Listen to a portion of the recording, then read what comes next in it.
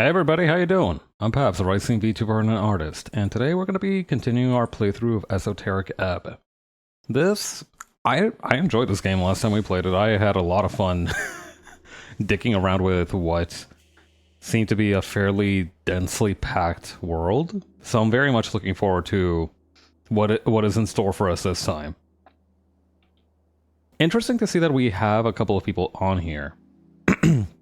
Okay, so that's a dwarf that's holding a rally that the permit expired for. We don't really give a shit about that situation. There's the orc lady who is trying to stop that. The newspaper boy, and I don't think I've met these other two people. Let's get into it. Okay, so last we left off, there was something that was supposed to be happening here at the water lane at around 7. And it is currently 4 o'clock. Yeah, I mean, I don't know, how... Oh wow, this is a really detailed map. Okay, Tolstad West, Tolstad North. Okay, yeah, I'm remembering these places. That's the roller mill where I fell on my head down 10 stories. Classic time. Really good place. Questing, here we go. Young and Dumb. You found a note about a Norvikian resistance. Delivering Askell magazines. Gonna be trouble down at the water lane this evening. Okay, didn't actually name a time, but I remember it was around 7. An orc and a bunch of dwarves are in deadlock. The dwarves need to hold a rally. They have legal right to hold their rally. Okay, I remember that. I decided I wasn't gonna really stick my nose into it because, you know, fuck them. Why shouldn't they hold a rally?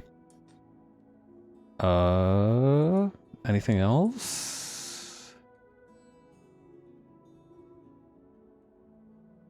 Do not have permission to enter the tea shop. Need to talk to the magistrate of Talstad, Coin Lord Darrow. Right, okay. That guy's available after midnight. I am remembering. Right, and there's also this guy who went missing into the dungeons. Or wait, no. Hang on. He was last seen heading below. That could mean anything, though. Frank, son of Frank, was seen on a pillar road.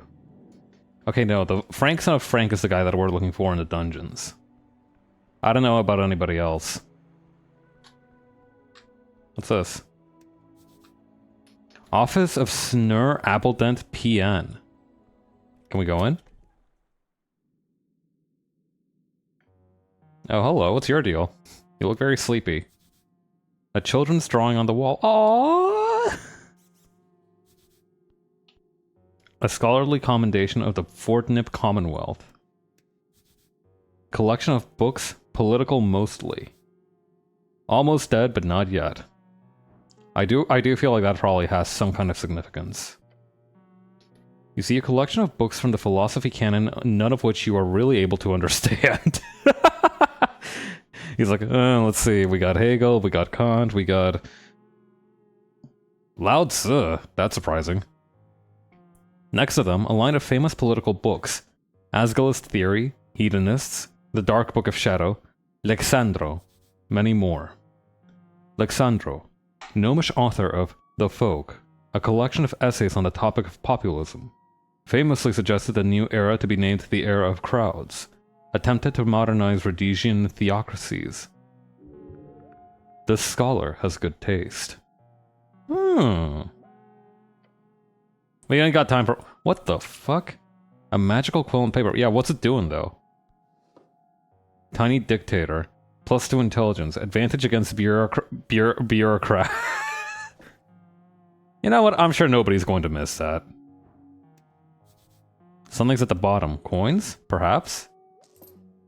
You know what? This guy's not gonna miss any of this. Something's stuck between the pages. Oh, word? Woohoo! What's this? Dream patch. The small amounts of pixie essence incorporated into a sticky patch can be used to recover 3rd level spells. There's magical band-aids that give you 3rd level spell slots. What the fuck? Yeah, alright, sure, whatever. Tiny dictator. An unseen magical servant magically attuned to a feather pencil and paper. It will write down everything spoken within 10 feet. The content disappears of the page as it writes. The servant can follow commands to write down specific topics, keep the notes in certain style, or focus on a chosen person's words.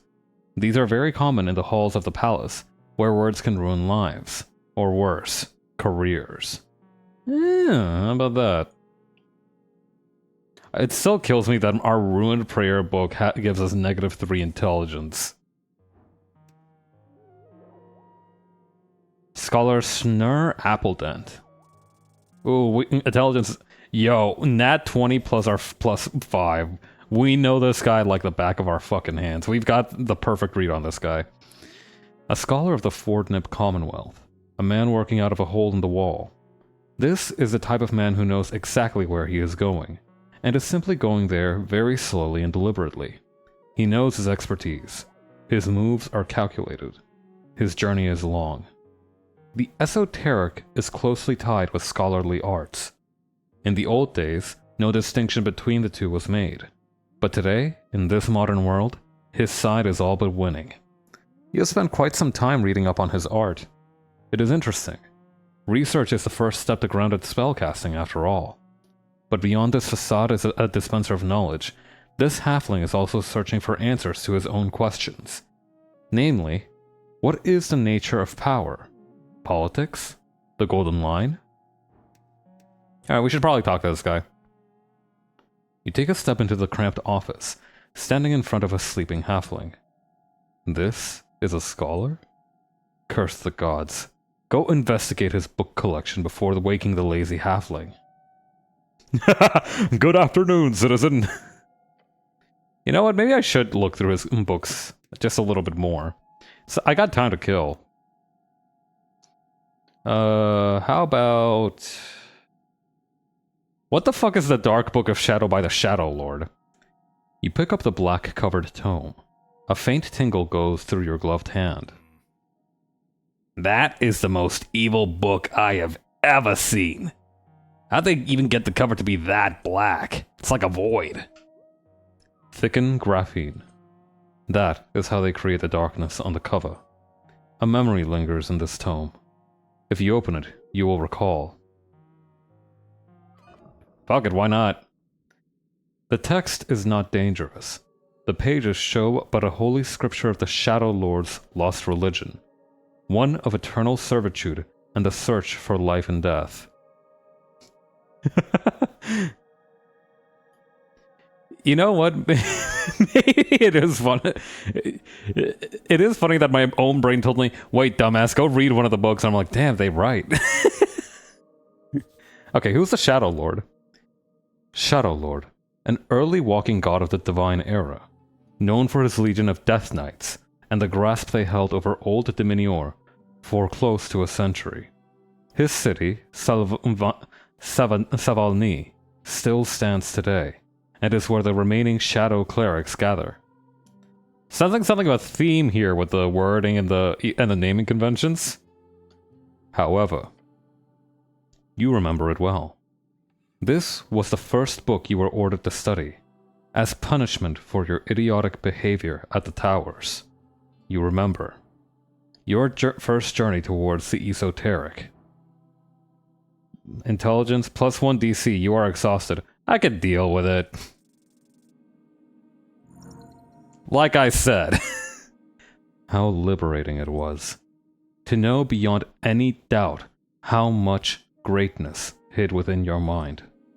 Blurred faces, hushed whispers, a crowd of thoughtful peers, each snickering about your hand. A raised hand among a crowd of sheep. Patriarch, it's not just a religious text. They stare at you. It's a spell book. Those were the words. Oh, how they laughed. He asked you to prove yourself. So you did. I went up to the Patriarch. I took the Book of Shadow. Then I memorized Detect Alignment. You memorized it on the spot. Then you cast that ancient spell, once used by the Death Knights of the Shadow Lord, to subjugate and control the minds of his people. A spell that is, despite its first level, not learned by most clerics until they grasp the intricacies of higher tier casting. Everyone was left stunned by your excellence. To not only master such a spell, but to do it in seconds instead of days. That moment, it was yours. From that moment, you marked your place at the towers as the greatest spellcaster, the greatest talent among them all. However, as always, the weak fear the strong. That moment also began your ostracization. You would never be among them, never have peers. None would see you in any way as a brother or a comrade. I would be a leader, I would be an enemy, I would be an obstacle, I would be their end. You know what, that is, the thing is, right? This sounds like it was happening at some point, like in the kind of maybe teenage years of the cleric. This feels like this is very much like a Chuny moment. I'm gonna say I would be their end. You are. And you shall continue to be. Your vision is blurry. It is filled by the pages of that book. It is a good one, despite its religious fervor. As many say, the Shadow Lord was as much an early arcanist as he was the greatest of the walking gods. Damn, that was crazy. And I did all that in like 7 minutes? Let's do another. You know what? Let's do Memoirs of a Statesman. The first few pages are devoted to a rambling text about the history of governing, from ancient texts from various beasts of Jor, to gods of the divine era, to several arcanist figures. Darrow then smoothly moves on to conflate their accomplishments with his own. Okay, so this is a guy with a little bit of a big head on his shoulders. Especially since he also includes an explanation of his lineage, that he is a direct firstborn grandson of Borgo Darrow, the first paladin of Earth. The many, many pages go on to describe both practical, but mostly theoretical methods a statesman should use when dealing with the populace, the bureaucracy, and the ideologies of modern life. This motherfucker named Borgo Darrow. I was gonna try not to say anything, but yeah, this dude's name is Borgo Darrow. Like, hey, Borgay, how's that book coming along?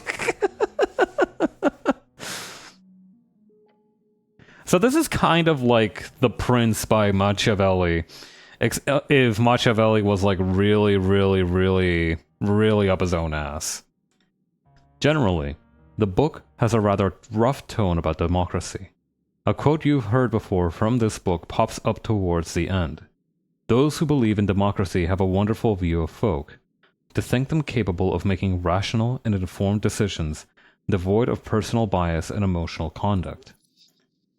From what you remember, it caused quite the stir when it came out 2 years ago. Hey, Borgay, getting Darrower by the day, huh?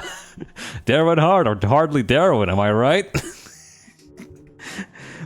It is also really funny because this technically means this guy's like some kind of analog to maybe like the Medicis or maybe some kind of other ancient money kind of family. But he's out here like writing anti-democratic or anti-republic period. No, I guess it would be republic, huh? Or democratic. Yeah, quite anti-democratic. Yeah, no shit. No wonder people were upset to have a magistrate use such terrible language. Okay, interesting. Open a blind manifesto by the hedonists. Oh, this ought to be good. The book. The book. Always listen to your hungry stomach, it says with big, ugly letters on the first page. You should listen to the book. And the stomach. This is crazy old text. This wonderful manual. This foul debauchery. Crazy old text. Same as always, the book begins with a tirade about property ownership. Then, on the 5th page, you find a diagram showing how to ritualistically summon a demon. What is like the thrust of this book? What is its purpose? What do you mean? First 5 pages are like me want burger, with each word taking up an individual page, and then on the 6th page it talks about, okay, so you get yourself a goat, you get yourself a nice length of unblessed chalk, you find a nice flat plane on the ground, and then you're gonna love this next part. It is incorrect, however. On purpose, supposedly. That's even funnier. What the fuck? The purpose is metaphoric criticism of authoritarian governments. Huh, okay. Interesting. You know what? I was like, these people are probably fucking with me, but then that one kind of brought me back around a little bit. The rest is a series of extreme essays on the topics of hedonism, rejection of statehood, free association, maximizing sensation, direct democracy, and reciprocal exchange. Fucking with you for a metaphor. Yeah, no, imagine if somebody opened up their political manifesto with instructions on how to make packing peanut napalm, and then immediately was like, by the way, we taught you wrong on purpose. Now listen. It paints up an image of an ideal world, where all can live without strife simply through the cooperation and love of all things. Okay. A loving image, communally loving. Made illegal in many cities after its release in 466 AE, this rambling text has survived for one reason or another. It is the thing that makes you feel good. I don't like that you're saying things so... I'm gonna use the phrase sensually. I don't know, it's really excited to be here. The text of truth. Look at the chapter on free love. You know what? We're already fighting the bad fight. Let's get into it. You flip to pages 52. You remember it well. It has pictures. Go on. Tiny scribbling. Something akin to stick figures, positioned in various enwrapped unities. You remember the words well. The guide on how to make ultimate sensations of flesh. Close the book. Reading filth like this will only darken your mind. Bro, shut up, intelligence. I'm trying to... Listen, intelligence ain't even a real doctor. The hedonists are back on the shelf. Okay. The Folk by Alejandro. Oh boy, this is the fascist one. This was the first book placed in your hands as an Earthfolk recruit. Open it. It's an old, worn copy of that same text. Why... Era? Era is highlighted? We already know what eras are.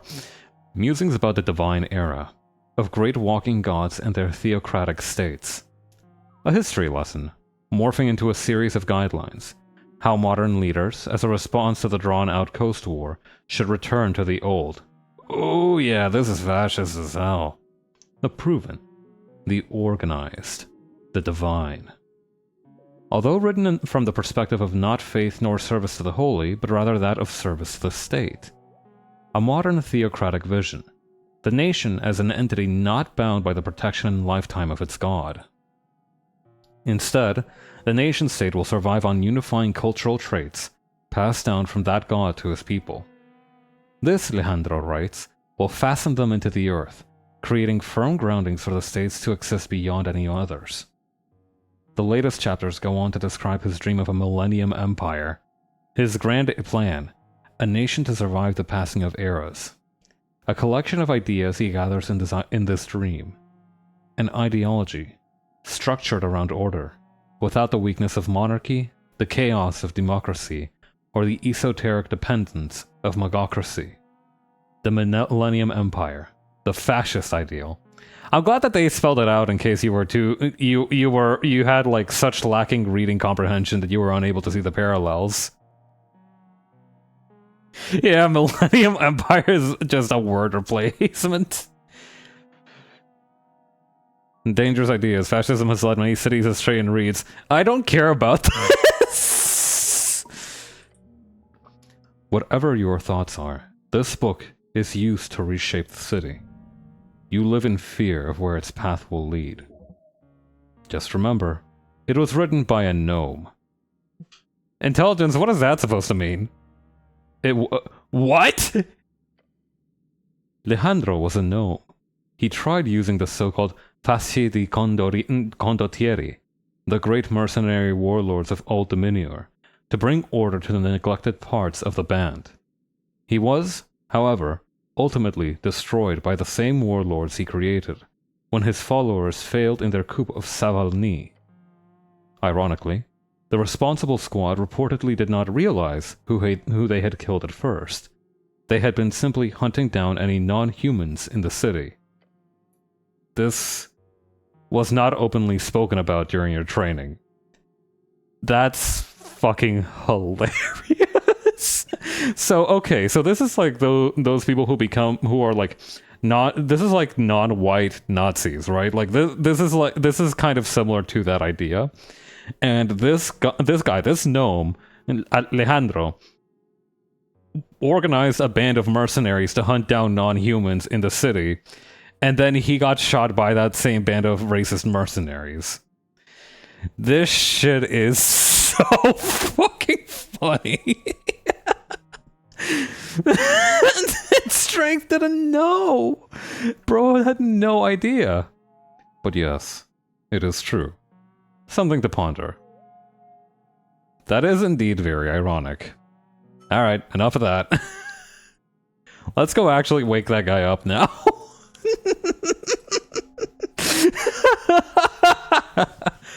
You take a step into the cramped office, standing in front of a sleeping halfling. Reminds me of how one of the first fascists was a fucking cowboy landlord who blamed Jewish people for his failure to buy out the Chicago Mafia. The more things change, right?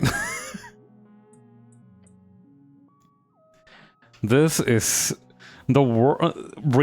history and reality are so much dumber than we think they actually are.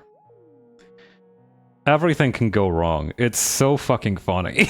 All you can do is laugh. Okay, it's not actually that funny, but all you can do is laugh. Good afternoon, citizen. I kind of want to yell at him. Should I yell at him? Yeah, the more things change, the more they stay ridiculous. Hello? He moans and slowly opens his bushy eyes. His confused gaze focuses on you. Life is pain. What? Terrible, terrible pain.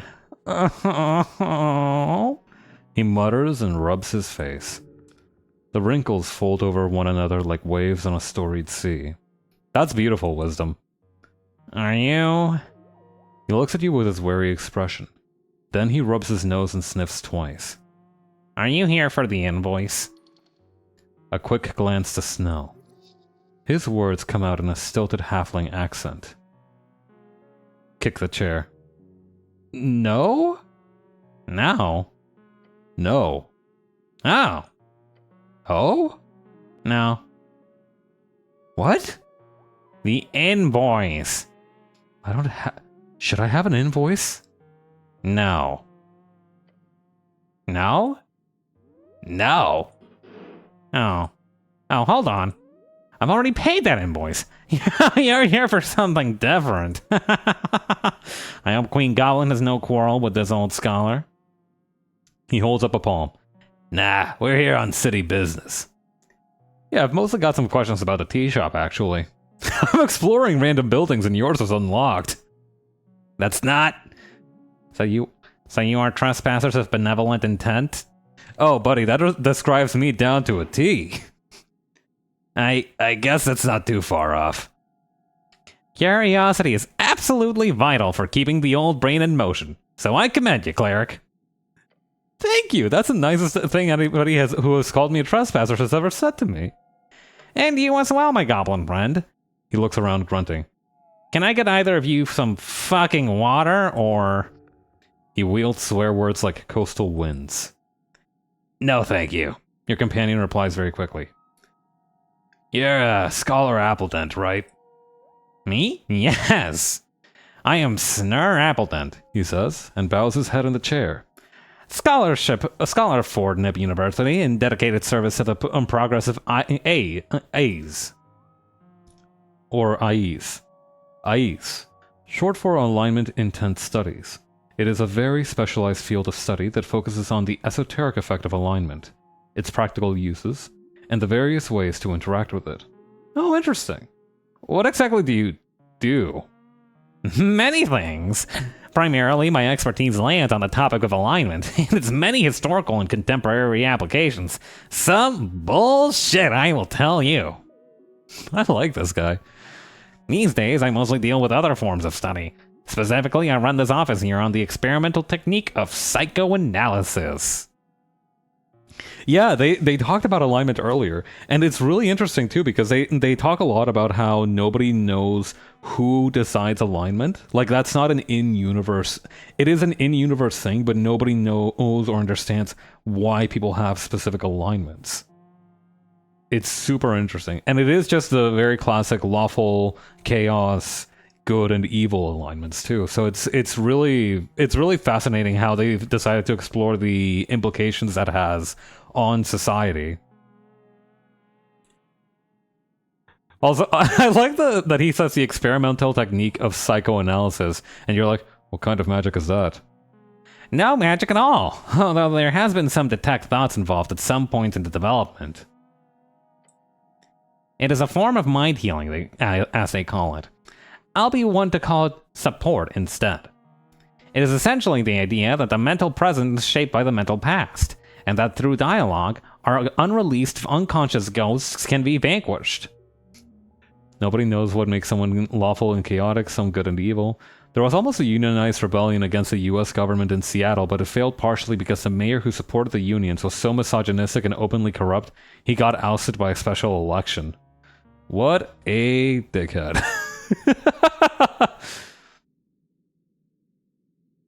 An exorcism? So it's talking about feelings? Can't you just cast a healing spell? Oh, this is precious. So it's talking about the same man, Hiram Gill, built the world's largest brothel, and after he got booted out of it, got hit by a plane. Okay, the only way that I can imagine a guy gets hit by a plane is some kind of major accident involving like either the plane taking off or landing on him, or this guy was just really high up for no good reason, and there was a sort of mid-air collision. I'm choosing to believe in the latter because it's funnier, but you can, but please let me know if I'm wrong.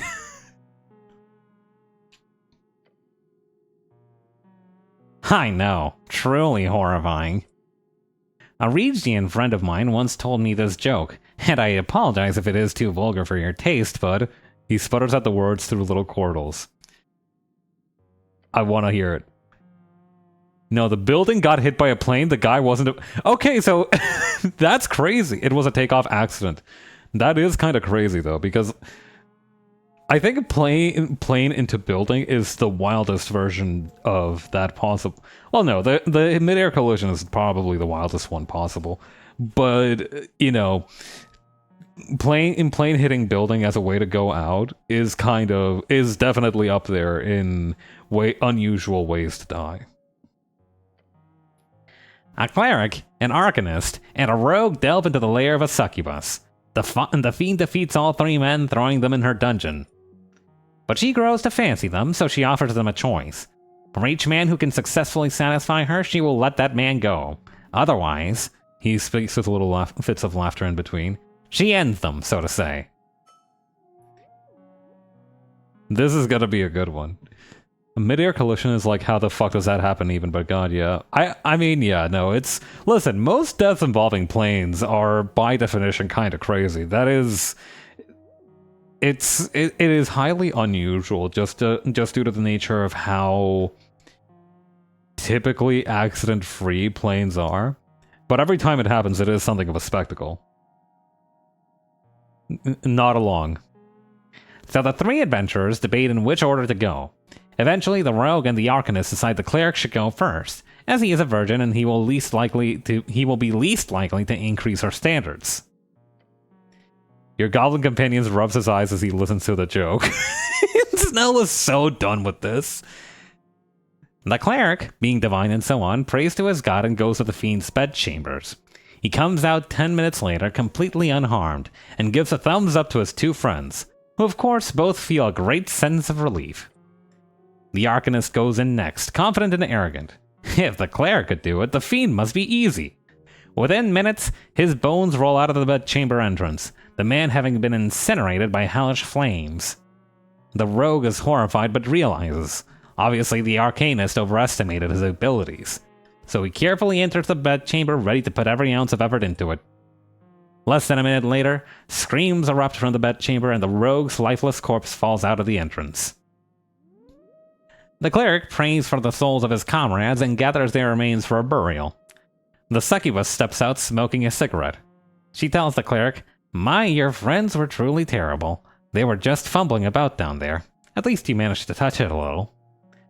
To which the cleric replies, You are truly an awful creature, and I will pray for your presence to be exorcised from this plane of existence every day until the day I die.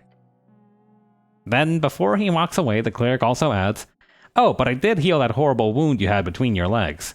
Hopefully that makes you less evil in the future. The goblin lets out a slight gust of wind through his nose. Wait, that is... Laugh hard. I get it. I don't get it. Funny. Not funny.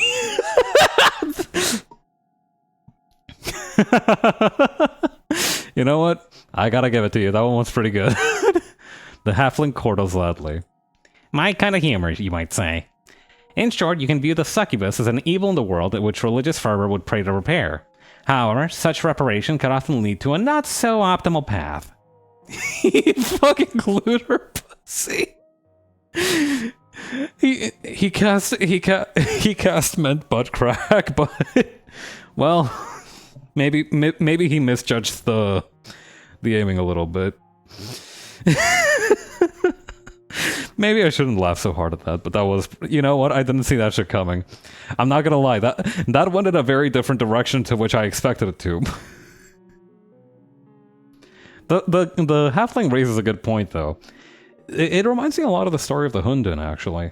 There's a story about a mythical primordial Chinese organism called the Hundun. And the story goes that the Hundun had two friends who the Hundun... I'm going to use the pronoun it for the Hundun, since it doesn't really have a gender or anything. It's really like an egg with 6 legs and wings. So the Hundun has these two friends, and they're like, you know what? Our buddy Hundun is the goat. We love the Hundun. But it's just a featureless egg with no face, no mouth, no nose, no ears, no nothing. Everybody has 7 apertures, you know, the 2 eyes, the two ears, the mouth, and the 2 nostrils. But, you know, our buddy Hundun doesn't. So you know what? Let's go fix it up a little bit. Let's go spruce the place up a little.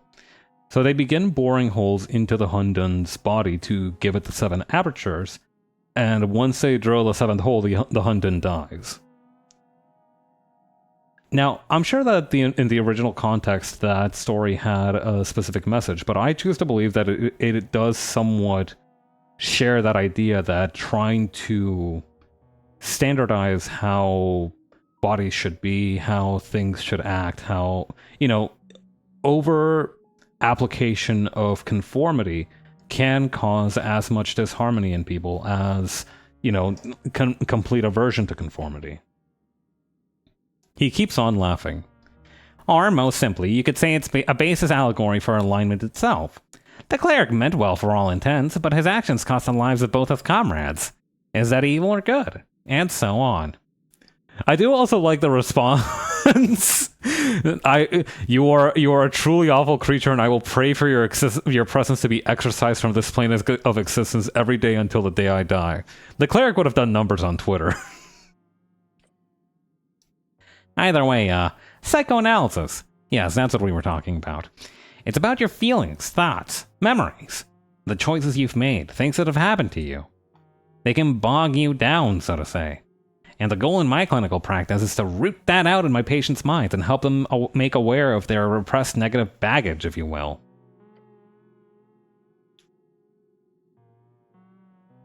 Yeah, you know what? I do think there are some stories that are maybe not intended to be read with a modern frame of reference, but they do have a good meaning that can be derived from that. I don't have any repressed negative feelings, I say, lying. Sounds like removing a curse of the mind. In a metaphorical sense, yes. I love this taking how psychology is a pre-science and making it a pre-wizardry instead of. Yeah, I think it's really interesting. Because if even earlier you had the option of saying, why can't you just cast a healing spell? I think that's a really interesting... I think what this game does well is that it integrates a lot of how magic is a thing that exists into its world building. But it's not the only thing I work on here. I am currently exploring the dream of Anima Animus. That's something to do with masculinity and femininity, based on Cividix's ideas. Oh god, is this Halfling Freud? A dream of man and woman. You explore men and women? Poor phrasing, but yes. Beyond that, I also focus a lot on my own unverified theories. He slaps his knees and grins. The folk spirit. Have you heard of it? Sounds like a collective folk view on morality. Is that some kind of unified moral or ethical code of a people or culture? No, it's, He leans back and squints. That's not actually that far off. You've got a head on you, cleric. The was is a typo, but why can't you just cast a spell, apply the vitamin? Is this the transgender, or is this a fucking Hedwig and the angry inch other half thing? I have no fucking idea. Hedwig and the angry inch. But it is really funny that he's like, no, but actually, maybe, yeah. The folk spirit is the working title for my new thesis. Most of it is, if you'll excuse my enuron, fucking bullshit. But in short, it's about how each folk share a number of core communal archetypes or myths. I've traveled around the coast to collect as many tales, writing down thousands of stories previously only passed down orally. All to see how well my theory holds up in the minds of so many folk. Oh, this guy's a Carl Jung halfling. Oh, thank fuck. Oh my god. Can you imagine if we ran into Halfling Freud? Oh my god, we would have to kill him. He clears his throat and leans back into his chair. Apologies. I am ranting here. Let us put a stop to it. What do you want, cleric? Can you give me some mind healing? I want to inquire about this folk spirit. You're an expert in alignment, huh? How does death and resurrection work with all this stuff? That is interesting. What is love? Do you know about... Okay, maybe we should start with the tea shop thing. Have you ever seen that movie? It's an odd one. Very... Freud's an elf. He would be. I've never heard of that movie. Hedwig and the Angry Inch. You know what? We should probably get to business first, and then pleasure. What do you know about the tea shop? The one that exploded? Oh, horrific. He gestures wildly towards the rocky wall. Shit started shaking. It was as if the rock of Toldstad itself was cracking. For half a second or so. So you were down here when it happened? Yes. I think I was asleep, but the sound awoke me. Freudrin. God, there has to be like some way of making that. There are those copy pastas of like Frieren having like a misguided conception as a reference to like how she views mimics as potential treasure chests, and like Fern trying to deny that possibility. But you could probably make it as Frieren being Freud and Fern criticizing a lot of what those theories are about. I don't know too much about Freudian psychology, so I can't really like give an example off the top of my head. I have also never seen Frieren Beyond Journey's End, so I have limited capability to make this joke. But if someone can hit that layup for me, I will appreciate it. Hear anything about it? Rumors? You should not believe rumors, cleric. But yes, I did hear some nasty stuff. Some people think that the owner himself did it, since he is missing. Some others think the city did it, since they printed a clear lie in the post. I've also heard people say the Asgilists are responsible since it was their hideout. What? Or that the Free Striders did it, for the same reason. Blowing up Asgilist depression and so on.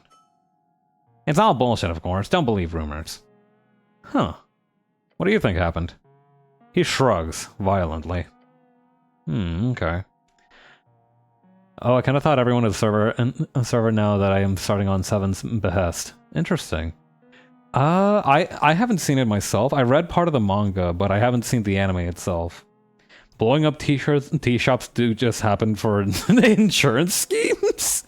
That would be a really funny fraud. We need to I feel like...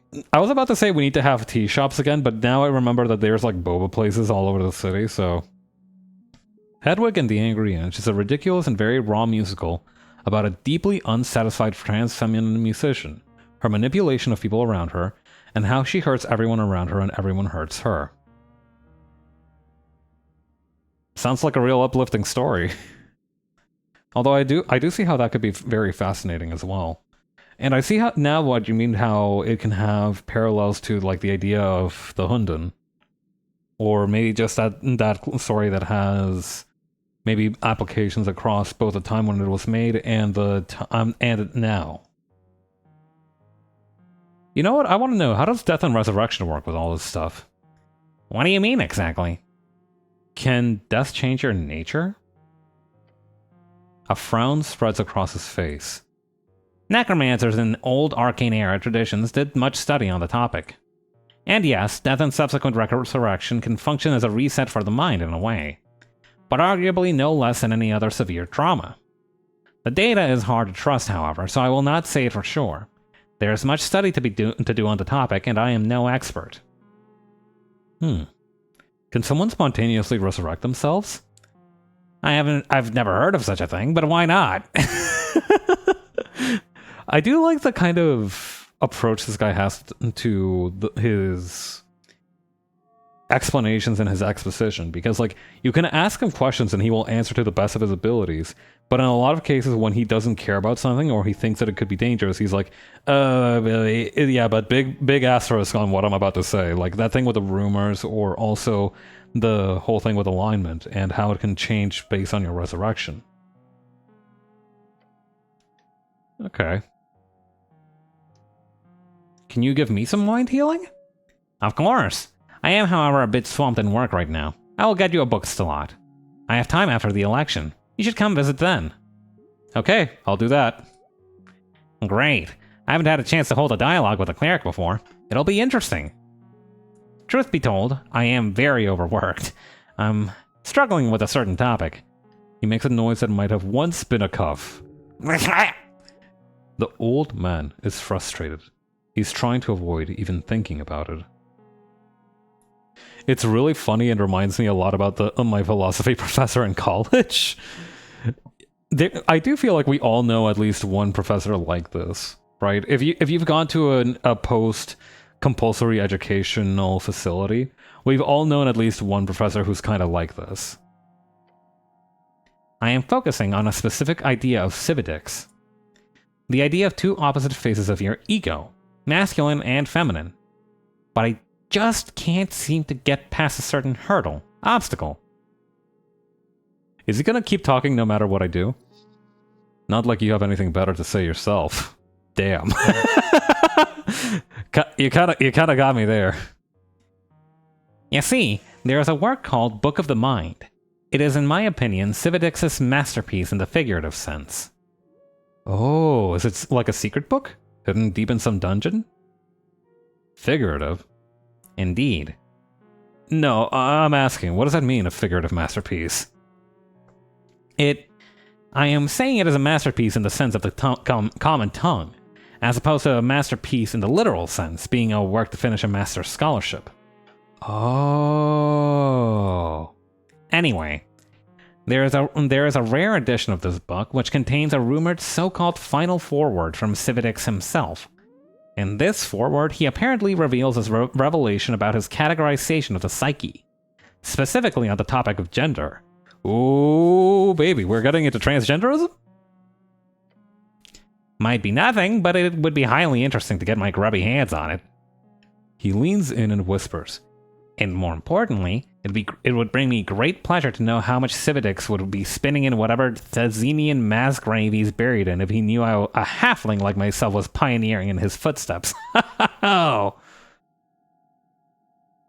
You want to develop his ideas further? Yes, that's the idea.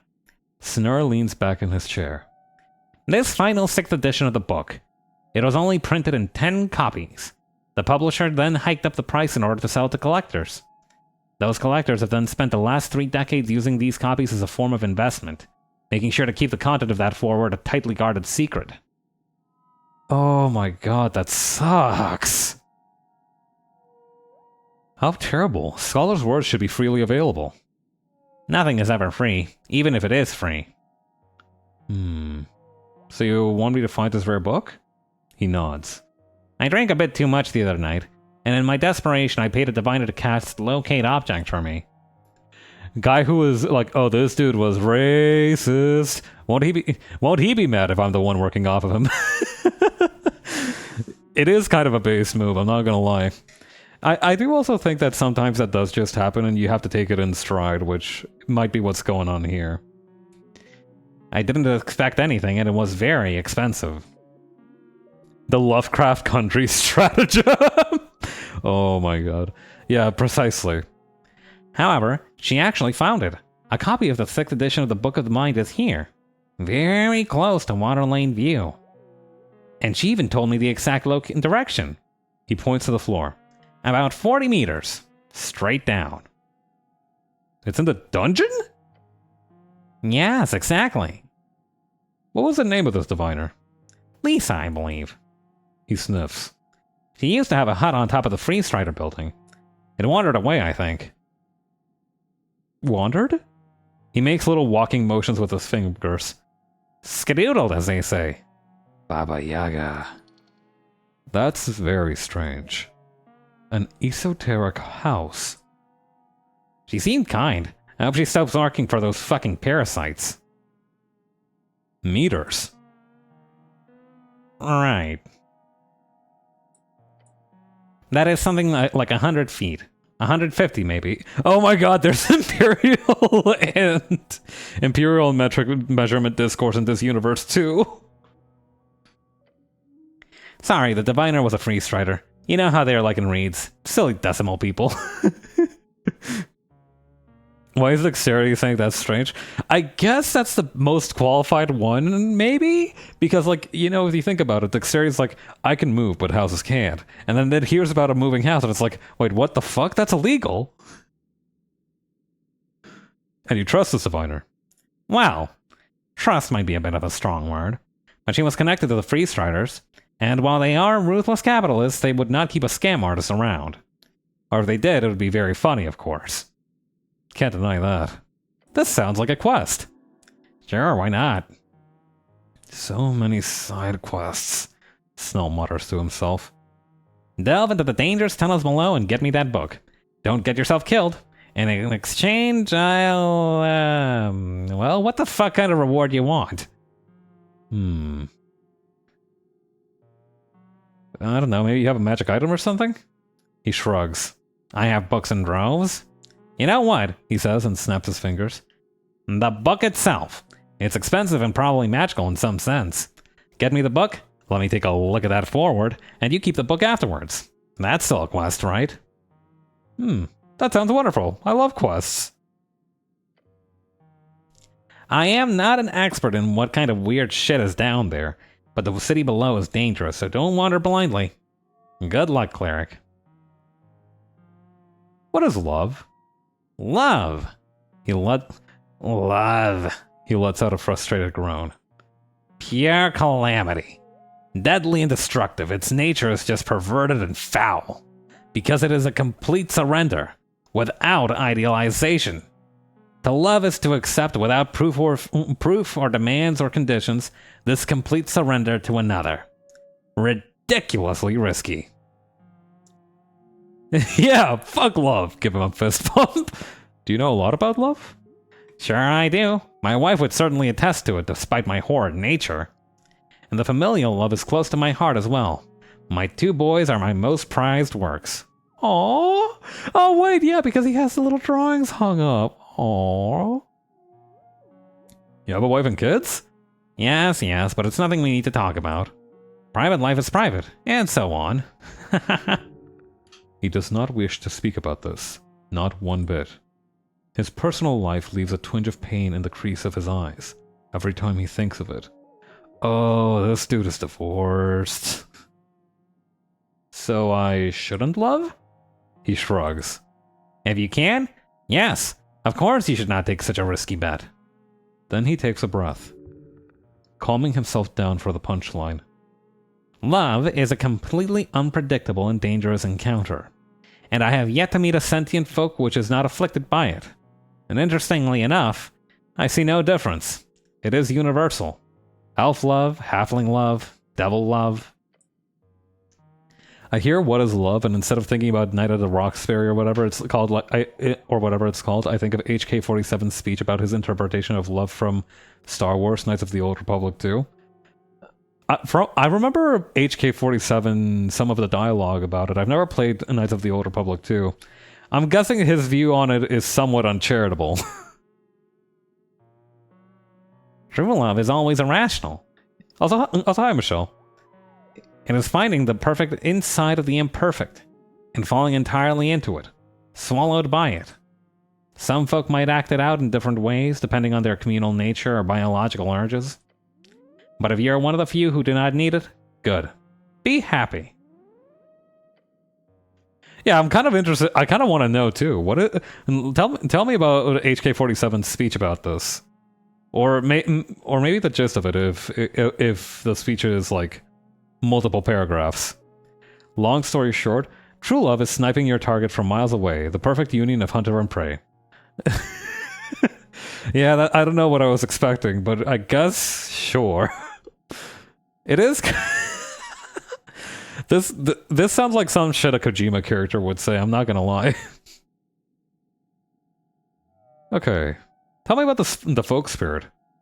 Imagine, if you will, the origin of our stories. All You know what? Let's just keep quiet and let the man cook. As sentient folk, we clearly have the base ability to come up with random ideas and turn them into emotionally resonant tales.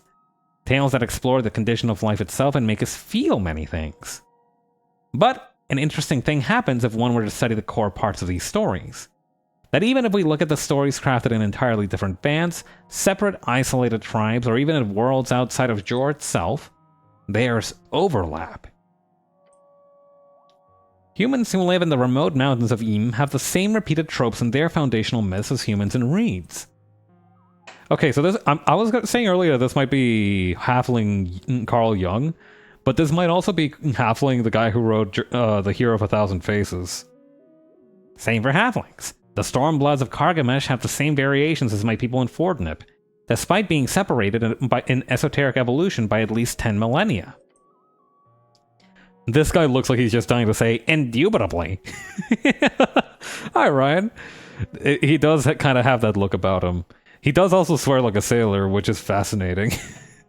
I do like one that can coexist, when somebody can drop F-bombs but still have like a lot of panache with it. It's as if every folk is haunted by a spirit, like an unconscious collective dream of concepts and ideas that follow us, even when those separate folk originate from entirely different worlds. Could you imagine? Two folk arrive through two separate gates of yore. They are alien to one another, culturally, spiritually, biologically. Yet they share those same core myths. That is what I am studying. That's very interesting. Isn't it? Most importantly, it's provable. It's like a type of collective unconscious, spread across each folk type. A unified soul of a people. What happens upon merger? Wisdom, I'm not sure we would like the answer to that. How's it provable? Reproducibility. Analysis. Cultures and folk who had no contact with one another, even originating from different worlds, both have the same core myths. Narrative traits, archetypes, repeated tropes. It's the same method used when uncovering ancient dead languages. Using common denominators to narrow down similarities and differences. He adjusts his mustache. Now, there hasn't been that much reproducibility yet from my peers. I'm still working on getting other scholars in on this topic. So it's a type of collective unconscious? A very fancy way to phrase it. I would say if all sentient folk shared those same core traits, it would be exactly that. I do look for that. The possibility of distilling not the core myths of each folk, but of all sentience. It would not surprise me if there was another layer to this puzzle. What happens when two folk types merge? Ah, yes! He lifts his finger. No clue! He's honest. It is even harder to pinpoint due to the nature of merging cultures. In cases like the humans and dwarves here in Norvik, there's more data, but not enough to say anything of note. But it seems to me like the folk spirit remains pure in a sense, in one direction or the other. For example, humans can obviously reproduce with dwarves. Obviously is doing a lot of heavy lifting in that sentence. But the offspring is always, aesthetically and biologically speaking, very human. Which does not make sense biologically. We are, scientifically speaking, different species. Dogs don't breed with cats, do they? The same effect can be seen in most functional folk mixed breeding. Logically, it should not be. Evolutionary adaptation dictates the creation of a mixture, not a one-sided creature. So it is theorized to be some type of powerful esoteric effect that allows this reproduction to take place. In the scholarly community, we call it the OSO effect. One-sided offspring. Huh. You know a lot about this topic, huh? So one side is always dominant? Doesn't that mean the dwarves would eventually stop existing in Norvik and just become human? Huh. And you think the folk spirit... Or actually, you know a lot about this, huh? Once again, I'm afraid this is all coming from experiments performed by arcanists. Horrifically so. Oh. One side's always dominant? Not biologically speaking, but esoterically? Yes, objectively so. There's a list of this hierarchy in some textbooks, but it's a pretty taboo topic, as you might imagine. What, species eugenicism? Why would that be taboo? No, that makes a lot of sense. Okay. Actually, yeah, you know what? Maybe let's jump to a very, very far off slope and say, wouldn't that just means... Well, no, because I think the obvious answer for this is just dwarves would just keep having dwarves together, and, you know, whatever dwarf decides to shack up with a human, that would obviously take them out, but, like, dwarves are still gonna love dwarves. That is a good question. If two people live alongside one another for long enough time and they reproduce with one another equally, but the offspring are all aesthetically human, then... yeah. Eventually there would only be one people, and it would look like people who look human. However, there's a big factor in charge here. That is the elusive and enticing topic of mating preference. There's not much proven data I can point to, but if you allow me to speculate, then I would say only a minority of the population of any tribe will ever have a strict preference for mating outside of that tribe. Without a basic assumption like that, I do not believe the tribe itself would remain intact enough for civilization to emerge. So, in the case of dwarves and Norvik, I do not believe the two tribes can ever truly merge. Cooperate? Yes. Cohabitate? Of course. Even mingle and date and crossbreed? Absolutely, why not? But merge? No, impossible. Of course, this assumption ignores the OSO effect, so if it feels a bit crackpotty, take it as you wish. So, you think the folk spirit follows the one-sided offspring? Maybe. I've not done enough work to say anything for sure. Nor have I been peer-reviewed. Nor am I a very sane or stable individual. He grins. Cool. The goblin crosses his arms ready to hear your comment. Snell's just expecting me to pop off or something. What the fuck? I think you're crazy. I think you've got something cool cooking here. I think your theory needs a lot of work. I think your rant about breeding was very conspiratorial. That's a weird thing to say. But I think you've got something cool cooking here. Oh, do you? He gives you a quick nod. I would not spend my old age here if I did not agree to, in some deep sense. He sniffs. Thank you for listening to my rant, cleric. You as well, my goblin friend. You're welcome? What are you voting in the election? I'm a filthy Asgulus. My man. It is an acceptable choice. The green banner is flown in a strange context here in this Republican wet dream of ours. Asgalism is supposed to be about abolishing the entire structure of hierarchy. That history is driven by economic struggles, specifically the clash between classes. Asgal's end goal is a classless, stateless society where everyone's equal. But looking at the Norvikian Asgalists, it's clear to me why they long ago let this goal slip past. I mean, look at them. They're shaking hands at the establishment, trying to find a peaceful solution, they say. You want a violent revolution versus we need violent revolution. Vegeta, we need to blow up the Earth. You want violent revolution? He frowns. Look, the hairy halfling mutters. Genuine change, true change, needs a truly revolutionary break with the existing order. There's no doubt about that. Incremental reforms, small changes within the capitalist system will always fail to address its fundamental contradictions and injustices. My time in Reeds made that clear to me. But always be wary of a simplistic utopian vision. It is a path covered in corpses that leads to much blind idealism. So I will vote for the social democratic compromise. This is handshake with capital. Then I'll go home and piss myself and die, dreaming the next generation will have answers I do not. I hope the next generation votes for violent revolution.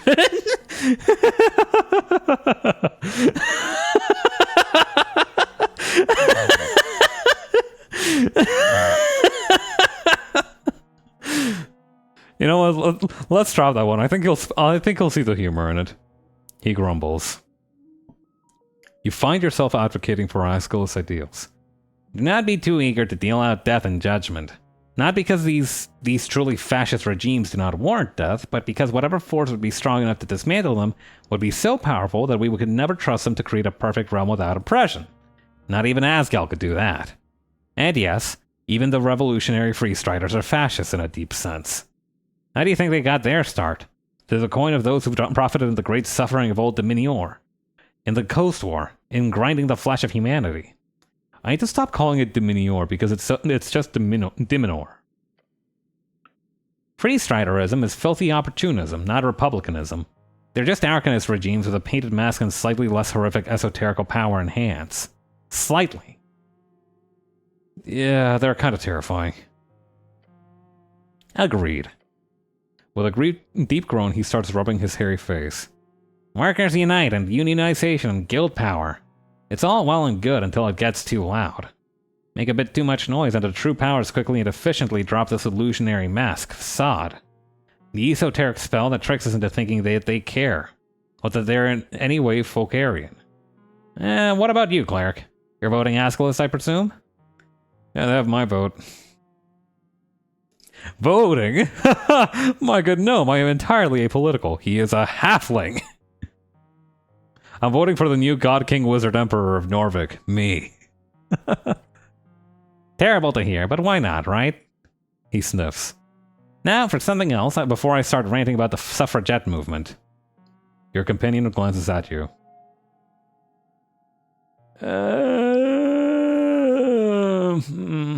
Listen, man, I think you're a cool guy, but if you start talking smack about the suffragettes, we might need to boot up your ass. You know what? We got time. The halfling wags a finger at you. You're a brave man, cleric.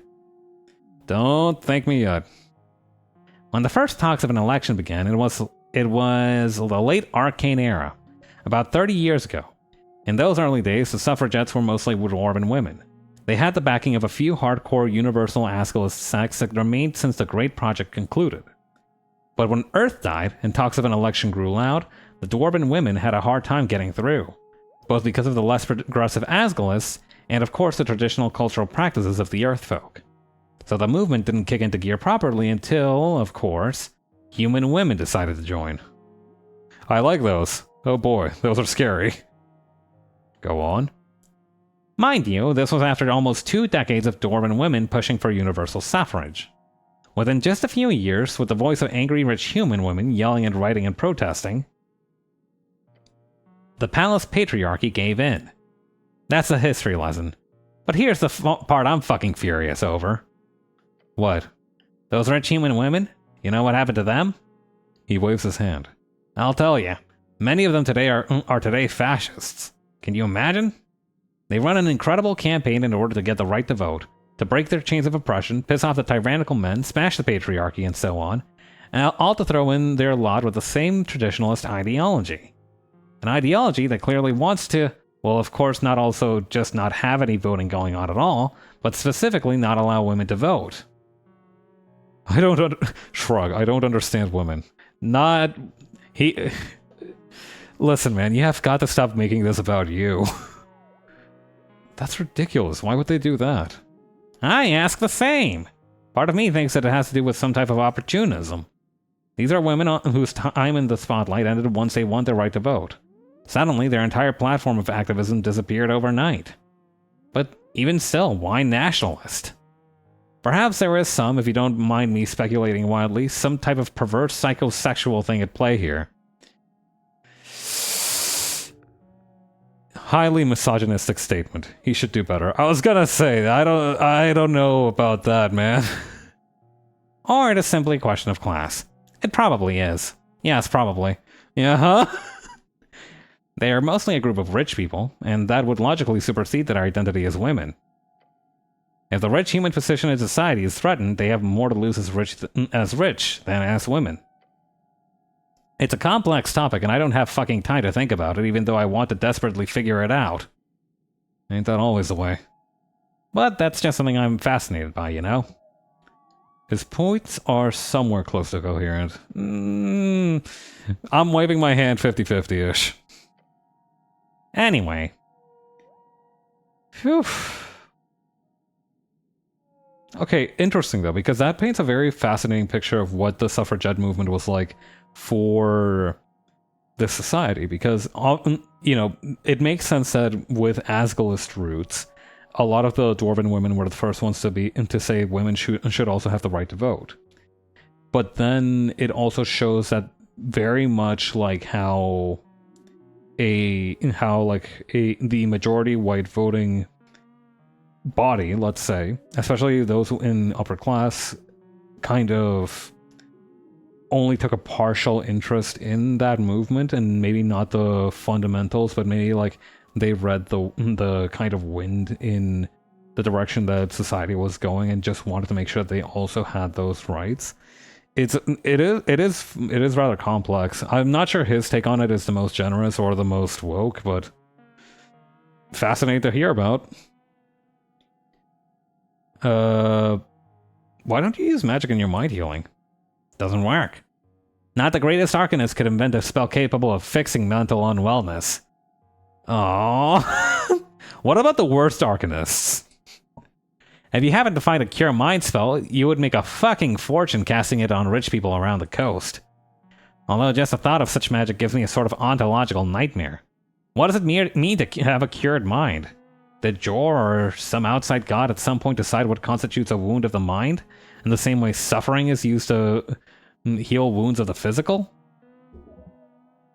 Pain equals negativity. That is universal. The universal indicator of the negative. Yes, yes. When you heal a person, the magic itself targets a source of pain, as a sort of bullseye for averting any harm, no matter the source or specific biology of the person. But what if one suffers from night terrors caused by some horror of the past? Should a mind heal spell remove your ability to have night terrors? Or should it remove their traumatic source from your memory? Or simply lessen your mental ability of neuroticism? Could the latter lead to a society without neurotic people? Would that also dampen other fears? What would Jor consider to be a good level of negative thoughts? It sends my mind spinning. No negativity should be allowed. Everyone should just be happy. The world inside each mind needs to be diverse with both good and ill. There's a reason that spell doesn't exist then. Well, I think you have to take a little bit of good with the bad. There's no such thing as a life where nothing bad happens. I agree. The most neurotic people might be somewhat tortured, yes, but they are also some of our greatest thinkers and philosophers. Perhaps even partially due to that internal pain. The halfling leans back in the chair. Now, the mind requires another method. One I, and many others, are attempting to untangle. And we'll see if any of us are even remotely successful in this brain bullshit. Alright. Well, that was fascinating. How do I leave?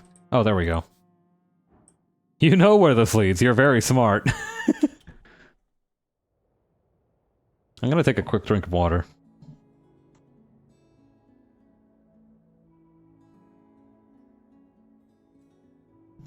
Okay. Now, where were we? It is 5:55.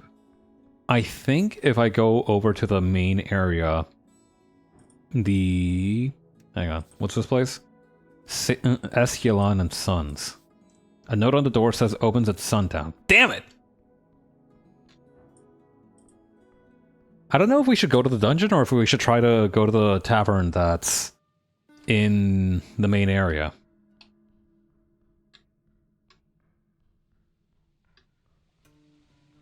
But yeah, that was a fascinating conversation, and it gave a lot more depth to like the political kind of situation in this place. I liked that.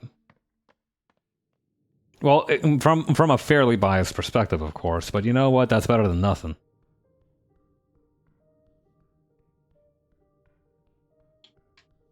Okay. Let's take a quick jaunt down to the dungeon before any of that crap, though. I feel like we should at least try to see what's going on down there first.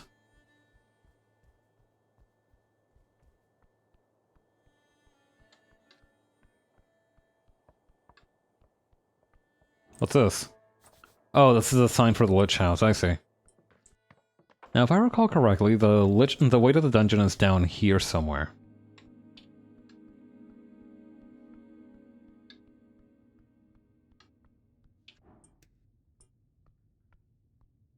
Why can't I engage with an empty jar? Empty pot. Looking inside, you find this pot to be empty. Most contain strange herbs or ashes. This one does not. Cozy spot. The pot was recently emptied. You can still see remnants of dust at the bottom. There is fear. You must grow sturdier. You hedonistic fool! Pray the stomach dies and lets the mind work without its poisonous influence. I'm guessing this is the pot that held my ashes at some point.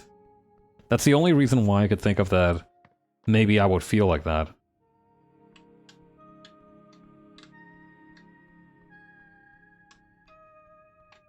Oh, actually, I didn't engage with this while I had Snell in my party.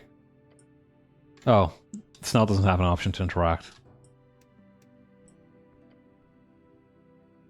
You return to the pile of apples. These are... Yeah, apples from last season. They couldn't be shipped out in time, and now they're just slowly rotting in here. Just to be clear, I'm not in charge of exports. This is not my... Wait, I'm giving Snell the wrong voice. Yeah, apples from last season. They couldn't be shipped out in time, and now they're just slowly rotting down here. Just to be clear, I'm not in charge of exports. This is not my mess to deal with. Thank the gods. I return, reemerge. Hi again, everyone. What's been going on? We wrapped up the conversation with the halfling, and now we're going to head into the dungeon. But first, we're taking a look at some apples. Just the biomass is immense. It would be an immense undertaking to move it. Esoteric aid would be suggestible. They could just hand them out to people for free. I mean, they could. But that still would require a lot of the moving and the management. Down to the dungeon we go!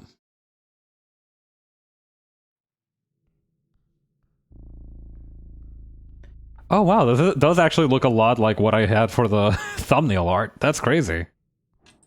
Ooh, glowing mushrooms. Must be tasty? I bet. Let me grab a couple. Not gonna take too many. Taking a step forward, you touch a thin cord. Something soft latches itself around your ankle. A contraption is now in motion. Oh my god, we're gonna get crushed by a boulder. There's no time, it's a... Huh? This Dexterity DC 16, avoid the trap. I'm gonna need to roll a... 16 or better. I think I'm gonna get squashed by this trap. Oh yeah. It tightens around your boot. With a violent tug, you're forced to the ground, hitting the back of your head on the steps. Before you can even react, your entire body has been dragged over the edge. Cleric! No, no, no, no! Flail and scream. You're falling, but not far. With a painful snap, your descent is stopped, and now you're simply left hanging. Seems like I'm in a bit of a pickle. How long can I hang like this? Not long. Your skull is pooling. Within minutes, you will lose control of your mind. Humans can stay upside down for approximately up to 10 minutes. However, major issues might occur only after half that time. Suggestion: do not stay upside down. DC 11, pull yourself up. Snell will help you out. There's no time. Push. You're exhausted. Look up at the rope. The goblin leans out over the edge with a frown. The mechanism's below. I can't reach it. I can try to grab you once you make it up here, but you gotta do most of the work yourself. Sounds lovely. Thanks. Don't talk. Just focus on climbing. Maybe the rope will have some information. It is snared around your boot. Should keep you hanging for a long time. You see how it's connected to a series of pitons wedged below in the side stone walkway. Next to you is a hanging rock. It acts as a counterweight. A terrifyingly efficient, yet surprisingly simple contraption. Whoever set this up is an expert. Ooh, wait, DC 3, you understand the contraption. Gang, I understand the contraption. We're in. Oh yeah! A final deep breath. You feel the numbness spread as you heave upwards. One gloved hand grabbing the rope, then another. Through sheer power, you pull your entire body weight upwards, climbing higher and higher until a green claw grabs your hand. Your goblin companion groans as he helps you up. You roll over the edge. Get the rope off. Your fingers dart around your ankle, desperate to remove the latched rope. You rip it off and toss it to the side. Free. Safe. Alive. What kind of evil piece of shit makes a trap like this? Laugh like a madman. I think I would laugh. Your laughter rings out in the empty chasm below. A rush of dopamine was released once you made it over the edge. This is a natural reaction to having survived a near certain death. You take a deep breath.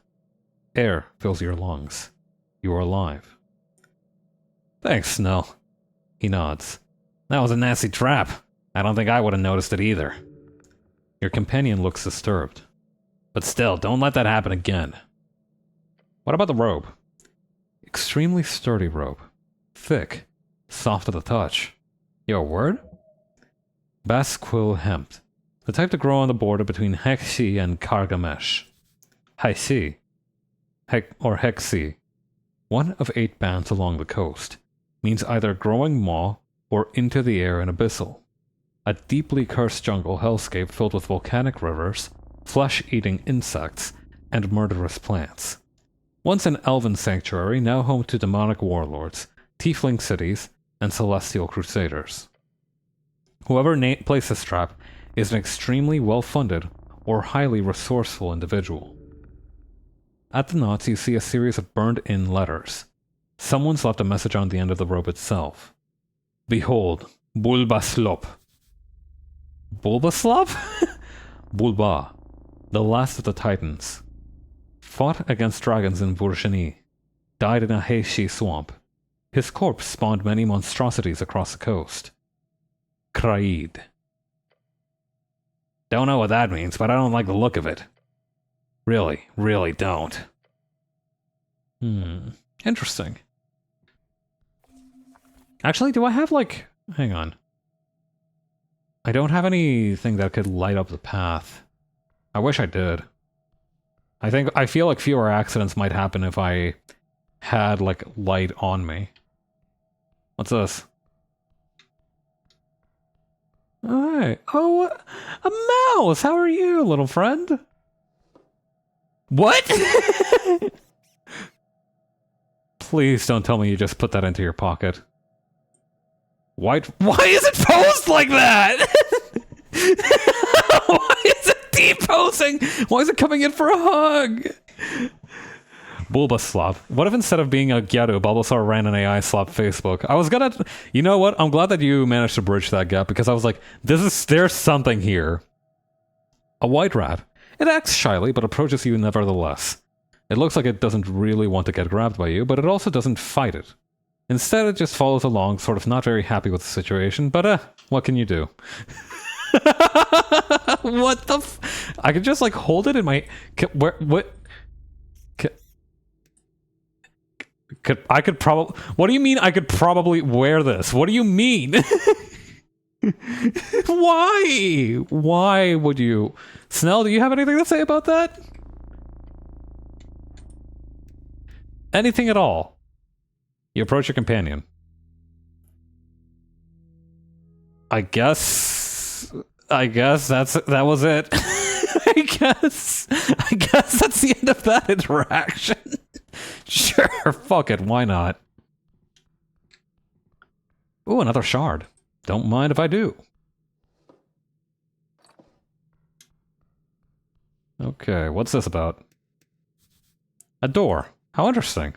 You're right. Let's engage. You approach the firmly shut doors.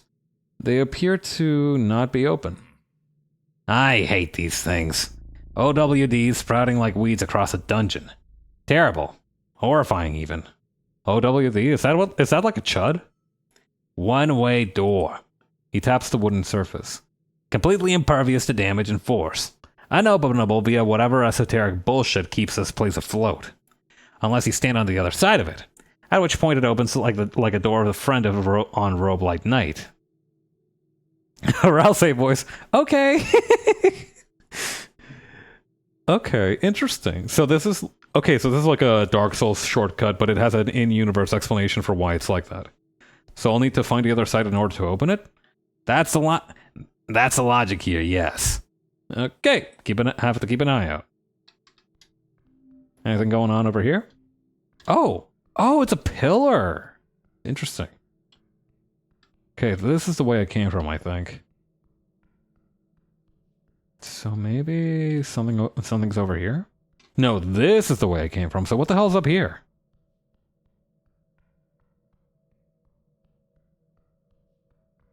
Man, I hope there's not any more traps.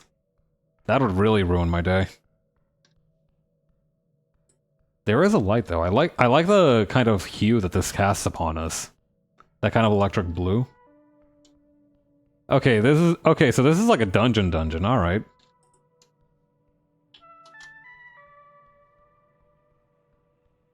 I'm glad that rope trap only gave me 2 points of damage.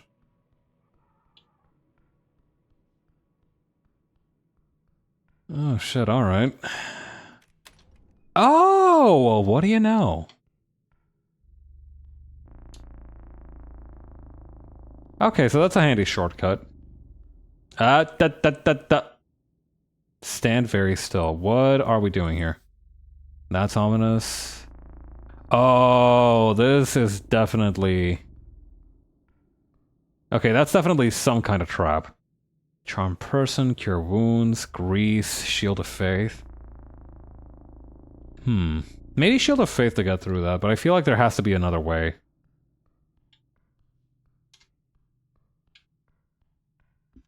Should we save our game and try anyway? Oh, whoa. Hang on. Don't, Snell, stay with me. Stay with me, Snell. Okay, we'll save, and then we are going to be very, very careful. You see a strange glowing torch a bit further down the hallway. Strange. Something is wrong here. Careful. Real careful. Cleric? Hold on, Snow, I need to do something. Check for traps? Are magically floating torches common? I feel like they are. They are. However, this is obviously not floating by itself. Look closer. Hold on, Snow, I need to do something. Right. Ominous. This is ominous, isn't it? Yes, it is. Why is there a bunch of other stuff floating in the air, too? That is true.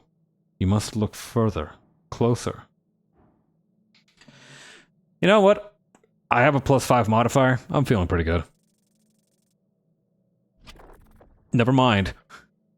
You look down the hallway real close. Then you look at the walls. Then the ground. Yeah? And? You don't see anything. Really? Yes. Yes as in I do see something, or yes as in yes I don't really see anything? You see nothing. The hallway is safe. No signs of trapdoor floor tiles or holes with poison darts, or giant blades that swing down from the ceiling. This is just a normal hallway. Seriously, what are you doing? Nothing, Snell. Let's continue. Are you absolutely sure? I do have 7 retries, so I might as well go for it. Are you dead ass?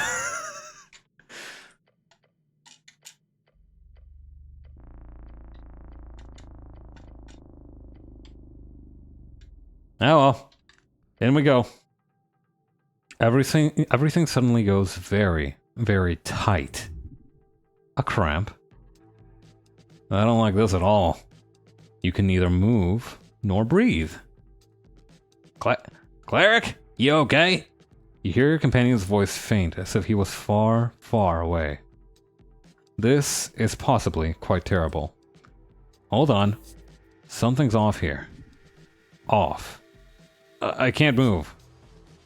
It's some kind of trap? Oh no. Oh no. Stop playing around! Stopping like that reminds me of that time that... The goblin takes a step closer to you before jolting back. All around you. Acidic gel. Uh-oh. Cube! It is seeping into every crevice. Okay, time to... Yeah, we're gonna need cure wounds. By earth that burns! You appear to be enclosed within a gelatinous cube. You are statistically likely to die here and now. No, not like this, not in this terribly embarrassing way. What kind of idiot just walks into a cube? Cleric! You hear the goblin's voice faintly behind you. Listen to me! I don't know why, but the cube ain't aggressive. He tosses in a rope that quickly gets sucked into the gelatinous mass. Push a bit closer to the edge and grab the rope. I'll help pull you out. The rope doesn't get nearly close enough for you to easily take it, but if you can get to it, you might live. Listen to his voice. The goblin knows this horror. He does not want you to be dissolved. DC 23! I'm gonna die here. Oh yeah. You struggle against the incredibly hard mass around your limbs. Around everything. I strain and push. You fight, yet your muscles give out. After reaching just a little bit further. Oh! The burning continues. Inside and around. Cleric! A faint voice calls out to you. That feeling isn't nice. The one where you're sitting, eyes fixed upon the bucket. The sour apple sticking out of it like a mountain of bad decisions. That sick and sinking feeling in your stomach. It was not right. But you did it. They told you to. 15. You ate 15. You probably knew that it wasn't real. But you did it. And when you walked up to those kids at the bottom of that pit behind the hills, Central Lower School, with that bucket filled with 15 apple scrut, Dwarven slang for apple core, they laughed. They chanted. Little shits. Children are the worst. That's when you got that nickname. That stuck around until your dad died and you left the hills behind. They kept saying it. When you got mad, they said it. When you played along mocking yourself, they said it. Apple boy! Apple boy! Yet you still tried to follow them. To be nice. Play nice. Be a friend. Apple boy! But eventually they just started running away. Apple boy! Each time you would try to get close, they would laugh, snicker, and leave.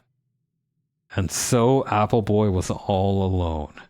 Until the day He... You dumb asshole! Open your eyes. Take the damn rope!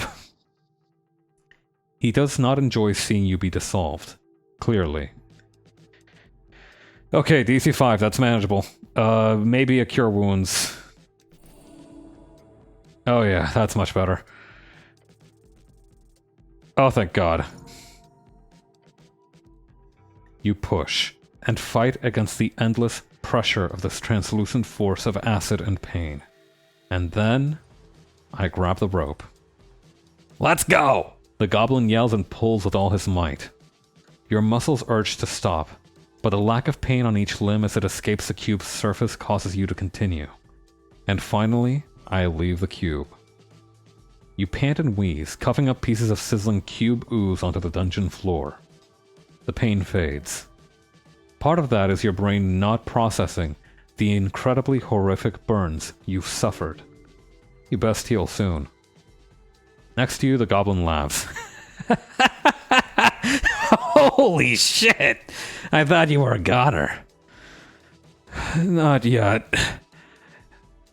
Good spirit. Whew! You turn around and look at the cube. The massive gelatinous cube just stays, entirely still. It does not move or react to your presence. It's a weird one. I've seen a few cubes, but never one that just sits there. Really ominous, honestly.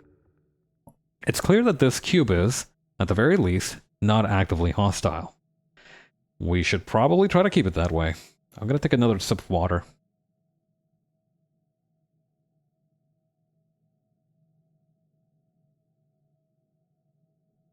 Okay, so our options are punch the cube, pet the cube, and tell me what you know about these things, Snell. I think I'd rather learn a little bit more about them before I decide whether it deserves my fist of justice. For one, they're never this passive. They also shouldn't be this big, I don't think. I've heard of them splitting and merging at times, but not to this size. Beyond that, I just know they're attracted to, what was it?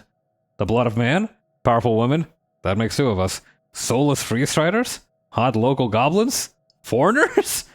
If it's not clerics, is it? I swear on the gods, if it's clerics. He snaps his fingers. They're attracted to heat. Warmth? That is a synonym, yes. The goblin points to the glowing torch inside the cube.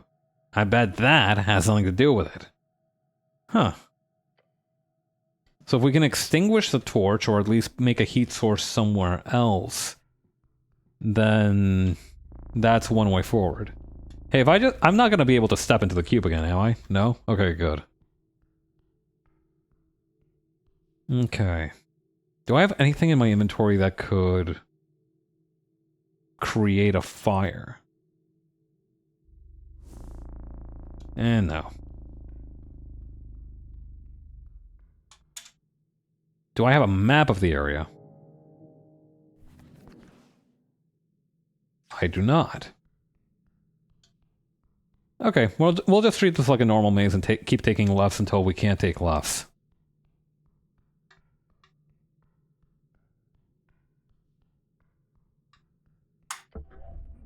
Click. That is not a good click. Bad click. Bad click! You feel a pressure change. A rushing wind causes you to be pulled just an inch further into the hallway. Then you notice the wall holes opening up. The goblin behind you is already in action. Back.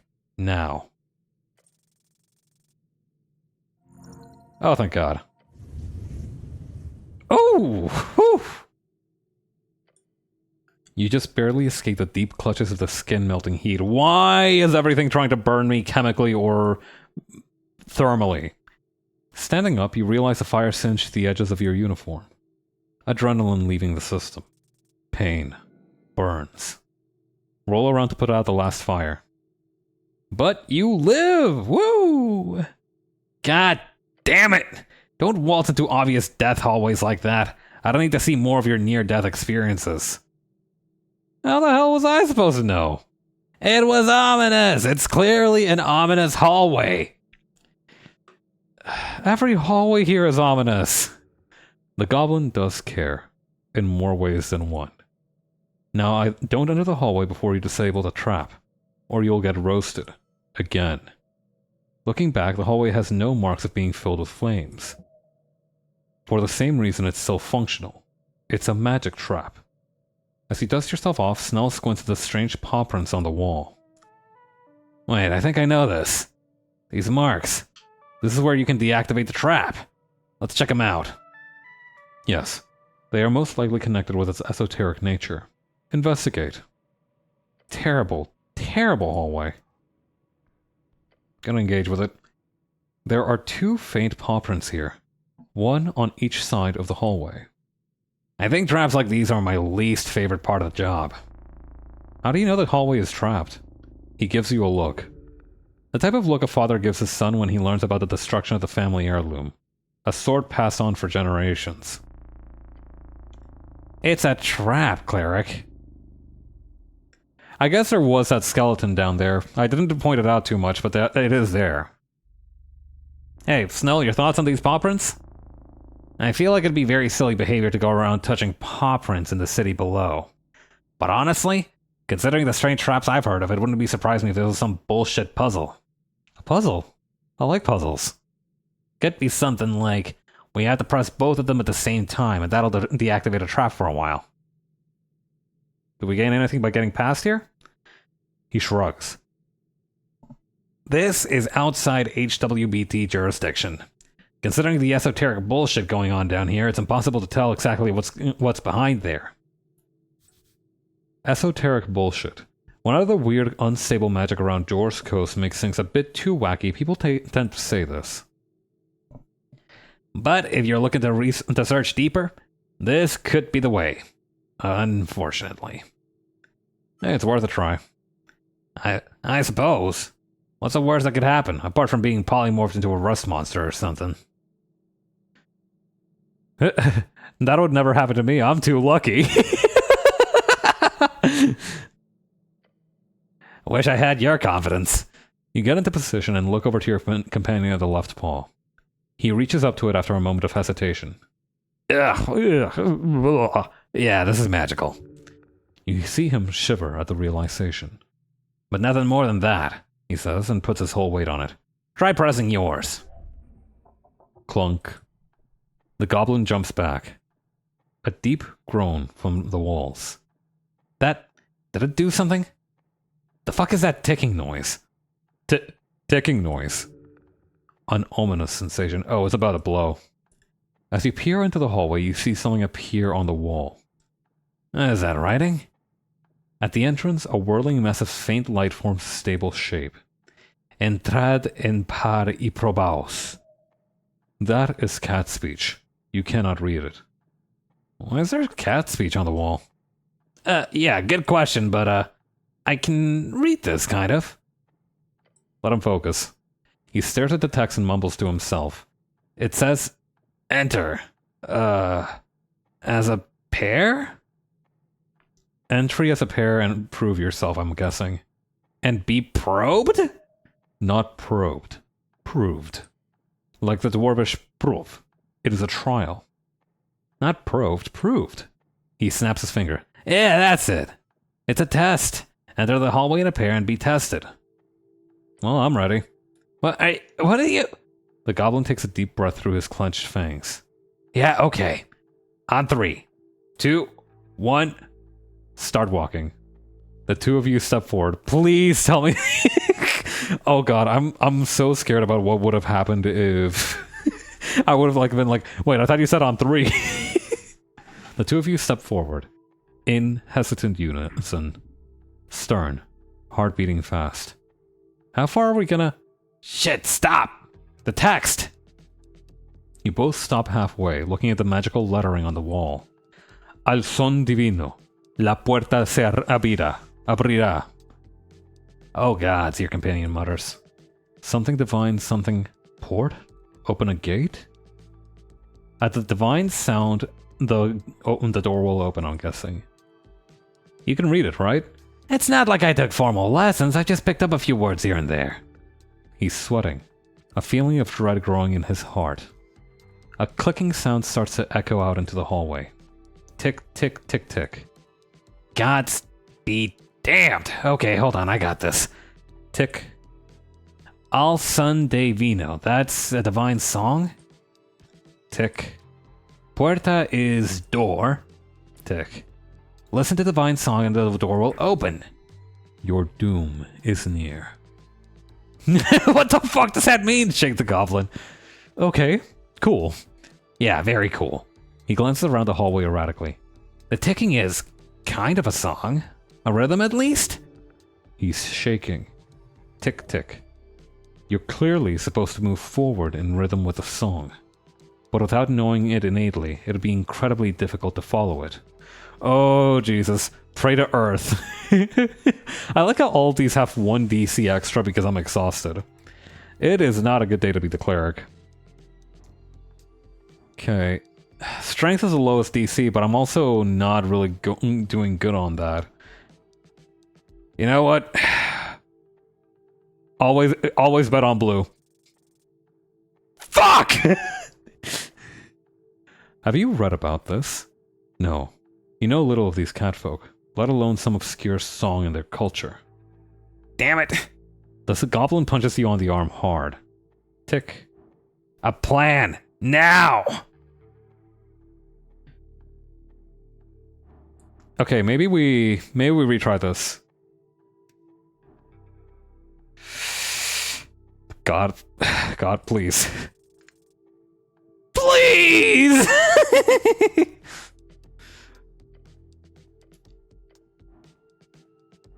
Fuck it. Book it. Are you dead ass? You give the goblin a quick glance and a panicked stare. He returns yelling it. Go! Tick. Run. You bolt off, the goblin beside you. Fire erupting behind you. It feels like an instant and forever at once. The pressure wave of heat hits you as you pass one of the volcanic holes, and you completely lose your footing. You see the goblin overtake you as you tumble. Ooh!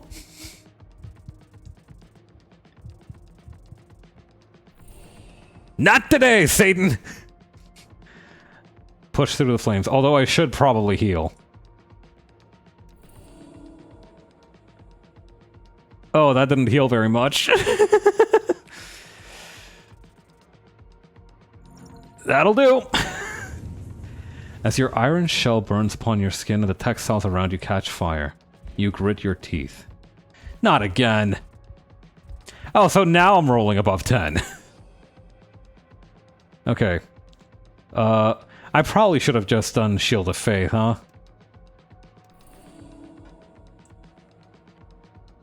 Step by step moving through the heat. Seeing nothing, blinded by pain, but you make it. As you get out of the fiery hallway, you see Snell rolling around on the ground, tapping his jacket to put out the scorched ends. However, he quickly looks up to you, yelling, "Cleric, you're burning!" Fall to the floor and roll around.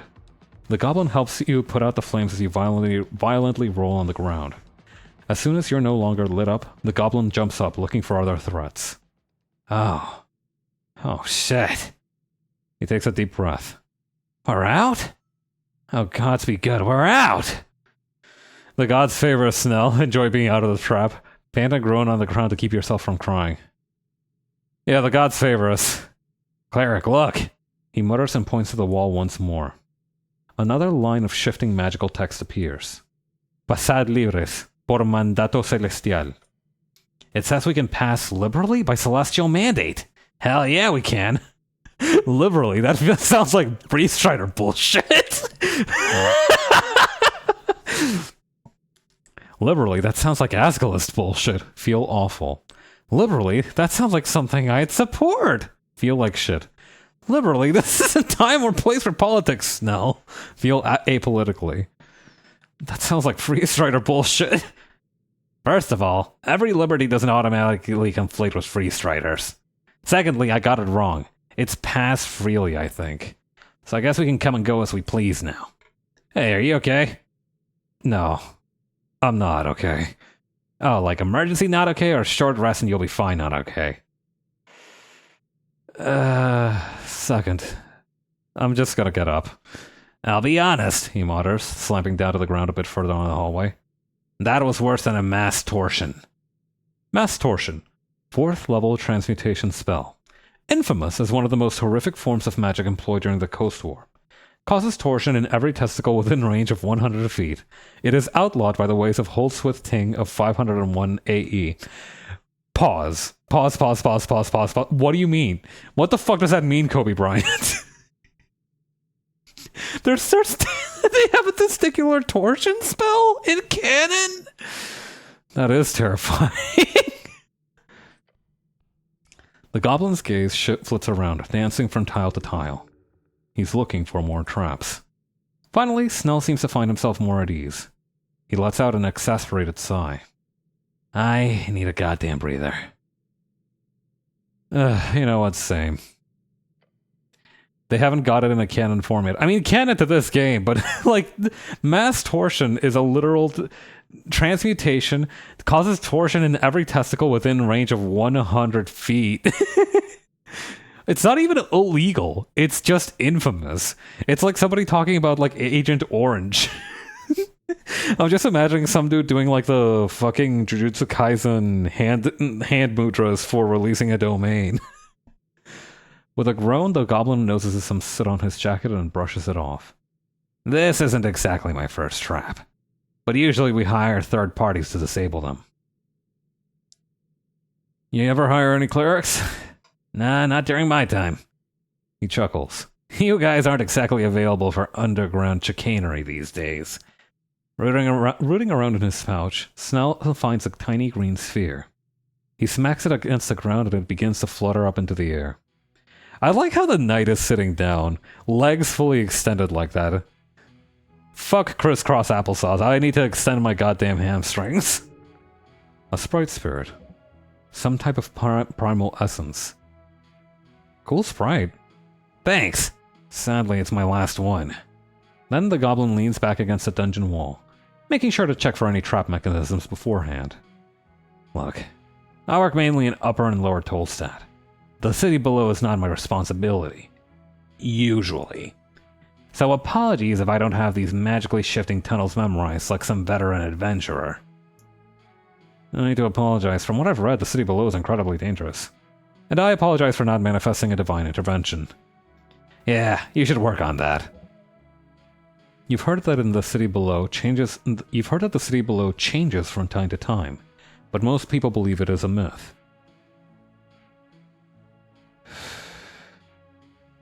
I thought the shifting tunnels thing was a myth. It's not. This place, it's real close to the garden, right? Sure. Wasn't here a couple of months ago. Between the garden and the water lane sewers, I'm 100% sure there was a slanted hallway full of frozen spikes. We boarded them up as well as we could at the time. Boarding up. That only lasted a couple hours. What, it moved around? Yeah, it moved around. All this shit does.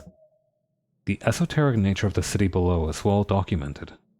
It has mainly to do with sentience, if you believe the few scholars who have been allowed to investigate it. The more living minds present, the less chaotic a section will be. But this, what the Goblin describes, is enough activity to warrant a proper look. I figured that's insane. I figured all the shifting calmed down after the conquest. It didn't. Or I mean, from what I understand, your dead god and his paladins used to keep things clean. But nowadays it's getting weirder by the day. But hey, now you're here so you can take on this esoteric bullshit, right? Do well and I'll buy you a beer. Deal? Sure. Wait, right, you're not allowed? Maybe? I am not, no. Oh shit, I keep forgetting you're like an actual cleric. What do you mean, actual cleric? No alcohol at all, huh? I don't like the taste. Oh, so you've tried it at least. You were 14 years old. They had lax security at the dance clubs in those days. Oh, I was a wild kid. I'm sure you were. But trust me, the city below is very esoteric. Snell is more than correct. The grand power present in these ancient walls has compounded over eras. Interesting. Okay, so this is a fascinating discussion to be had, because earlier when we were talking with the mushroom elf, who was kind of a baddie, She mentioned that magic is kind of burning out. It's like a finite resource, but apparently it's getting more powerful down here. All while the mystery of the pillars, these relics of the Gate War of Jor, are left standing as a whole in our collective understanding. We do not know why the city below is so esoteric. We cannot know, not in any sensible manner. But if you listen, if you feel the vastness by just sitting here deep inside the belly of the whale, then you know all too well the mind-consuming truth. The city below is alive. It's also really fucked up, which explains why your beloved city would give up the property rights to a bunch of goblins, huh? It's some fate bullshit mixed with other bullshit. Is your magic system fate bullshit or Vancian bullshit? He laughs. A sad laugh.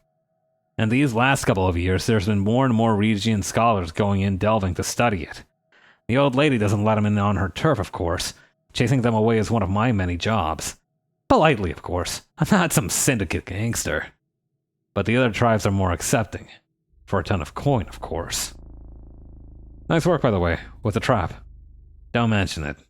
My cat speech isn't the greatest, so I'm not sure what I expected. But we're alive. That's all that counts. He's a bit shaken up over it. As are you. You okay, by the way? No serious burns? No need to visit a healer or anything? I'm good at abjuration magic, it's fine. Abjuration? He scratches his chin. That's the Protect Tomato one, right? Ah, yes. The old tomato reference guide. They use it in schools to teach the differences between the esoteric categories. You are hungry. Understandable. You have not had a vegetable for a very long time. That is a goddamn tragedy. You know about the tomato cheat sheet? I want to know about the tomato cheat sheet, but I should not act surprised that he does. That's the one. Right. Oh wait, it's all healing magic. Is all healing magic abjuration? Because that's the one that protects, right? A shield is protection, but healing sounds like more of a post-protection thing to me. Well, prepare to lecture. Let's not get into that right now. Deep subject, I presume? Yeah, really deep. Sounds abyssal. Not demonic. No, I meant like literal. A literal pit. Like it's deep. A far-ending void hole. Let's stop this metaphor. Okay. Good. Anyway.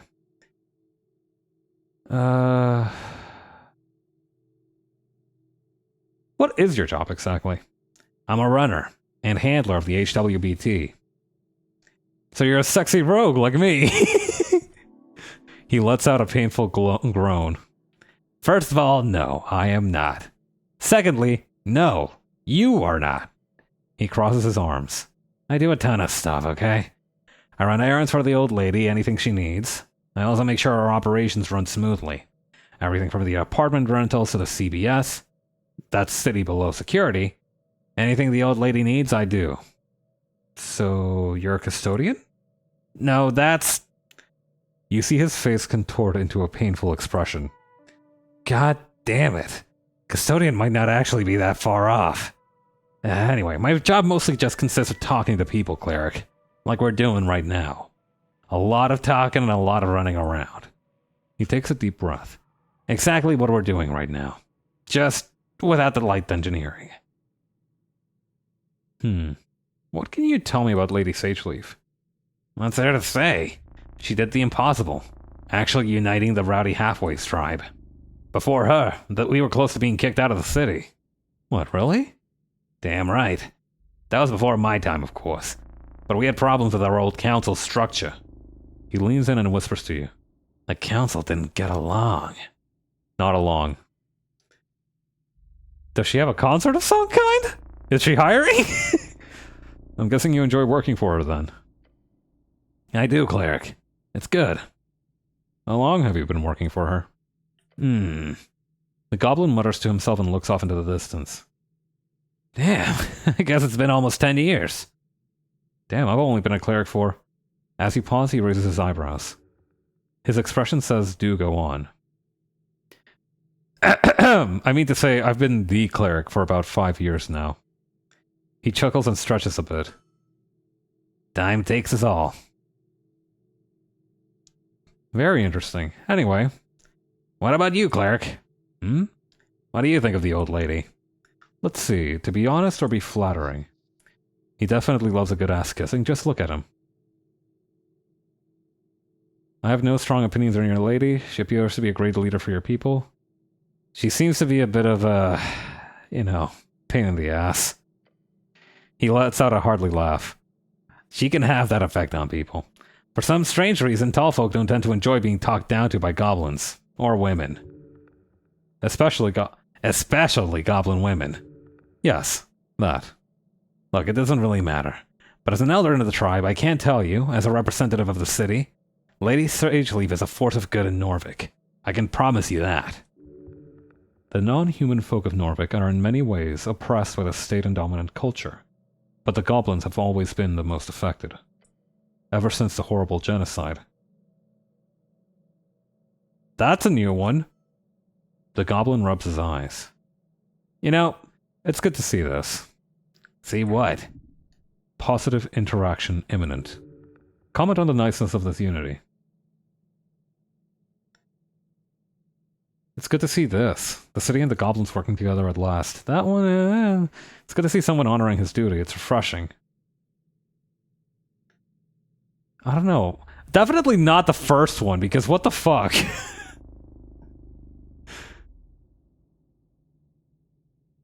But yeah, I think maybe this last one is the best one.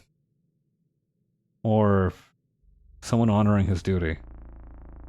I think this one is the least racially charged one. Your companion lets out a grunt after the echo of your words dies down further the hallway. What, you don't see the honor and devotion among the palace these days? Of course there's honor. Shove a thumb towards your helmet. I'm there. Usually. I don't blame them. It's hard to serve a god you've never met. No, Snow, I do not. Too bad. But that stuff ain't cheap. You ever met him? Him. Think for a second, then speak. Who? Earth. Oh, how interesting to see him broach such a topic. He will surely focus in on the genocide. No, of course not. I'm not that old. Never got the chance.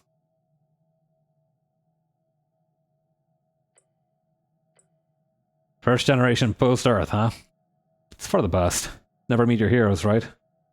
It really sucks. Eh. The goblin leans back against the wall, glancing up at the ceiling. I always hated Earth. Excuse me? He scratches his nose. I grew up being told to be grateful. But let me ask you this, cleric. If you were the last of your kind, one of maybe 8,000 or 9,000 humans left in the world, and you were then told to be grateful to be alive just because the same monster that destroyed your entire culture also decided to let you live for some reason, would you be grateful? He speaks of the goblin genocide. Oh, let's get into it. The destruction of the goblin clans of Ascani by Earth around 50 years ago. Jesus! 3 clans were then integrated into Norvik, with their new generation being put through human schooling. Oh, Jesus.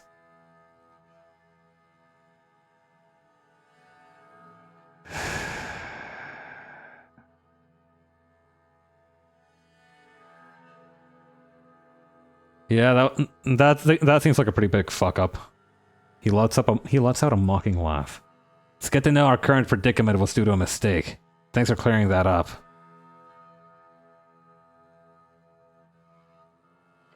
Grateful. The goblin stares at you. He's expecting nothing good to come out of your mouth. You can be grateful. If you were allowed to live, it was probably because you did something that dead ones didn't. If your people fell, then they did not have the power to live. It is as simple as that. But that should not lead to gratefulness. It should lead to apprehension.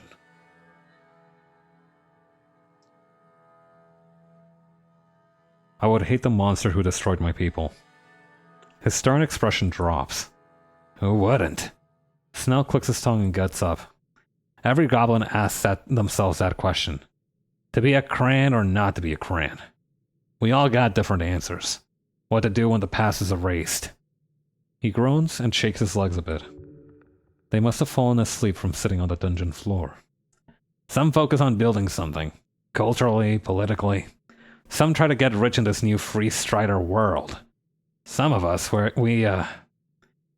his voice trails off as he stares back into the fiery hallway. Stare at him. The goblin grunts to himself. It doesn't matter. I serve Lady Sageleaf. Snell turns back to you, his expression calm, collected. That's enough for me. This goblin is one of the good ones, true. Orderly, strictly trained, conscientious. His queen, his dragon, whipped the halfways into shape over such a short span of time. He does not need to think so much of his position. His culture was eradicated because of an utilitarian choice by an oppressive numinist. Yes, that was then. Now is now. As long as he keeps this up, he will, along with his peers, have created a new type of goblin 1,000 times more useful. Once you take power, these goblins will be fine servants. Hey, intellect, what the fuck? What the fuck was that? Your heart is beating fast. You can hear it. Every word out of Snell's mouth is tinged with generations of pain. His father. His father's father, who was slain by the god you uphold as the one highest good. How does that work? The answer is, it doesn't. Earth destroyed folk. He personally performed multiple folkmord on this band. That is not something you, or any human of his creed, will ever be able to ignore. Not without bleeding your souls dry in the process. Snell shows great restraint every day, and you test him each moment. Nod. Your companion looks at you for a while. His yellow eyes seem to behold you, seeking another answer. This one's on me. What? There's a short rest. It's on me. Lovely. The sprite light fizzles out just in time. I'll get to go now. Well, let's get going. Also, it is 7:30, so I should probably try and break up whatever... I think it's supposed to be some kind of fascist, communist helter-skelter that's going on. Let's go break that up. I've had enough of dungeons. I don't want to touch the cube. I don't want to get torched. I don't want to get fired at by arrows coming out of the holes in the wall. I've had enough. Also, I did just learn that apparently I serve a god that genocided an entire people, so, you know, not the best day.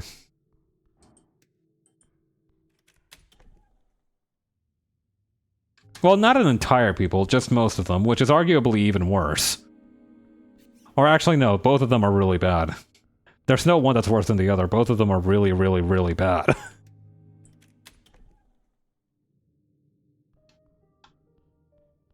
Alright, cutting through here, and I think we were maybe go through here.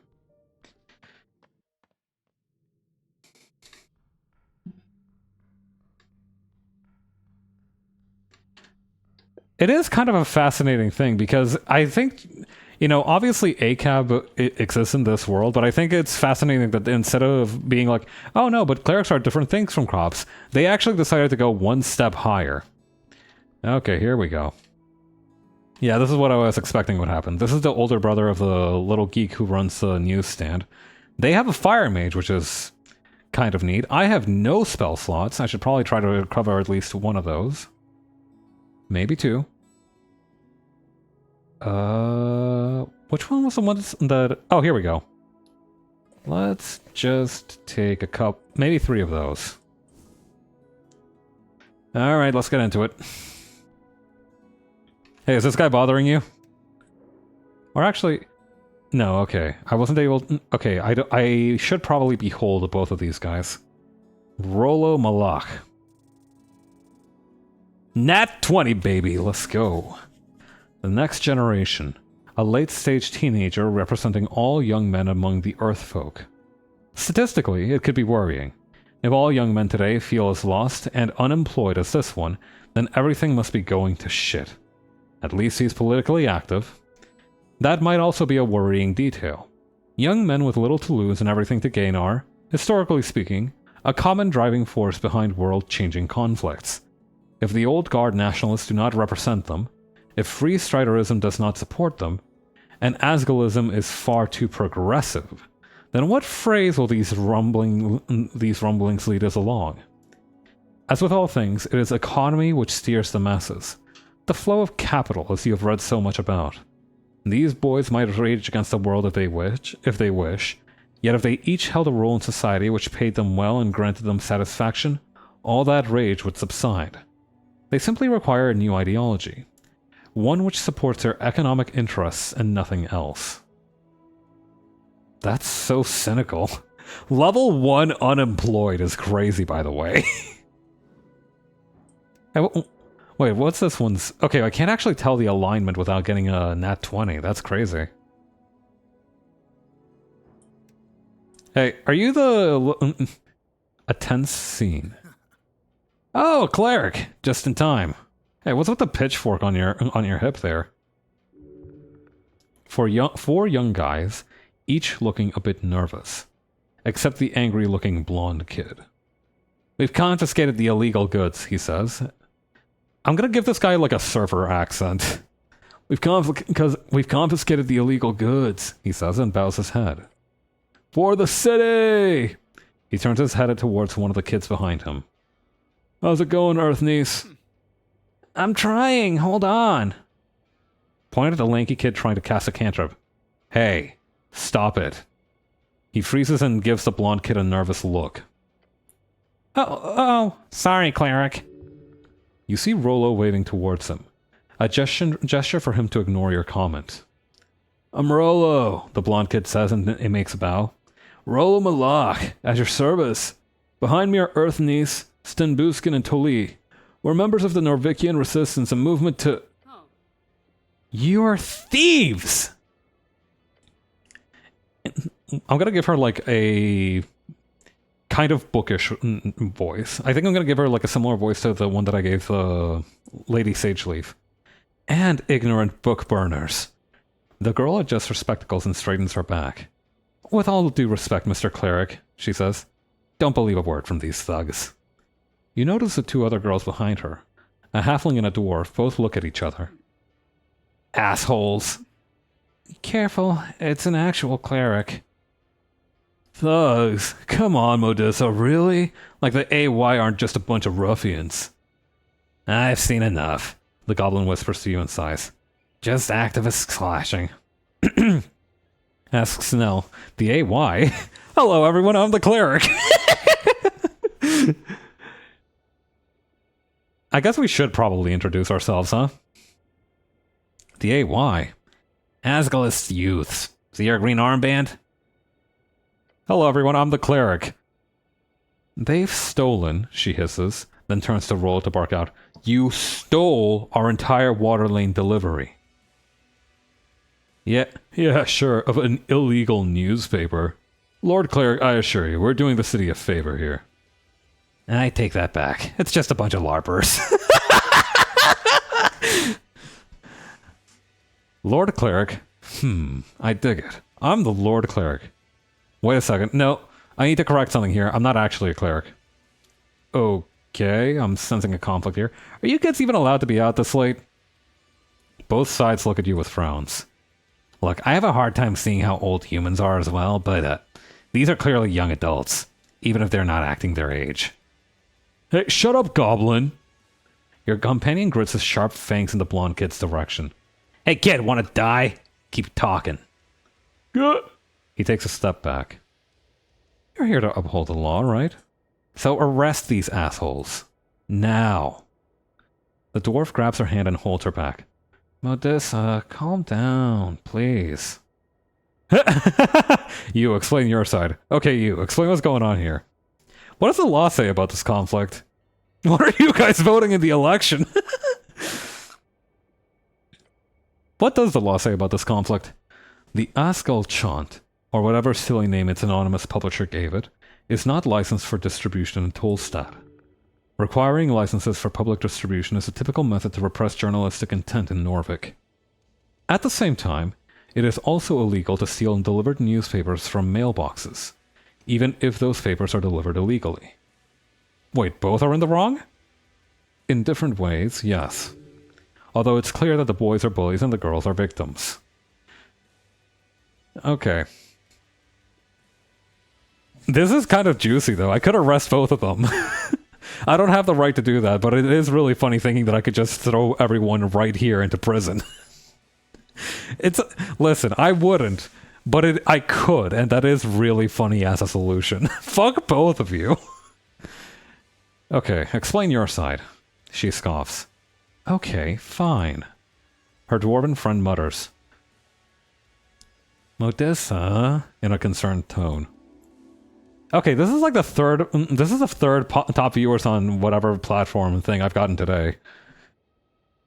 Unfortunately, this one is called Supportive Immigrant, so I don't think I can ban this one and uphold my moral system at the same time. You can live for now, just don't be talking that bullshit. We deliver newspapers for the Asgalian chant. Maybe you've heard of it, it's a pretty big deal. Snell chuckles. I feel like that's just what's going on in cops' minds. Yeah, how... It's always like a balancing act of how many people can I arrest before the paperwork becomes too big of a pain in the ass. The paper is not terribly popular, but it is known for radical articles and political stances. She draws a sharp breath. We have a busy schedule, and right as we started delivering the papers in Waterlane, these pieces of shit started following us. Taking papers we've just delivered right out of people's mailboxes. That's illegal, right? Asks the halfling girl. Somewhat illegal. Just a bit illegal, maybe. Somewhat illegal. Of course it's illegal! She does not care for your opinion on the legality of mail theft. How rude. And then they grab one of our paper stacks from Zherba, like straight up assault and theft, and... Modessa, it wasn't. They can't get away with this. It probably was not that bad. Poor girl. Listen, not that bad, but it's still pretty bad. Point at the nationalist boy. Okay, you, what's going on here? First of all, thank you for listening to reason. I know we look like some dumb kids, but we're not. Jury's still out on that, but I'm feeling like probably you are. Burning the written word does nothing to dispel such a notion. He gestures towards you and then to himself. We're on the same team here. Are we? I don't look dumb. Stop stalling. Tell me what you're doing here. So, we heard about the Asgald chant being delivered on Tolstad. Or I did at the guild. I work at the fishery, and I see every day how Earthfolk get radicalized by dwarven nonsense. So I figured I'd get the boys with me and we'd, put a stop to it. You want to glance at the pile of paper behind him. Through violence and terror? We, couldn't figure out where the thing was printed or anything. A lot of copper press scenes don't really have official companies behind them. Especially trash like the chant you hear coming from the short kid in the back. Go fuck yourself, Toli! Hey, relax. I'm telling our story here to the good Lord Cleric. He turns back to you and cuffs once. Of course, it's illegal to distribute unlicensed papers in every official district. So I ask around. Apparently, someone saw these girls at the university going around delivering it. Wasn't that difficult to figure it out. It was Modissa doing the deliveries. Fucking Modissa. She's not allowed to do that, says a large kid in the back with a nod. Wait, you guys know each other? There's history here? They don't like you, do they? They don't like women in general, she says with a frown. Back in school, everybody knew who Modissa was. The Asgalist annoyance, the blonde kid says with a grin. Such a terrible nickname. Unimaginative and boring. Also, fuck you. Anyway, that's how we got here. They're delivering an illegal magazine and we've put a stop to it. He grins wide and proud. Okay, I've come to a conclusion. Good, she says, and nods. She's hiding a nervous expression. Great, good. He's outwardly very nervous. Approach the blonde kid to see if you can get these nationalists to back off. Approach the girl with the spectacles to see if you can argue against these assholes. Isn't there any compromise to be found here? Fuck no, baby! Fuck him. Oh, hey. He stares at you, trying to retain his composure. He's terrified. You're frustrated already. You're likely to take it out on both sides if you fail at getting them to give back the papers. Beware. Okay. Snell's presence calms you. DC 11, you spoke with Rollo's younger brother. Wait, I kind of want to see if I can do this one. You know what? I am going to stare at him a little bit. His pores are sweating. I want to see if I can get him to wave your fingers in front of his face. Okay, I do have advantage on this, and it is only DC 11. I'm feeling lucky. Nat 20! Puff out your chest. Place a hand on his shoulder. Your gloved hand grabs him firmly and he gives you a freaked out expression. Kid, give her back the papers. He mutters, trying to form an argument. No? Stay quiet. He glares at you. Give back the papers. He glances away from you. You can see his mind working behind those wide eyes. Then he slowly nods. Rollo snatches up the stack of papers and tosses them over to Modissa. She catches them with an accompanied by a foul expression. Grumbling, the boys then leave Waterlane. Gods be damned. Three girls collect themselves for a second. Shit. Yeah, wow, that was scary. Mr. Cleric, thanks. Yeah, thanks a lot. Great, now you fuck off too, and stop delivering that paper, it's genuinely very illegal. Whatever, let's go. I'm not going to be a positive authority figure for these young ladies. I barely have my life together. Also, it is just funny telling some 19-year-olds to fuck off. Within a minute, they've dispersed, leaving Waterlane a bit less rowdy than before. I'd say that was the right choice, even though if those girls seem shady as well. Now, let's get out of here. We do good work. Okay, I think maybe the next move is checking out that inn, and then maybe after that it's gonna be off to the Coin Lord's house. Nice outfit, human. Thanks, my mom made it for me.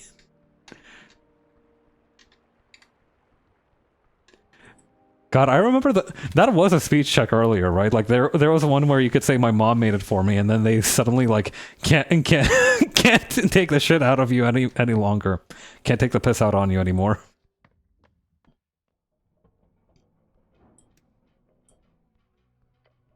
Okay.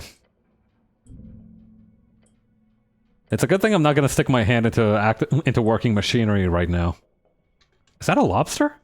Come here, you're gonna be my dinner. No? Okay. That's fine. Crustacean food doesn't really agree with me. Reminds me of that cop who almost arrested me for looking at my lost cat going like, yeah, stop walking around at night or wearing black, asshole. Get out of here. Jesus. That, you know what? That is kind of funny that, like, maybe he wouldn't have had it. Like, obviously, fuck that guy, right? But at the same time, really funny to think that the main reason that he would have been okay with you looking for your cat at night if you were wearing, like, a high-vis vest and yellow or something. I don't know.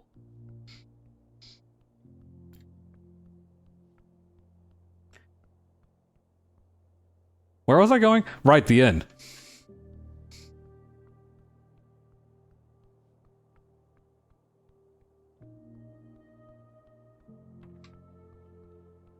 What a bizarre interaction. Oh boy, time for the tavern. I'm gonna drink some water as well.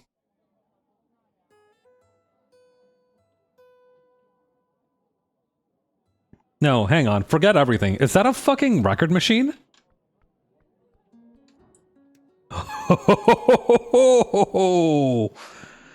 Your eyes take in the enticing green glow of the diskettes. Why do we have Why do we have jukeboxes? Check the other buttons. Yeah, that's a jukebox straight up. You press one of them and the mechanism inside doesn't activate. The jagged movement indicates that the deeper strongholds have broken off. Unfortunately, that means only the first 3 diskettes are playable. Tell me about these diskettes. An esoterically infused stone disc which has been engraven with a spoken word spell. These have been mass-produced since the mid-arcane era. Fucking awesome. It's slightly worse than a jukebox, because all of these would be like spoken word or whatever. What the fuck is this doing here? Where does the term juke come from here? Does AAVE exist in this setting in general? You know, there are black people, but like I don't know if like AAVE in itself is, you know what? Where would the term? Can I hang on? Now I'm intrigued. Can I double check on the jukebox?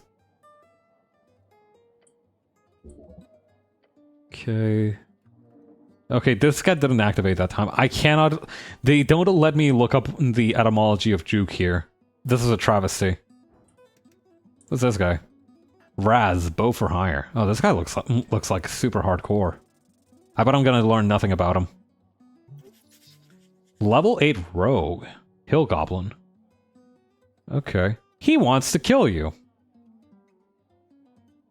Strong opener. This is a massive, unregulated, confident, and highly problematic goblin supremacist. He will not debate you on it. He doesn't even see you as worthy of being alive. Okay, walk it in the other direction now.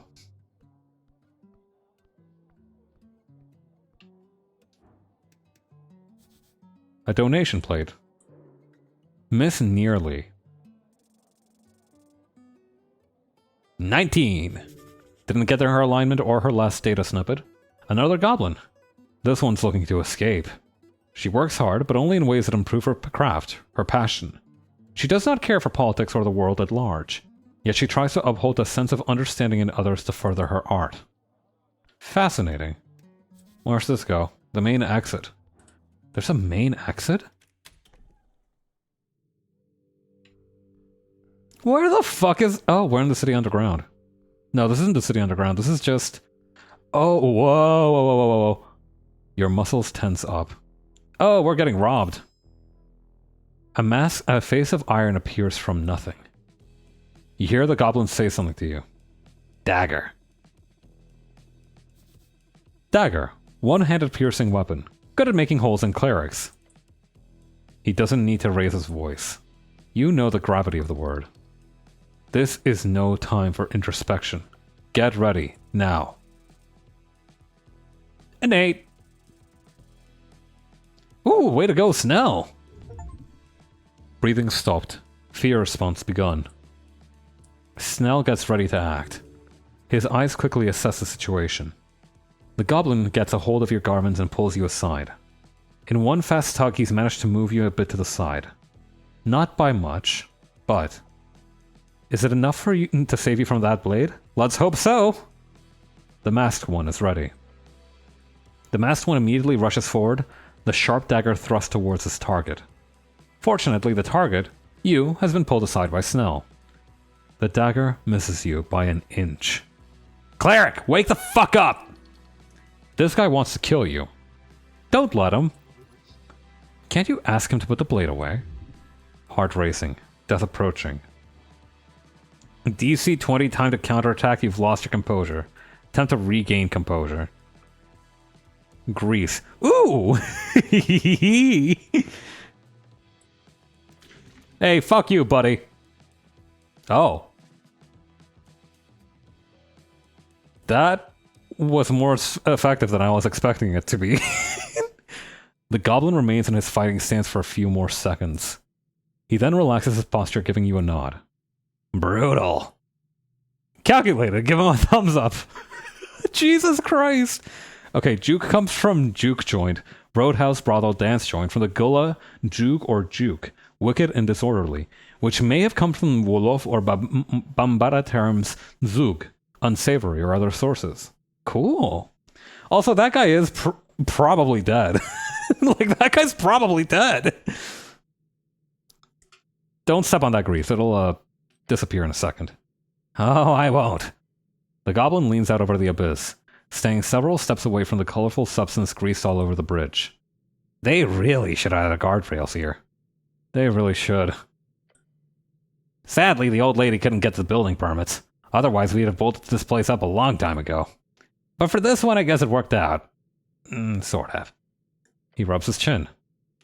Someone wants us dead. Or you, more likely. What are they saying fuck me for? Snell shrugs. Looked a bit high-tech for a goblin mugger, he says and wipes some dirt off his pants. That wasn't a goblin, was it? No, I mean mugger of goblins. Oh. They usually don't bust out creepy esoteric gear when they feel like stabbing someone like me. And I didn't exactly get targeted either, so I think you've got a magical maniac after you. Sorry to say. Or I had a magical maniac after me. He takes a deep breath and checks himself for wounds. No one even got hurt. Ain't that a wonder? That mask was weird. Yep, gives me the creeps just thinking about it. Looked like some old ceremonial thing. Religious rites, sacrifices, cults. Lone actor? Wouldn't that be nice? I'm getting cult vibes. Could also be connected with something below. He snaps his fingers. We should get out and go ask Snurr, your new scholarly friend. He might know a thing or two about cults. Juke could still originate from a creolized language. Well, we did have sort of Spanish with the catfolk language, so maybe the equivalent of a creolized language or language from one of the many African subcultures. Or no, okay, I'm saying subculture as in like cultures within like the larger scope of Africa. Within an African culture could still be possible here. Who knows? Why attack us? Great question. My initial guess, an enemy of Lady Sageleaf. He furrows his brow. Won't let an insult like that slide. Perhaps it has to do with your supposed tumble into the river? Surely it must. The goblin's problem or yours? Death follows you, cleric.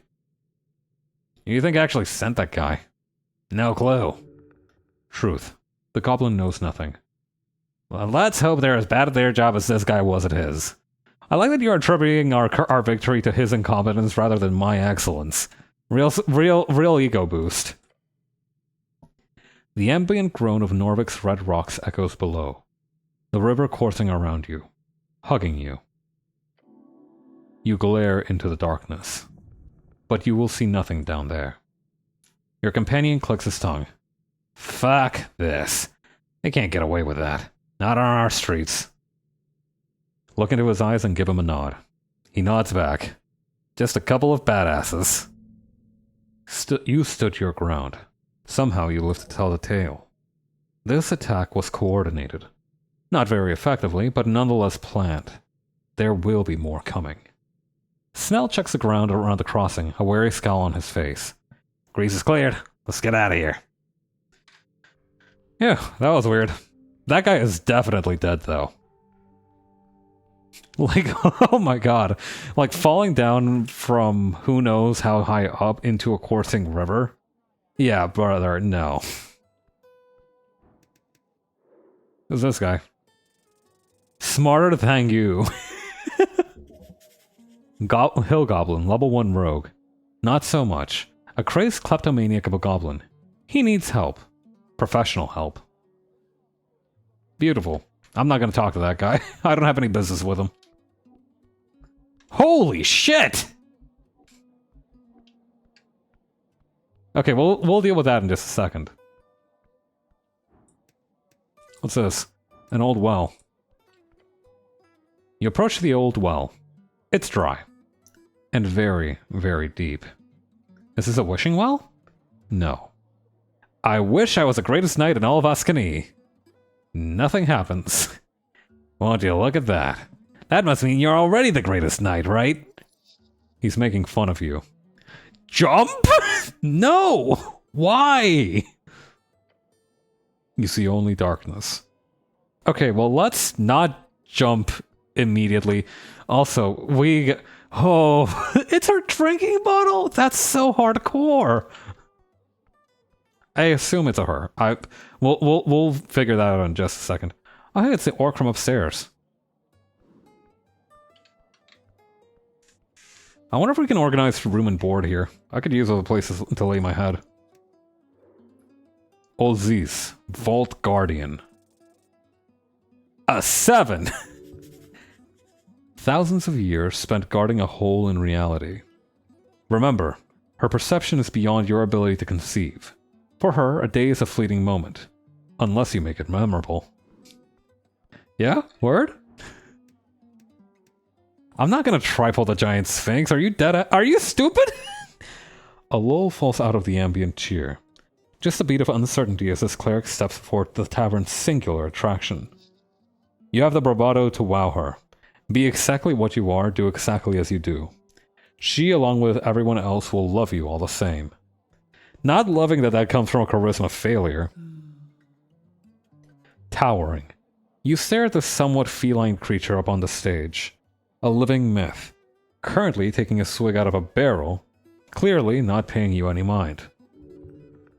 The scent of cheap wine lingers in the air, along with an esoteric sensation. A Gyno Sphinx is not to be trifled with. Her physical characteristics are enough to crush everything that is you. Gyno Sphinx, a monstrous being often found undertaking missions from the gods. A feminine force capable of seeing through time and space. Collector of ancient lore and disperser of riddles. Known to test mortals to uncover their true worth. Oh man, if she hits me, I'm screwed.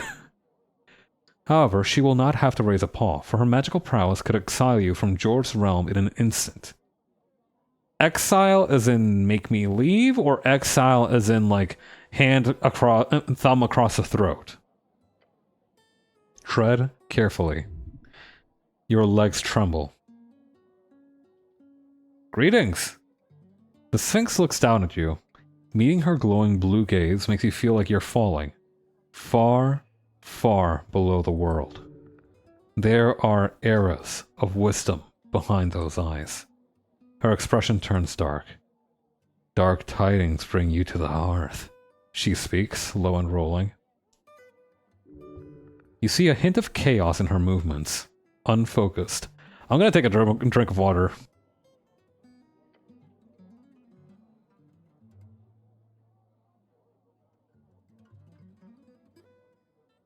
A helmed dog, dragging its leash around the vestiges of shore. She extends a paw, she extends a claw, as thick as your arm, and pokes you in the stomach. This is the game that fucking parches you. Hey, listen, it's a lot of reading, and I'm doing all of it out loud. Woof. Woof. That's ridiculous. Dogs don't wear helmets. Listen, if she tells me to bark, I'm barking. I'm not gonna play around here. Her expression grows lighter. Then she lets out a deep breath. Smells like an old basement full of booze. She liked that. Somehow you've appeared witty to her. Let's go! Let's fucking go. She takes another sip from her barrel, not looking at you. Watch yourself, cleric, he whispers to you. Ozis isn't one for idle chit-chat. Turn to Snell. You know this Sphinx? This whole thing about how Disco Elysium became a powerhouse because it added voice acting? Yeah, that made my life a lot easier back in the day. Turn to Snell. You know this Sphinx? He shakes his head. Every night there's a drunk jackass that asks for a riddle. She usually doesn't hurt them. Thus not parching everyone to death. Yeah. I mean, you could also just play the game and not read it out loud. That's also a valid course of action. But that's not how I do things. I'll be careful then. Wise words. I have so many questions for you. The massive claws tap in boredom. Then ask, little one. See if you can spark my interest. Don't fucking talk about riddles. Is this tavern your lair or your lair a tavern? She lifts the barrel to her lips and holds it there for a moment. Are you Gojo Satoru because you're the strongest? Or are you the strongest because you're Gojo Satoru? Eventually she lowers it and says, that is indeed a riddle worth pondering. You like the hustle and bustle in here? I'm content, for now. Yes. You a big drinker? I partake. It does little to affect me, but the taste is lovely. Why is it hard to say? Why what? Why a tavern? I was convinced. She glances at the pile of wine by her side. It was not a battle quickly won. However, a Rixbitter worked tirelessly for many an evening to argue her point. Eventually, and completing a few quests on my behalf, I let her rent out a part of my lair, but only for a century. Nice to see you enjoying your tavern lair. I've got other questions. The Sphinx drinks again. What do you know about the tea shop? It startled me, which is not an easy thing to do. I'd imagine you're quite close to it. Yes. An explosion like that has not been felt in this place for decades at least. Stay quiet for a few seconds and jump towards her and yell, "Boo!" Understandable? Yes. It reminded me of our darkness, what your people call the Fade Era. Oh, that's when every white guy was getting a Macklemore haircut. I remember that. Fade Era. A period lasting approximately 1,110 years, if you trust modern scholars. The Second Era, also known as the Fall Era, named after the slow decline following Jor shutting his gates, ended around 1,000 years ago. It was a time just before I was tasked with guarding this vault. Then the Molluska Toltin Kal often bargained with me for divine knowledge and assistance. I liked those snails.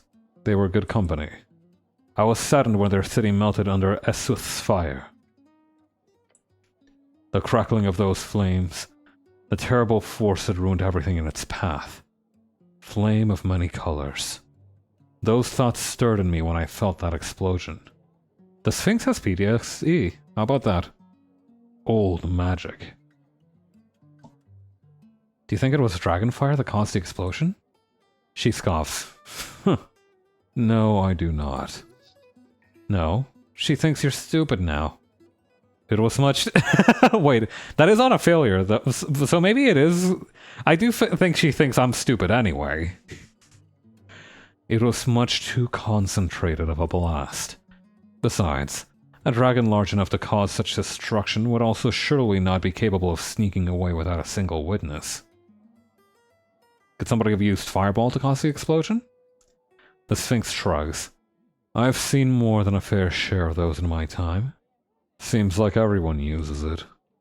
A third-level fireball would not come close to that power. What other spells come to mind? Destructive spells come in all shapes and sizes and shapes, little one. But there is a saying among arcanists, that any spell made to cause damage is just a fireball in different clothing. So who knows? But I'm sure you'll figure it out. Flame of many colors?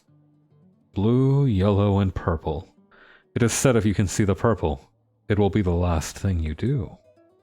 Either from blinding or merciful death. You've been here since the Fade Era? There were some excursions early on, but yes, a bit over a millennia ago. That's awesome. Thank you? Always keep them guessing. That's how you do it. Snails? She nods. They built the first city here, from what I know. You've walked their streets, little one. Can you tell me more about these folk? A bit, yes. They were masters at wizardry far before the Arcanists, or humans for that matter, even arrived at Jor's coast. They made some poor choices during their rise and fall. They aligned with Jor against the gods, for one. And of course they picked the wrong side of the Dragon Wars. It is a tragic tale of a civilization that I truly believe to be good. Good for the coast. They were just a little slow. Caught up to them in the end. Yeah, well, that makes sense for snails. Alright. What are you voting in the election? I'm not. What? Why? She shakes her head. I cannot leave to vote, I'm afraid. Even if it wasn't my business to leave an imprint on the affairs of mortals. Okay. If you could leave, what would you vote? Oh, I don't know. She points at Claudio. What would you have me vote for if you were in my shoes? For me, I'll lead us to a glorious future as a wizard god king. Listen, I'm never going to select the wizard god king answers, but I do find them to be hilarious. I'm gonna be consistent, I'm an ascolist. Ah, yes. A bunch of failed revolutionaries will surely be the best choice to safeguard the future. She gives you a knowing smile.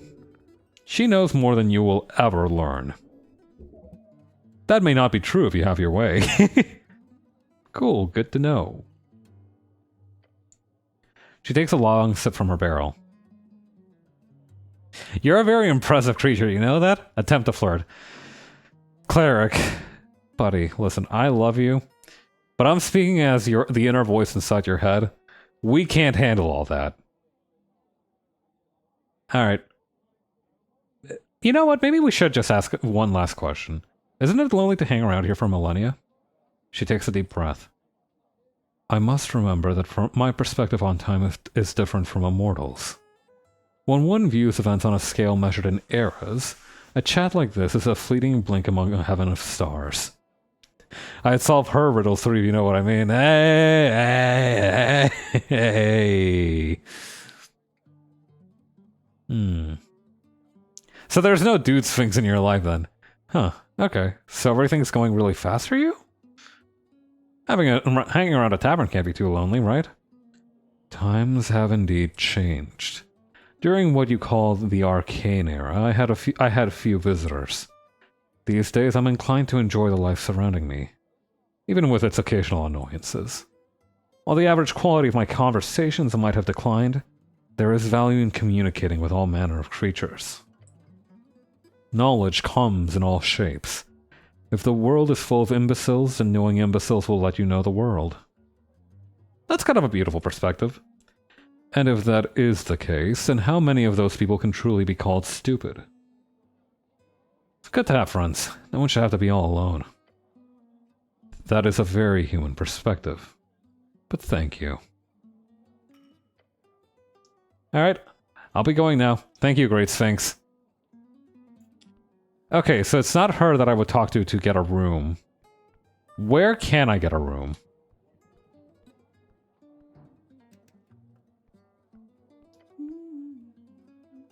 The goblin seems to be playing around with the strings of her instrument. Before we get into that, I'm going to take another sip of water.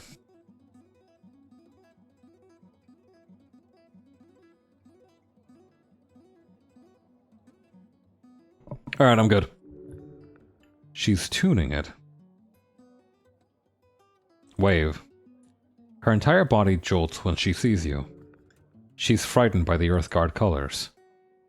I'm playing in a second, okay? Okay. Okay. I need some tense ambience for all the conversations I'm going to have here tonight. You should play some debate music. Would be suitable with the election coming up. Take your time. Bow your head. She finishes whatever she was doing to her instrument. Don't dance. It'll hurt your chances at anything in this here tavern. Charisma really told me, brother, look, I know you got the enthusiasm, but you must not boogie. Okay, here we go. Leave and let her play. We should probably throw her a few crowns, if nothing else. There's a small plate with a fair bit of crowns scattered around the surface. The goblin glances at you as you approach the donation pole. I want to donate crowns here. 10 crowns. A good amount. She bows her head to you without skipping a beat in the song. Alright. It's probably rude to bother a musician. Let's leave her alone. Actually, maybe we can still talk with Smarter than you. I feel like this guy would be an entertaining conversation.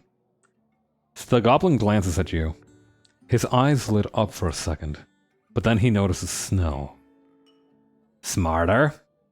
Snell! Don't cause any trouble. Okay. Snell motions for you both to leave the guy alone. Hello, Smarter. He just stares at you. Scared? No. Plotting. Would the bartender have any idea of where to go? I don't think I can talk to the bartender, but I could take another look. Leave him. As the two of you take a step away, Snell sighs. Smarter's is a notorious pickpocket. Don't let him get too close. Cool, he's a rogue like me. Oh, he's a common thief, huh?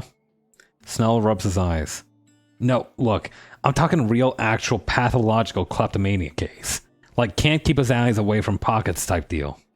Except Smarter, he fails every single time. Hurting himself in the process, too. Oh. Yeah. I don't think he's ever gotten away with anything, so just be careful around him. I don't want him hurting himself again. Got it. Let's not stick around here, then. Poor guy.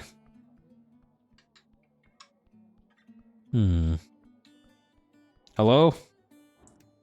Maybe we can talk to the orc lady, and then she'll let us talk with the bartender. I forgot what voice I gave her.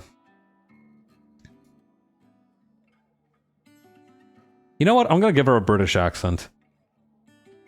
It'll be something akin to 1,000 a month. Standard fare, really. Oh no, here we go. Rixbitter, local taverner. Why are there so many baddies in this game? God damn. Obviously, all of my property deals would have to be included in that.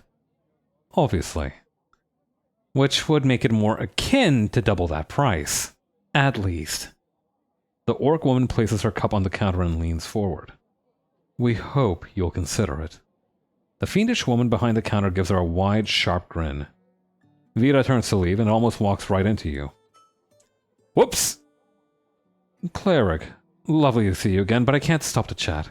Do swing by Water Lane later, will you? As the orc steps past you and leaves the tavern, you look over to the woman behind the bar. She locks eyes with you while putting away the orc's cup. Yo, nice one, Kaiju! Okay. My dexterity isn't the best, but let's see what we can glean. Money, money, money! This is what you get when the pragmatism of Devilhood mixes with the dexterity of humanish fingers. A myth-making, crown-conscientious capital creator of the highest class. Entrepreneurship is about disruption. It's about seeing through the common clay and figuring out the hacks of reality. It's like magic, really, except it works on scale. Oh god, an entrepreneur. I thought you were just a decent local business owner. Now I'm a little nervous. Behind the counter stands a woman of fiendish origin. Focused on filling up one of the taps, she immediately stops when she notices you approach. A tiefling. I'm gonna give her like a really upbeat voice. I think that works for somebody who's supposed to be a bartender. Welcome to the Drunken Sphinx! What'll it... My good lord, a cleric! How lovely to see the city stop by. She gives you her full attention. Name's Rixbitter.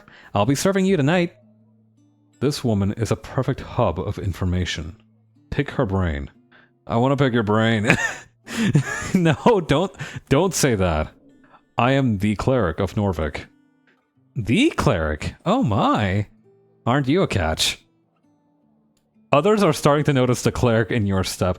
I love that I keep gaining more experience points for saying that bullshit. You're the tavern owner? Do you have a bunch of information that could help me on my quests? Sure. If there's anything I can do for you, just ask. I know more than most in this sprawling city of ours. Oh, Snell! She exclaims as she notices him over the counter. Aren't you a sight for sore eyes? Want something to drink? I hope this is the place to go to bed. If it isn't, I'm going to be sorely disappointed. And a little panicked, because then I don't know where to go to bed. I'm on the clock. He nods towards you. Oh, you're the escort, huh? That's not how I would phrase it, but sure. She laughs and sticks a sharp finger in your face. Don't get Snell into too much trouble, you hear? He's already grumpy enough as it is. What's up with the, gesture towards Sphinx? That's all Ziz. Great gal. She's a giant Sphinx. She's been here since, like, early Gate era. But good luck getting more than that out of her. She always drank this much? Yeah, it's the only reason this place stays open. She lets us all hang around her sacred chamber, and in return I get her pumped on some river wine. Cost-wise, it's not that much worse than a regular city rent. Cool. You two friends now? No. Ah, don't say that. You're hurting my feelings. There's tension here. You should mention it. Nope. Does Snell spend a lot of time here? You don't need to ask her, it's not relevant. He does, she says, ignoring his comment. Although this is the most convenient third place for the HWBT, so it's not like he's got too many options. We got all the wonderful goblin we could need here, every night. Great, I have some other questions. Should I look up the actual answer of where you get to sleep? Nah, if I die, I die. What do you know about the tea shop? It blew up! She looks shocked. Are you a witness? She gives you a quick shrug. I wasn't there. Not usually on Tolstad over noontime. I'm more of a night gal. Obviously. So I'm not much help, sadly. I've just heard the regular. But I can recommend talking to the kid at the kiosk upstairs. His brother comes in here often, and I overhear him talking about it. Oh, I talked to that kid. Great. I hope he didn't scare him too much. I probably worsened his PTSD, but we don't need to get into that right now. Kidding! I'm not. What do you know about the owner of the tea shop? Drummer? He's a real piece of work. Like, I'm impressed he kept that tea shop afloat for so long, but... Look, I just know the rumors, okay? I love rumors. She leans in with a smirk. Same! Drummer kept the tea shop full of Ascalists. Mostly young ones. But supposedly, he'd been working with the freestriders on the side. Like some kind of spy. Could you imagine? You think he did it himself? Nah. That bird wouldn't make a ballsy move like that. Now, run away from it. For sure, that's what I'd expect. And indirectly, I'd be surprised if he's not at least a little bit to blame. Where do you think he's at? Well, I do remember him mentioning something about an escape plan one time. Really? Escape from what? The bird was drunk, okay? Muttered something about covering every liability. And how his escape plan was... Look, I thought it was a bad joke, but he said from what I can recall that his plan was to sneak into a crate and ship himself to Reed's. He's doing the Roger Spears bit. I can't believe that shit. Idiotic. You'd have to survive for weeks in a tiny, cramped space. Not Roger Spears, Reg Spears. That's the name of an Australian guy who wanted to train, I think, in the US for a while. And he realized he didn't have enough money to go and get back home after he trained. And so because of that, he ended up working out this deal with his buddy to get him shipped back to Australia in a crate. It did work, although he did have a lot of close calls and suffered a lot of cold. Some birdfolk can survive for months without sustenance. And if he had friends on board, they could just let him out after they passed the immigration control. It's interesting that intelligence kind of contradicts itself here, saying that that's a really stupid idea, but then saying, wait, but hold on, maybe that could work. This bird is smarter than I thought. I mean, I'm sure it's happened at some point historically. She shrugs. Drunken ramblings, but if I were you, I'd check water lane. He come here often? Nah. Or, well, yeah. That a maybe? I mean, I see him around. He's not a regular, but when he does show up, he's loud and wants to perform. You know. She gestures, drumming on the counter. Not the greatest patron. Alright. Read the Yaskald Sand. Tell me about yourself. Okay, this isn't where we probably find a place to sleep. I'm guessing maybe the Coin Lord will point us in the right direction. Maybe. Do you know a man called Frank, son of Frank? Your question causes her to let out a hearty laugh. I'm so happy I'm not the one having to ask that stupid fucking question. No. I'm afraid I haven't. Sorry, cleric. She cannot help you. Hey, you know anything about masked assassins running around Tolstad? No. Sounds like a cult. They're trying to kill me. Oh no, that's not good. Okay, I thought she was going to be much more of a ruthless capitalist. I like her. She's funny. But I'm sure you'll be fine. The city's strong and eternal, right? They're actually quite bad assassins from what I could see. I'm a dead man walking. I think it's good to not downplay the fact that I do have people after me. Okay. What do you know about cult assassins? Of course. So, she leans forward over the counter and stares at you. Your companion looks at her and then back to you. The fiend keeps staring. She gives you a serious expression and nods. She's making a joke. Okay, so you don't know anything. She claps her hands together. Okay, cleric, that's all I know. Thanks for asking, though. Seriously, it's hard not to like her. She's funnier and funnier by the minute. I guess you have to be kind of an epic character to run a tavern. What are you voting for in the election? That's a cheeky question. No, it's not.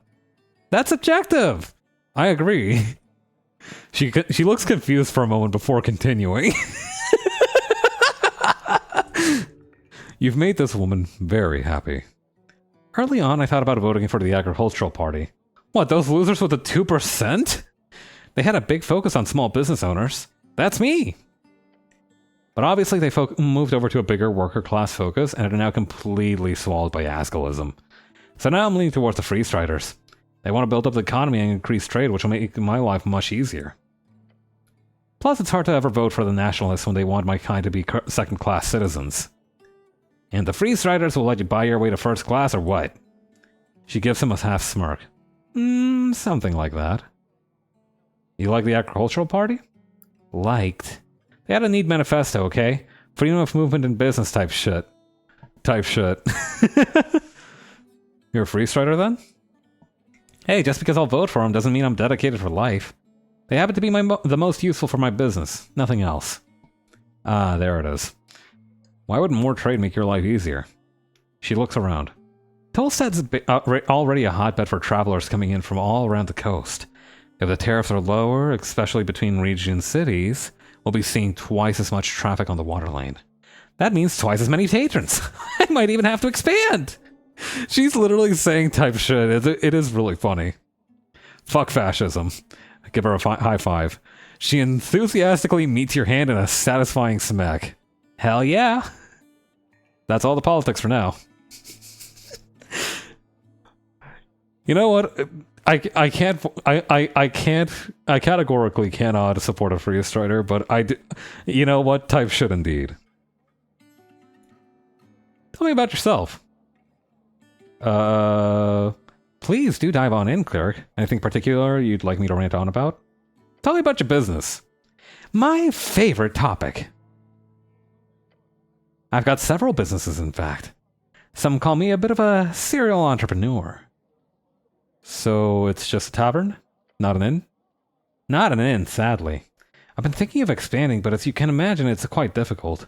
Especially with all the wonderful complexities created by our dear home lord. If only the city held another city below crusade. Then I might be able to dig out a few rooms. But for now, this is just a tavern. Although usually a local cat holds dance classes here once a week. That's paused during the election, though. Anyhow, I'm rambling. Did you want the story about how I procured this location? Yeah. Tell me everything. Every detail. We'd be here all day. But I could do a quick rundown if you want. I'm sure I started off in printing, believe it or not. So many years ago at this point. There was a great boom in the industry right when my horns are budding. Do you know we had over 12 papers in circulation at its peak? Crazy! I ended up with way more capital than I anticipated, which gave me the opportunity to invest quite heavily. And you know me, she says and winks. You do not. This woman is overly familiar for a living. Admirable. I took on a big risk for a big reward. A little bit of agriculture, a little bit of politics, signed some deals with the Free Striders, some of the agriculturalists, or whatever they call themselves these days. My main business today is actually textile manufacturing. Started a small mill 2 years ago with the most inspirational women you've ever met. Suffragettes, widows, immigrants, or Norvikians alike. We're building a new world of feminine industry. She's giving a chance to those who often cannot make their own wage. Wonderful. This tavern was born out of my meeting with Ulysses. She nods her head in the direction of the massive sphinx at the end of the chamber. She's guarded this place for centuries, millennia, gods only know how long. Even our good Lord Earth just let her be. But I managed to get her to open up a bit. A few drinks later and we got a contract signed. To convince a sphinx, a creature sent by the very high gods, to alter her life's mission, this woman must be highly persuasive. Today, it's a highly successful establishment with patrons from all over the world. Things are a bit slow these days with the whole tea shop drama. But alas, things will pick up soon again, I'm sure. That is not how you use alas in a sentence. Oh yeah, she talks so damn much you barely even picked up on it. Cool. How do we get to the Undercoast?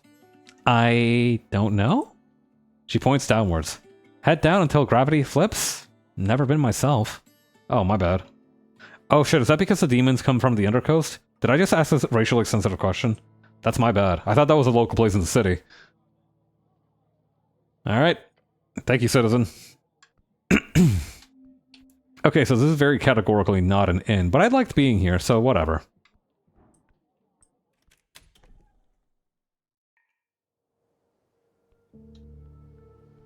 That being said, it's still not late enough to actually go towards the Coin Lord's place, so... what do we do? I guess we could just snoop around a little bit more.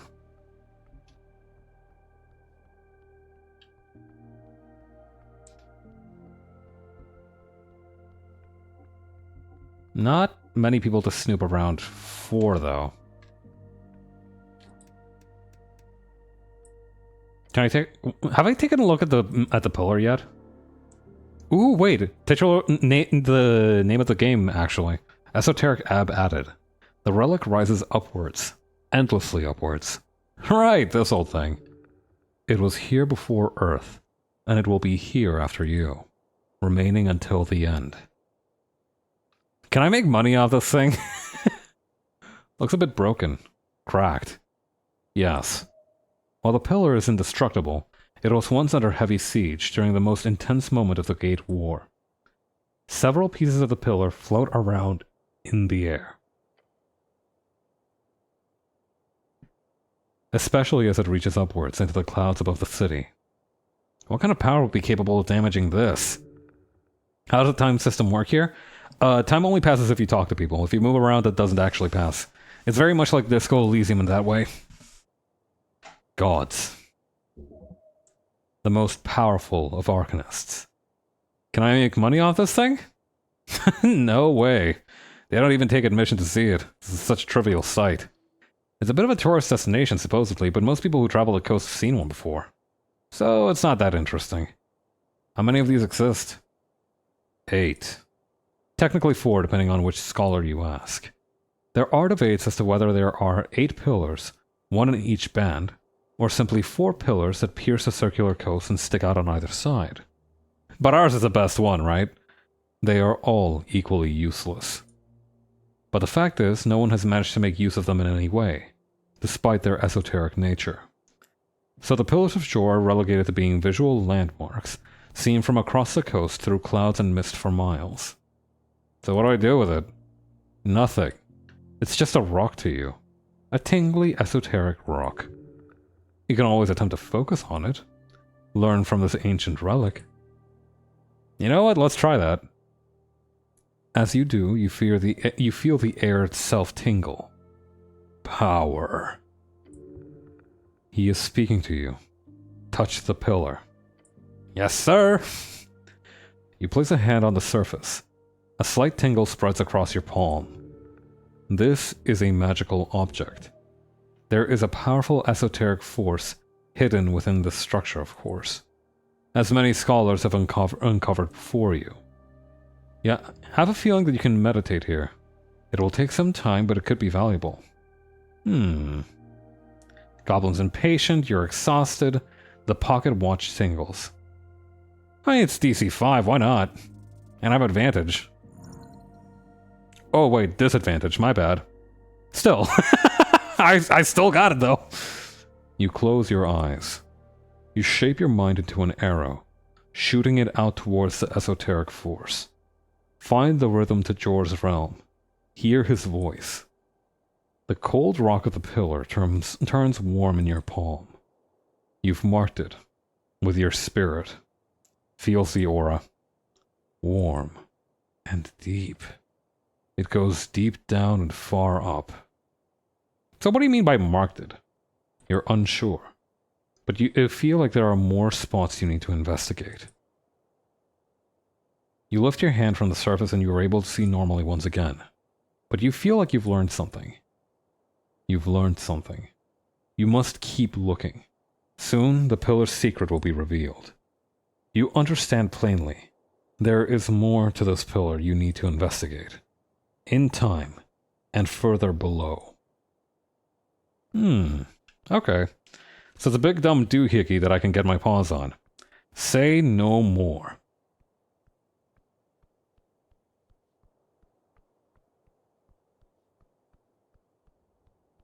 God, it's still really funny that there are spikes here.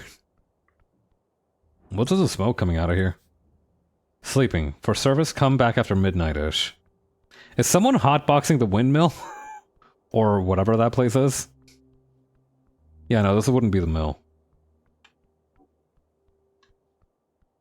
Okay.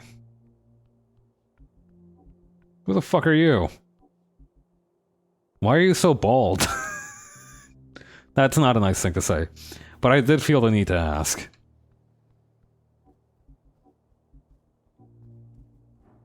What's this? In Norvik, a pipe like this could lead anywhere. You look down at the pipe. Crawl inside. Now. I'm not gonna crawl inside. Your gut tells you otherwise. You know what? I'm gonna try it. What the fuck? What? It's not like I'm busy. You get down on your knees in the dirt and you put your helmed face into the entrance of the pipe. You can't seem to get further without immense force. Enter the hole. The diameter of this pipe is not wide enough to support your body, even with no armor and/or added friction-lowering substances. Snell, does it look like I'm getting anywhere? Yeah, just keep going, it'll be great. Okay. DC 20, 1d20 plus 0, plus 2 DC, you're exhausted. Advantage, Snell helps somehow. I can use grease, which I think would be really funny. You know what? Let's do it. You say the words, causing the entire surface of the inside of the pipe to get very slick. Very lighty. This will go terrible. Negative 10 DC, you grease the pipe. You love to see it. Do it! I love days like today. You squeeze on through, finding a side path. One that doesn't seem to lead directly into the sea. Then you hit a flowing rush of ice-cold water. Then down. Then hit the ground. Your flesh is sucked, tumbled, and spat out on the ruinous ground. Around you, a vast survey site of a type of divine era temple. I flushed myself down? They're calling him the goat, the greasiest of all time. Yeah. Listen, they call me the grease because I make shit run smoothly. And Snell. Snell, you wanted after me? Of course not. Your companion takes a breath. Since I didn't see you get dropped into the river, I ran downstairs to check. Lucky for you, you got spat out right near the garden. Oh, that's good. Yeah, sure. While we're down here, might as well take a look around. Just be careful. The city below has some nasty stuff in it. Though the survey site seems safe enough. Where the fuck are we? Where the fuck is this? How do we get here? Wait, I could have just greased myself and involved that whole bullshit with the flame spell? Are you serious? I hate days like today. Something shiny. Yo, word? Yes, sir! Okay. This seems like it might be the way out, so let's not go there. Just yet. A calendar. It is out of date. Embedded upon this altar, you see a circular stone slab. Whoever has worked the survey site in the past has attempted to place it into its natural position. It reminds you of a copper calendar, but far, far older. This is a moon chart, left by the white mane barbarians of the Divine Era. The various glyphs on the surface denote not a language, but rather sigils, it seems. Can we try and get the current day? No. That is no use. It is broken. Oh. Yes. This is a useless piece of technology, if you feel it is worthy of such a term. That's a shame. I was hoping we could do stuff with it. What's this? You could hop down here. I could? You glance at the step.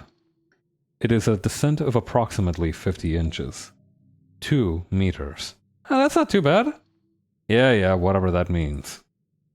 Look down over the survey site. Attempt to step down with a manly stride. What do you mean I could use grease? Stop using grease for everything, you pervert. Look over the survey site. You see a dwarf. Hearing grunts as he swings a pickaxe at the ruins in the corner. There is no point in having a conversation at this distance. Time to get closer. I do have disadvantage, but this is only DC 7, and I'm at like 7 out of 11 HP. This is gonna be what? At most 5 hit points of damage.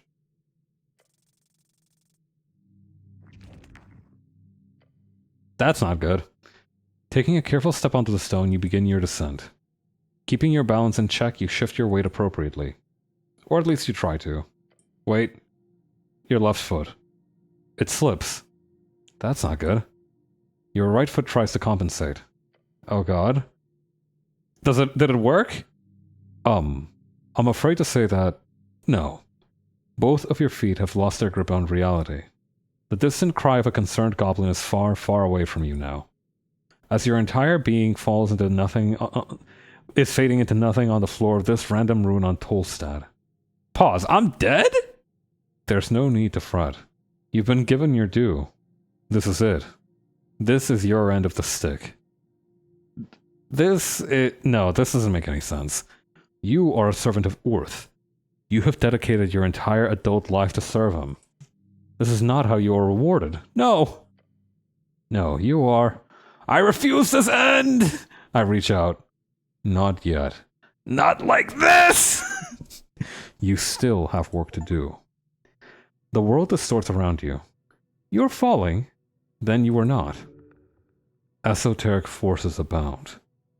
What did I do? This is an esoteric event. Your mind can barely register it. Your body is on the verge of breaking. Every moment a painful reminder of the 1,000 others who failed just like you did. You will not come out of this unscathed. I'm not dead anymore? No. DC 98? What? DC 98 failure? No. That's the scariest shit I've ever read in my life. DC 53 failure? No. DC 27 failure? No. DC 27 failure? No, no. What the fuck does that mean, Wisdom? Laugh. Why are you laughing?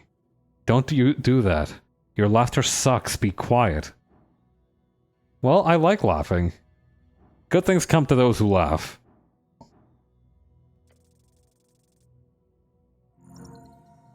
Mm-hmm. You follow them as they dance. One seems to go good, but it is far away. Yet it is moving closer. By what force? I mean, I am falling, so probably gravity? Is it him?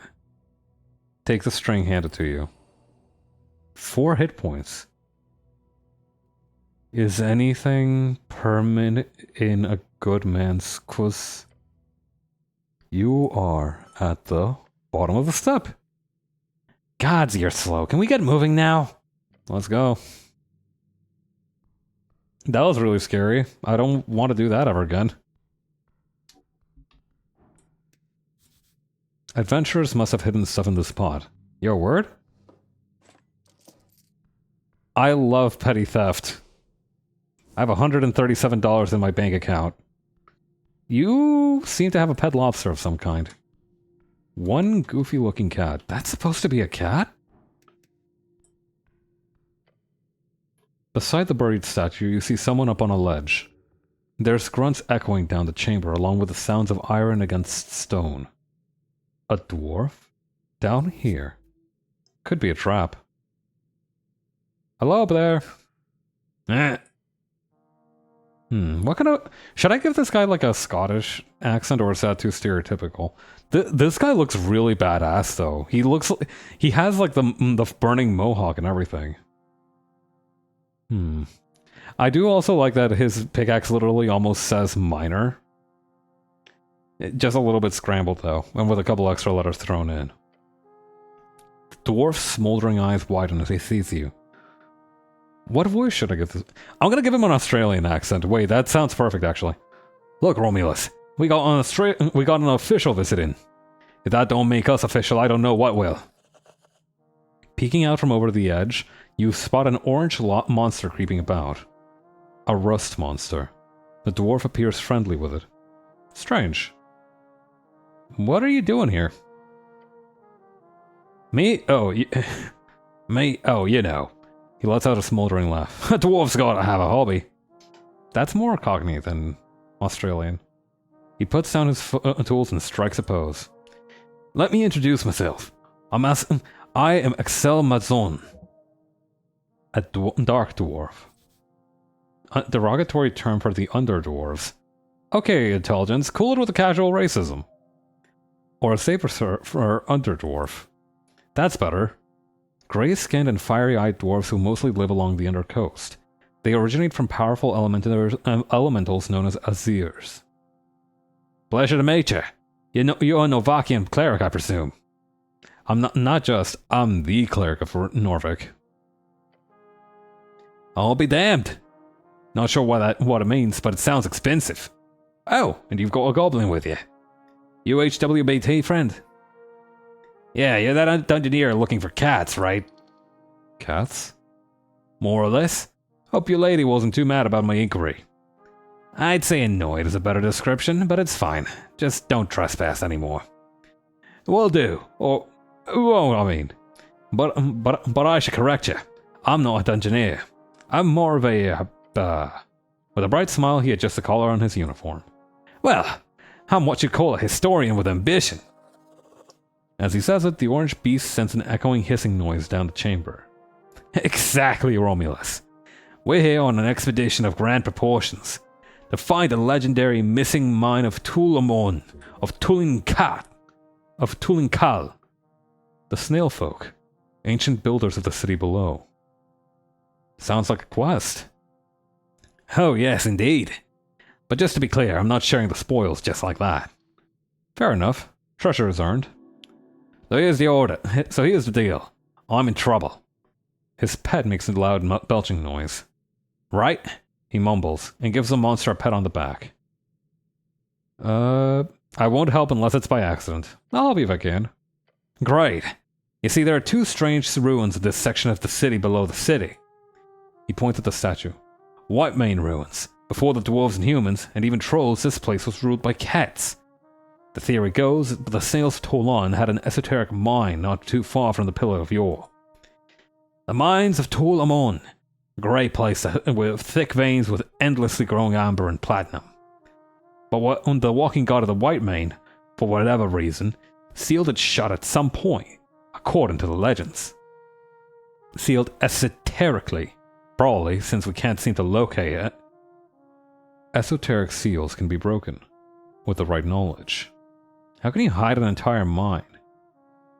Okay, So there's ancient snail folk, and then slightly less ancient cat folk who build cat stuff on top of the snail stuff?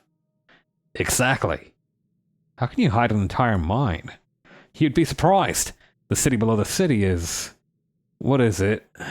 4, 5 levels of sprawling tunnels and caverns? Here in the Tollstadt, it's only this here top level that's in any way accessible. There could easily be some crevice far down that no one, not even the city's greatest paladins, have gotten close to discovering. The deep places of the world hold many secrets. And you're looking for this mine? Oh yes, I'm not alone in this, of course, but my research has shown me clear indications that these 2 ruins below Tollstadt are more or less unexamined, at least by skilled hands. So then what's the problem? There's no problem with this site, but I'm almost finished here, and I am unable to gain access to the second main ruins, because it's inside HWBT territory, and they are very unwilling to allow a dwarf like me past. Your lovely goblin friends have hired a British bugbear as a guard. But you're a cleric. If you can get access into their territory, then please head south. Through the damp high caverns, there should be a white main ruin at the end. A shrine, probably marked by a bunch of feline symbols. He gestures towards the giant statue. Just look for the big cats, essentially. Can't get access yourself? He laughs loudly. No way, hombre. Oh, this guy's Latin American. I should give him like a Latin American accent. Or rather, I should just... okay, so here's the funny thing. Because Spanish is my first language, I know how to say things in the Spanish cadence while still speaking English. So check this out. Lady Sahelis has made it very, very clear that there is to be no dungeoneering in her dank tunnels. Especially by outsiders. So no, that's not happening. Not while she's the leader of the HWBT. What do you want me to do there? He leans over the edge. All I need you to do is tell me if you find a symbol of a sun or 2 blades. Of a sun or 2 blades? Can I literally look up sun? Sun, the light of the day. The great source of power that moves alone across the sky over the day. It follows a different pattern of movement in each band, and with different intensities. In Ascani, it is small and moves quickly. Either of those. Then report back to me, if you're able, and you have time. He sighs. A deep, frustrated sigh. Wish I could do it myself. Darn those goblins. No offense, he adds, giving your companion a nod. None taken, I really, really do not care. Sun or 2 blades. Got it. If I find the shrine, I'll investigate. Great, and good luck. He gives you a thumbs up. What do you know about the tea shop? He crosses his arms and gives you a long nod. It's a type of cafe. You know, where they serve tea and other drinkables. Sometimes they even have pastries. I love cardamom treats. How? I also love cardamom treats. Oh, my friend, you are truly of good taste. How long have you been down here? About a week by now. They decided to set up a secure perimeter. So you don't know about the tea shop that exploded? Exploded? I thought the election was bad enough as it is. Now they got exploding tea shops? Norvik is in trouble indeed. Oh well, he mutters with a shrug. Can't help you there, friend. Alright, pal. Good luck down here. Thanks for the quest. I'm out.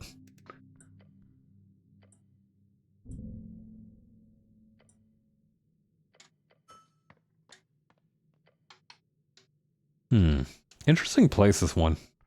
Although, it sounds like I'm going to have to go back through this. Wait, so oh, I do have an extra level now. Okay, so the big question is, should I erase one of my weaknesses or further one of my strengths?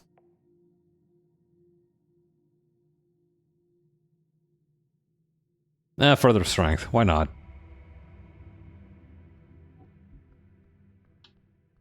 Okay, and we'll be very careful about traps this time. Wait. I recognize this hallway, I think. This is... yeah, this is where we almost got burnt to a crisp. What the fuck? Okay, we're not going that way. In fact, we should probably save.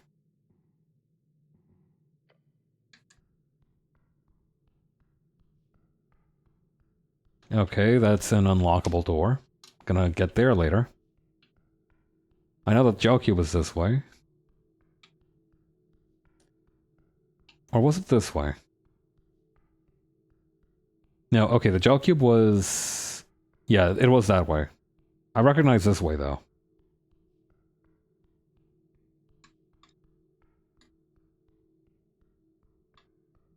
Should we actually go one level deeper? Or... It's a long way down. Oh, those steps are broken. The abyss will swallow your soul. Okay, let's not mess around with that too much.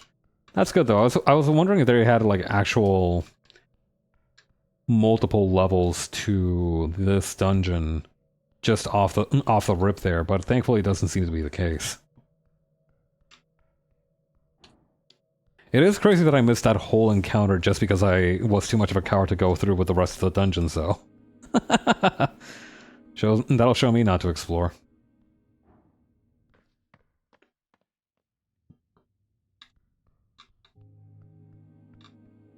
Dude, you're still up? Well, it is only 10 p.m., so maybe it's not that weird.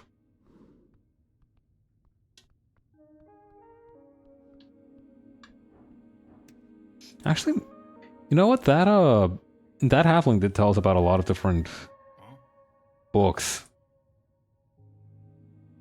No, okay, the only one left here is one by Lord Filius Prax. Let's leave that alone then.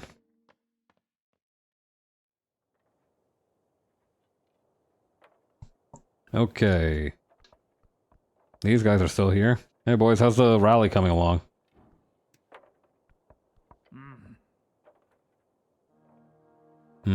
I forgot what accent I gave you. Did I give you a... What accent did I give this guy? Wait, I think I did give this guy like a Cockney accent. Mr. Cityman, what do you want? What do you want this time? About the rally. What about it? I'm not gonna use charm person. Ain't it a bit macabre to hold a rally on top of a morgue? Morgue? The dwarf grumbles to himself and glances over to the Lich House stairs. I thought it was a dentist. Fair assessment. No matter. No matter. The Asgol movement is not afraid of death. You hear laughter from the orc behind you. Big words, Big words, Alphonse. The dwarf grits his teeth. Damn orc. Alright, good luck fighting tyrants. Have fun.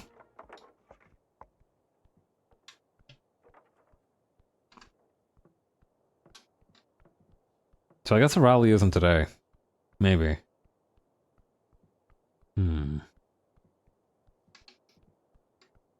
You know, I bet if we go to the water lane, we might be able to get some leads on that bird. We got nothing better to do until midnight, so why not?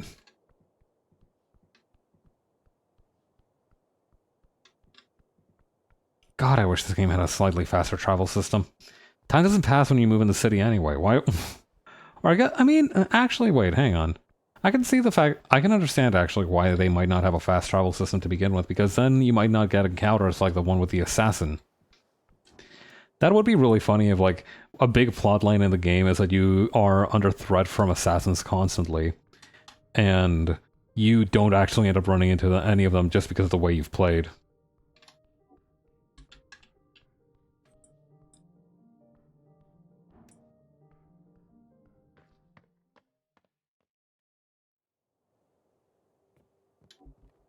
Okay, I think this is the way. Skyrim could never. No, those fuckers will chase you to the end of the hills. Till the end of time.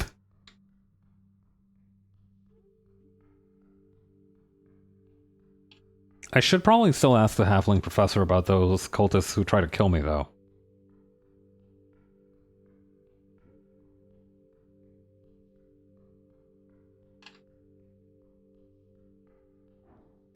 I'm still really delighted by the interaction earlier when we almost got stabbed, where Snell was like, that guy didn't look like a normal goblin mugger. And you're like, wait, that guy didn't look like a goblin at all. And he's like, okay, to clarify, goblin mugger means the guy who mugs goblin. Who mugs goblins. Closed for today, AR staff. Maybe this place is open, though. Read and Mead. There's a slot in the door here. You approach the door. Bookbinder, you got business here? Knock on the door. Within seconds of the knock, the slit on the door slides open. I do actually have business here. I need my spellbook repaired. Beyond, you see a large pair of yellow eyes glaring at you. Shin Yilan, Bookbinder. What kind of voice should I give it? Maybe I should give this guy a nerdy voice too. Hey yo, is this pest control? The eyes quickly tilt to the left. No. Oh. The eyes push closer to the slit in the door. As they do, a bush of gray feathers pokes out. A bird folk. A cleric. Yeah, huh? Oh. The birdman behind the door ruffles his feathers. Shin Yuan is my name. If you are not pest control, I need nothing from you. Please leave. I have a ruined prayer book. Can you fix it? Prayer book? Yes, I have seen quite a few. Drop inside. I'll take a check look. Yeah, why not? Yeah, it's horrible. Salt water, left swollen. You could have avoided the worst of this if the drying process had been handled better. I will rebind this foul mess for you. How much will it cost? We will see. Depends on the process. I will need guidance on the direction of the rebinding. The spells inside are lost, however the style and formatting can be saved. Using my skills, I can aim at something from the towers, which would be most over... My apologies, I talk a little quickly. Using my skills, I can aim at something from the towers, which would be most similar to the original work. I could also focus on rebinding it in the style of a druidic ledger, or perhaps in the grimoire of the dark and forbidden arts. Just remake it as well as you can with the original intention in mind. Intelligence upgrade, primal druidic ledger, or full of forbidden magic. Charisma upgrade. Have you worked on many clerical tools? Yes. I am not an official merchant of the towers, but many come to me for better prices and better service. Despite how little most clerics enjoy working with my kin. That's terrible. I'm not like those other clerics, I promise. I do not care. I am not your friend. That's fair. Now make a choice. Isn't forbidden magic illegal, hence the name? I am a registered spellcaster in your city. He lets out an annoyed bird sound. That gives me the rights to handle any magical components and tools, no matter the outcome as long as I do not cast it myself. Thus is your law written. Sounds profitable. It is indeed. You know druidic stuff? I have many customers, including the various druids of this city. They have an aversion to modern practices themselves, hence my services are well appreciated. Yeah, you know what?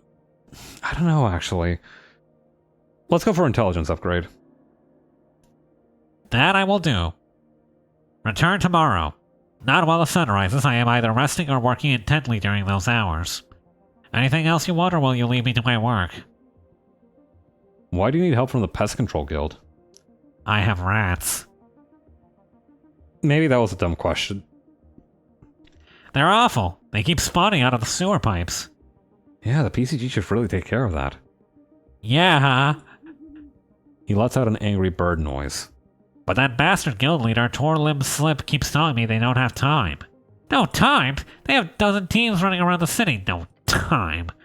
I heard the big problem is that they cannot get anyone to do pest control missions at 1-star levels.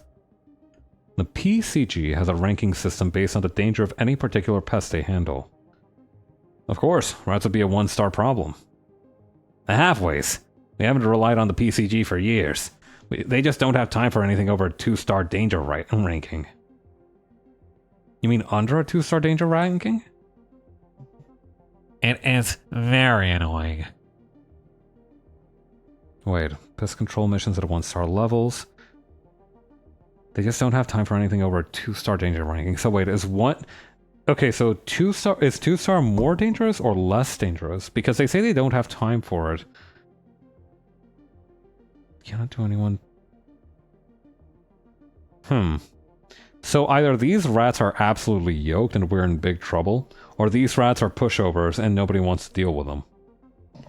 I have looked into it, and the problem is the pest control teams that join the guild only take on one-star mission for a couple of weeks. Then they quickly start focusing only on the higher-paying tasks, and all the actual normal pests keep on spreading throughout the city.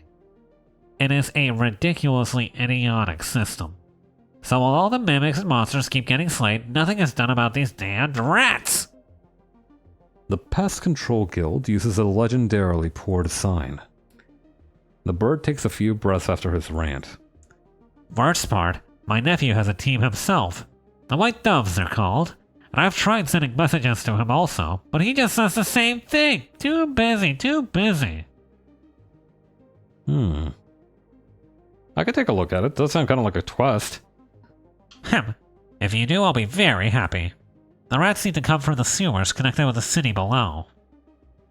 Could I join the Pest Control Guild? The Owl Man scoffs.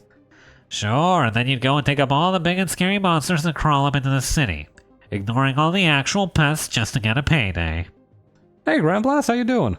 We're talking with an owl who's embittered about the current logistical issues plaguing a pest control system. That does sound exactly like what I do. Well, yeah, of course. I didn't actually expect you to agree with me. Tell me more about your nephew. He calls himself the Valerian Windrider. That is the Norvikian way of saying his name. He's also active within that Race Rider party if you're interested in throwing a vote for one of my fellow Owlkin. Pretty good, I feel like I can relate to that, Owl. Have you been having troubles with pests as well? I used to have a mouse problem earlier this... Well, I say earlier this year, more like late last year, but... You know, it kind of took care of itself. He works with one of those filthy yomus, which I am not happy about. Oh, and a halfling. A cleric, in fact, of the Lady of Fair Church. Some snails? You got pested by snails? That sucks. Wait, of the Lady Fair Church. Oh, it's over in Housing, right? That's the one. I think they're connected with an orphanage. Okay, good luck. Okay, so that's one thing that was done. So wait, was the problem was that there were just too many snails? Were they, like, hurting your garden or something?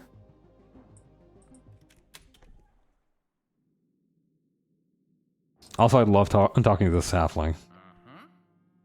He waves a hand in front of him. Life is pain. Now what do you want? Hey, so, we were attacked by an assassin. Seemed like a cult thing. Yeah. Had his iron mask on. Real creepy. Ah. Cults are not as common these days, but a few still spring up from time to time, of course. What do the masks look like? Wasn't so bad that they were pests, just way more than usual. Damn, so you got like a snail moon or something. That's kind of cool, actually. Green, oxidized copper, maybe? Had lines across it, seemed esoteric. And a dagger, a wavy yellow thing. Basically, he ran at us and tried to stab us. And, well, something magical is going on, too. Then he got away before we could get answers, after he failed to kill us. Or at least the cleric. Well, it's more... He didn't so much get away as I cast a grease spell on the bridge that he was standing on and he slipped off. Well? Not a cultist. No? Doesn't sound like it. Not any organized thing, at least. Sounds more like some lone actor. Cultists move in groups. They kidnap rather than kill. They wear matching uniforms like some fucking theater performance. From all the cults I know of, Esa's Dragon Cult, Cult of Elemental Evil, the various Titan cults, and all the borderline cults for the evil walking gods. This could be a new one, or some minor cult history was overlooked. Or some minor cult history has overlooked. More likely this was a radicalized spellcaster, or a follower of some magical creature. If he's draped up in magic gear, it's more likely a professional hit. Does anyone want you dead? Clearly. No clue why, though. The halfling barely listens to your comment and touches his mustache. Perhaps a warlock. The goblin winces at hearing the word. But for what patron? A fake creature or some aberration? Who knows? You should really be careful, though. That kind of magic is deadly at best. Right, good info. Slightly horrifying, but good info. We'll bear that in mind if we run into him again. You do that. And my tip? Strike before he gets off any dark magic on you. As the old legionnaires say, rather a blade in the belly than a curse on the balls. Yeah, I bet they did say that a lot. They did have a mass testicular torsion spell. He laughs. He's laughing. Someone's out there trying to kill you and he's laughing. Well, I guess that settles that. I might actually dip out for just a couple seconds. I do need to get some more water to drink. Be right back.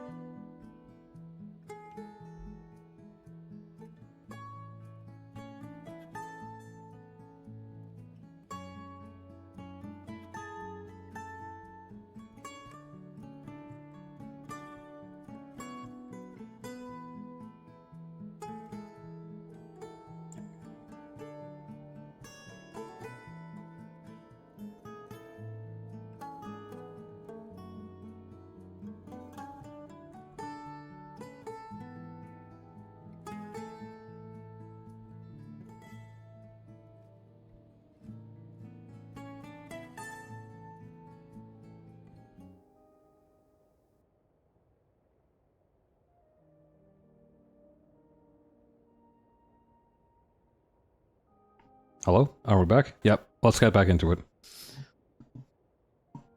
Okay. Where are we going? Also, wow, I have a lot of questing trees done.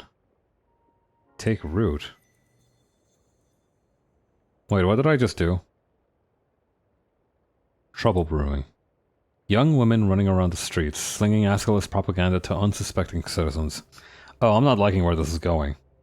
Boys causing chaos in the name of some hapless magazine-inspired rebellion. This cannot be tolerated. It really can be. What? It can't be tolerated. It's just some kids. The youth are attempting to get political. They're learning as they go. That kind of looseness will bring order to its knees. It's all... The Asgal youth did nothing to warrant such pushback. This era is one of communication.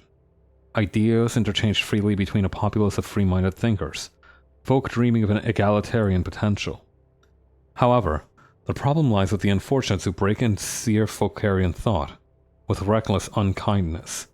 You must pray for them, beg of them, to please, please stop being so mean. Appealing to their better nature? Great idea. Be sarcastic. Don't be sarcastic. You think that'll work? One can wish. Those boys might be unkempt and rough, but they are proud citizens of a great city. They are asshole citizens of a mid-city at best. They are performing a service, albeit a crude one. One beyond the realm of law. But the youth Asgals?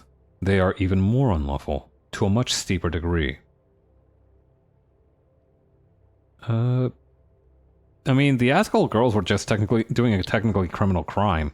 The boys were doing multiple literal actual fire-related crimes. It's a morality issue, not a legality issue. You weigh morality upon the shoulders of ideology in this case. You see that, don't you? The only shoulders being weighed upon here are your manly, bulging, muscular trapezoids. What has happened here is a complication upon society, a representation of the wider culture. Young men are drawn towards the rough, downtrodden world of the dreamers, the hope of national unity through an Earthian story, one of leadership and honor. But without that guiding star, there is no such singularity, no control, no wise king to bend the knee to. Instead, they are simply expressing pain through violence, enacted onto those who are attempting to craft a more caring future. That is, young women. They, as opposed to young men, are drawn towards a more social type of unity, with welfare and Asgalian flattened hierarchical structures. Beyond Asgal himself, who is by his function also a male figure, it is womanly people you shall look towards. Lady Fair is one. What, the halfling god? Yes, Lady Fair and those not. The walking god who gave everything to save her people. Can we get a Snopes fact check on that? Lady Fair and those not. A young halfling leads her clan through a mountain pass and defends it for 3 days and 3 nights. She is known to be responsible for the founding of the Fordnip Commonwealth. Okay, never mind. She checks out. She's a real badass. Continue. Her wards are few, but spread far across the coast. Her church is quite active among the Norvikian society, as an organization of charity, one open to all folk, no matter their origin. An egalitarian dream. This is why women, as harsh as it is to say, are simply more suited for Novikian leadership. Lady Flair makes it clear. A house held by a woman stands any season. I feel like this one is also sexist, but almost like in the opposite way.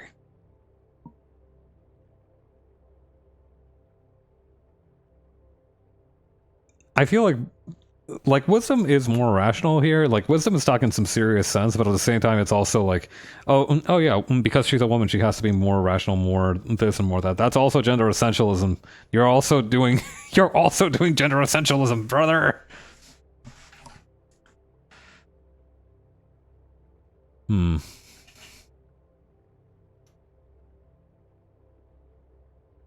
You know, I do think, however, it would be funny if we made the cleric a hardline feminist. So you know what? Women clearly build a more thoughtful and caring world for us all. Feel like a good man for thinking such egalitarian things. I do love the absolute backhandedness of this. This is a funny game. There is something so powerful about dreams. Ideas spreading from man to woman, woman to man. But the Asgalian dream is not a blessing. It is a smile wrought in pain. A vision of 1,000 layers of intersected nets and labels, tangling every person and snaring them into oppressor or oppressed. And there is oppression. There are unfair hierarchies. The world is corrupt. But not fundamentally. If these boys are pushing back against Asgalism, that is only natural. It is an ideology which pushes a foundational belief that they are, naturally, oppressively superior. If a young man grows up in squalor, finding zero advantages from him being a man among patriarchs, nor any power from being a human, especially if he grows up with non-human clusters, something which many of the poorest humans do, when he is unable to find a job at age 19 and has almost no political, societal, or economic power in his life, which dream do you think he would believe in? The one calling him to fight to reclaim what is his by right, a good life as a future patriarch, or the one calling him an oppressor? It does not call him an oppressor. That is an unfair reading. Asgalism is about systemic change. That young man is trapped in the same cycle of violence that all men find themselves, since the dawn of time. That he must fight.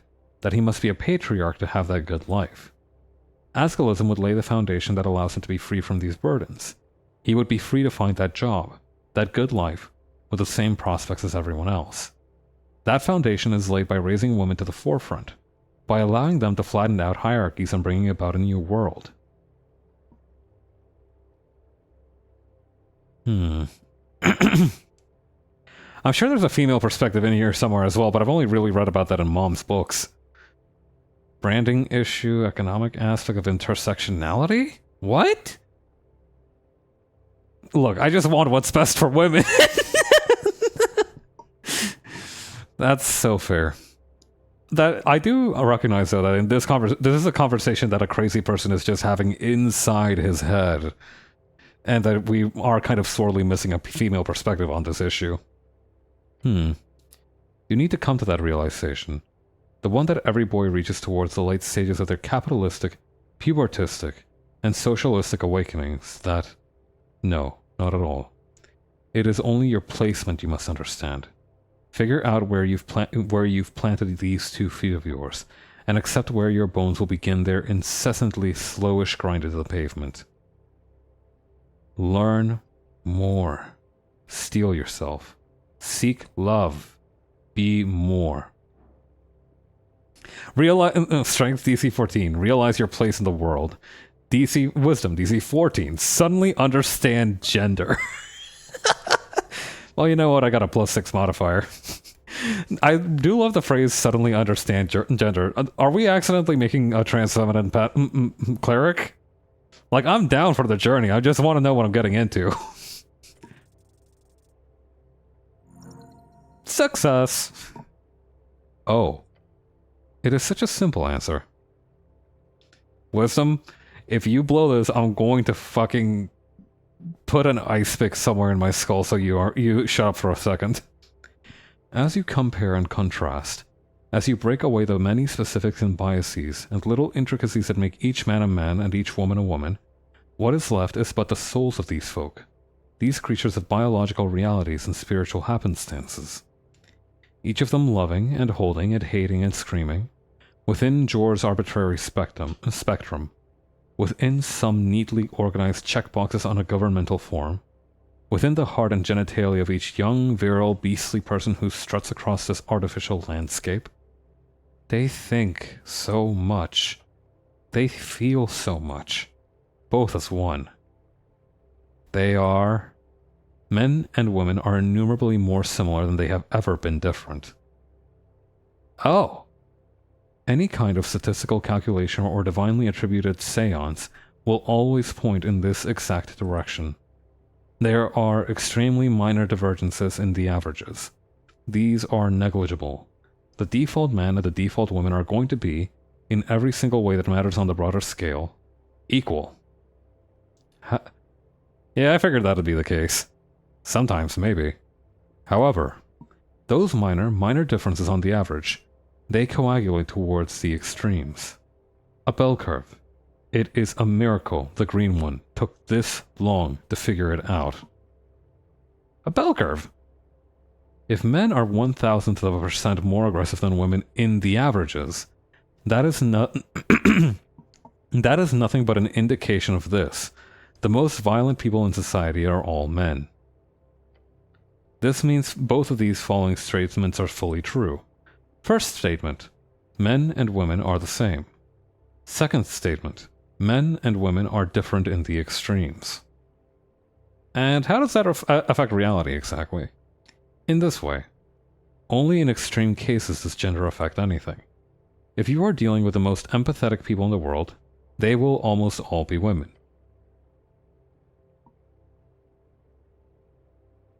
If you are dealing with the most competitive people in the world, they will almost all be men. Yet for the vast majority of groups and or collections of people, the more empathetic and competitive they are just as likely to be either men or women.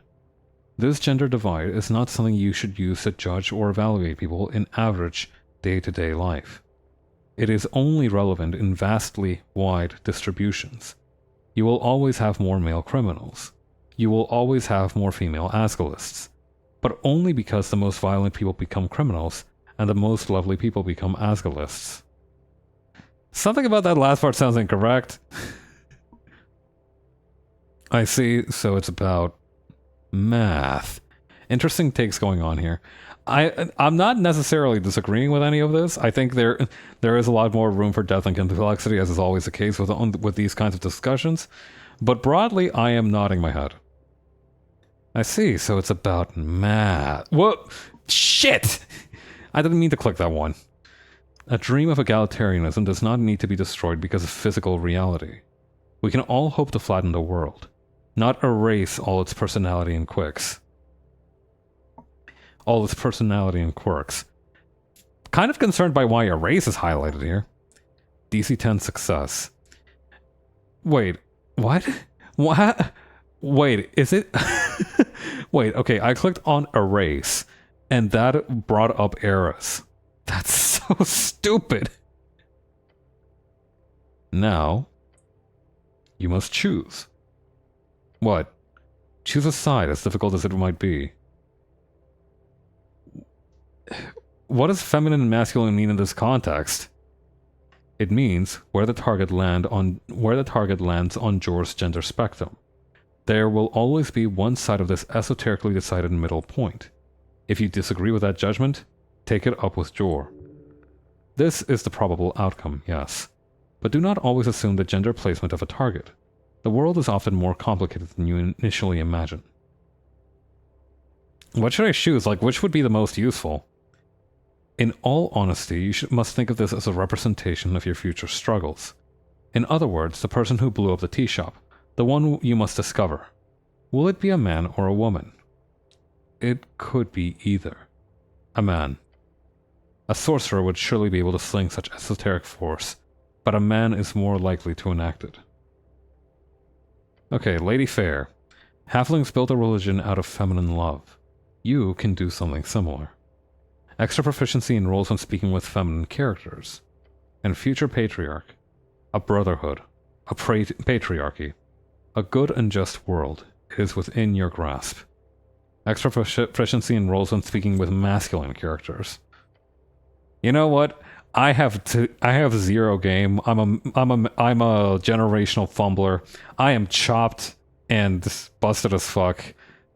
And I honestly think I would get more out of life by being better at talking to women.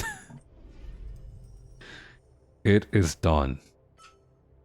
The feminine has entered into your body, your soul, your blood. I might have accidentally trans the cleric's gender. My fault, girl. Be kind to all. Be slightly less confused about gender. Leave.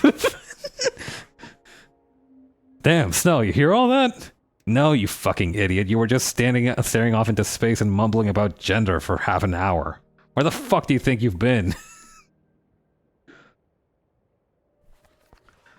Also, it is really interesting that I... Okay, interesting. Oh! Okay, I see. So I thought that because it had like DC6 and whatever, I thought that these were like skill checks that I failed so I could come back to it, because I remember Disco Elysium had a thing like that. But these are just these those highlighted words that I can use to figure out stuff about the world. Interesting, okay.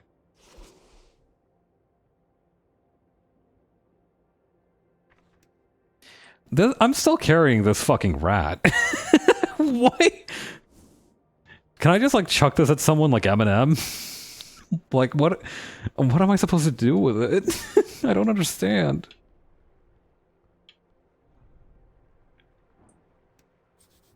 Top entrance to the Ascani Reed's Trading Company. Can I go in?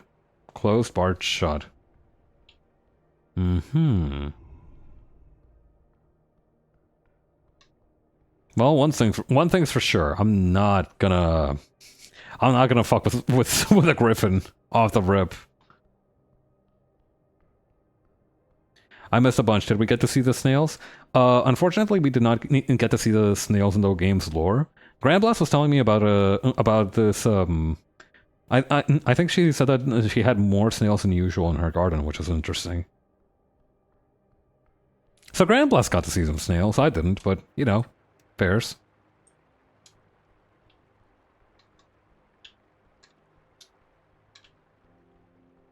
I wish we had gotten to see some snails. That being said,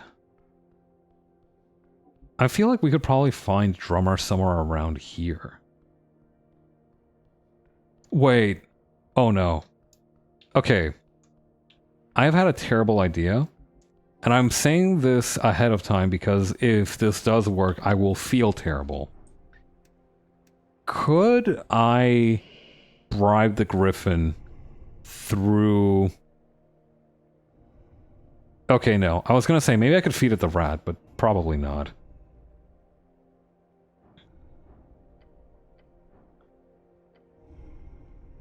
I'm gonna need at least DC 20, and I'm currently running off of 2 points of exhaustion. That is no bueno. Or as they would say in Spanish, not good.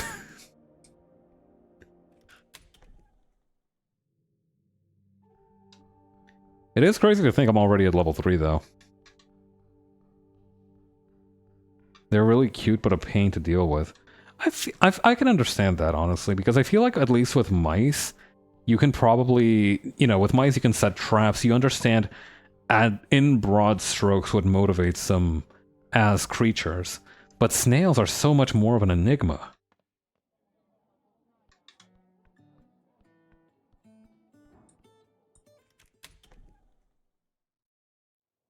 Like, if like, listen, right? If I leave out if I'm dealing with a mouse, right, I can either leave out a block of pineapple or a block of cheese, and the mouse would probably go for the cheese.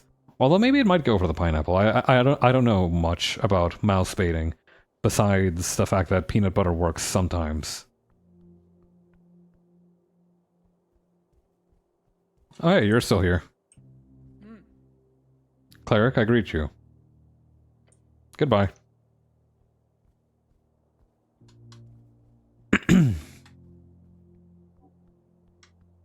Maybe we can talk. Maybe we can pass the time by talking with the angel for a little bit. Or actually, hang on. Let me check my journal, my quests real quick. Geez, I've uncovered a lot of these, haven't I? It's also interesting that once you've completed a quest... Oh, interesting. So sometimes when you have a quest branch like this, when you complete it, it gives you like a feat for your conclusion on the story.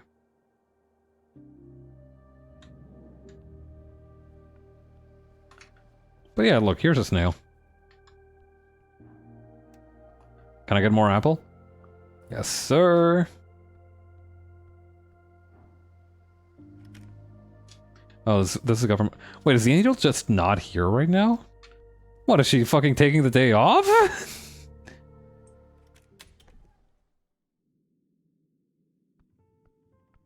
Please take off your boots. Darrow's nest. A knightly helmet. It must be a leftover. Take it. Oh, hey girl, this is where you are.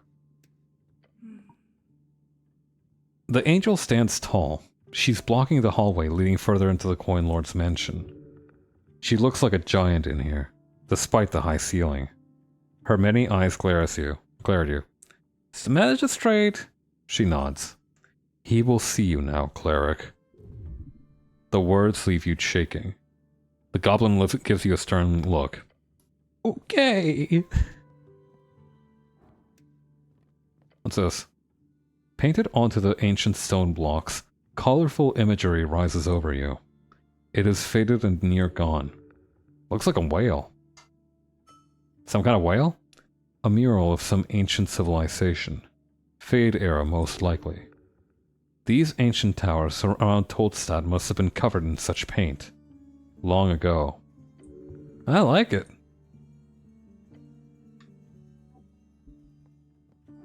Ooh, what are these, family pictures? An LR of Norvik, an LR of a girl, and a newspaper clipping about the Coin Lord. The Coin Lord, I presume. Oh, charisma check. I'm not good at those. Okay, Earthfolk human. He is here. Here he is, the Coin Lord of Norvik and Magistrate of Tolstad. Please don't be a dickhead that wastes my time. At the top of the stairs, you see a man placed upon his silken throne. His well-groomed face lit by a single bulb candle, but he does not look at you. Instead, he folds his copy of the Norvikian Post in half and sighs. Won't you look at that? It's Coin Lord Darrow in the flesh. Don't make him mad. This is your boss. Strength DC 9 failure. Okay, what kind of voice should I give this guy? May almost like a radio announcer voice. You hear about this? The man slaps his newspaper. Asgulus opportunist strikes fear in Silker's guild, he reads to you. Then he lowers the paper and mutters, 9,000 crowns in damages. Damn, that's like 2 years' salary. He looks annoyed and impressed at the same time. Protesters? Hooligans. Whatever you say. His eyes. He is reading you. But what can you do? It's democracy. I like democracy, except not in a free strider way. I'm just gonna nod along. You know what? I need stuff from this guy. I'm not gonna cause an incident with him. Darrow lets out a sigh, folding his paper in half. Again. It's the age of crowds. That's what they call it. And the loudest voices keep shouting at me in particular, it seems. He furrows his brow. The moonlight makes him look like a marble bust. He is certainly playing the part. He shifts his eyes over to your companion. I see you picked up a goblin. He takes a step forward. Lord Darrow. Lord Darrow. Lady Sageleaf has declared a joint operation. She... Of course she has. Cleric, if you will, I would like to speak with you in private. Excuse me? The goblin glances to you and then back to the coin lord. Seriously? He's with me. I can see that. Now, if you please, your services are not needed at the moment. Thank you. Snell lifts his head into the air. Uh-huh.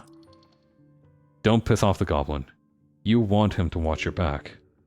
Snell would appreciate it if you stood up for him. No good option here. Someone's gonna get pissed. Tension. Sweat. What can you say? Nah, Snell stays.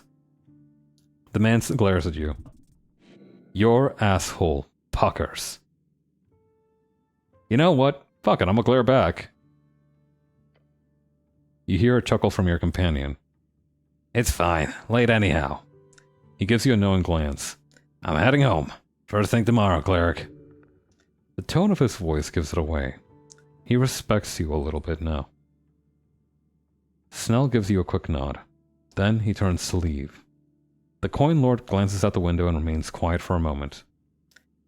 I feel compelled to ask. Once you hear the door closing behind Snell on his way out, he continues. How was your greeting with our dear goblin chieftain? I mediated.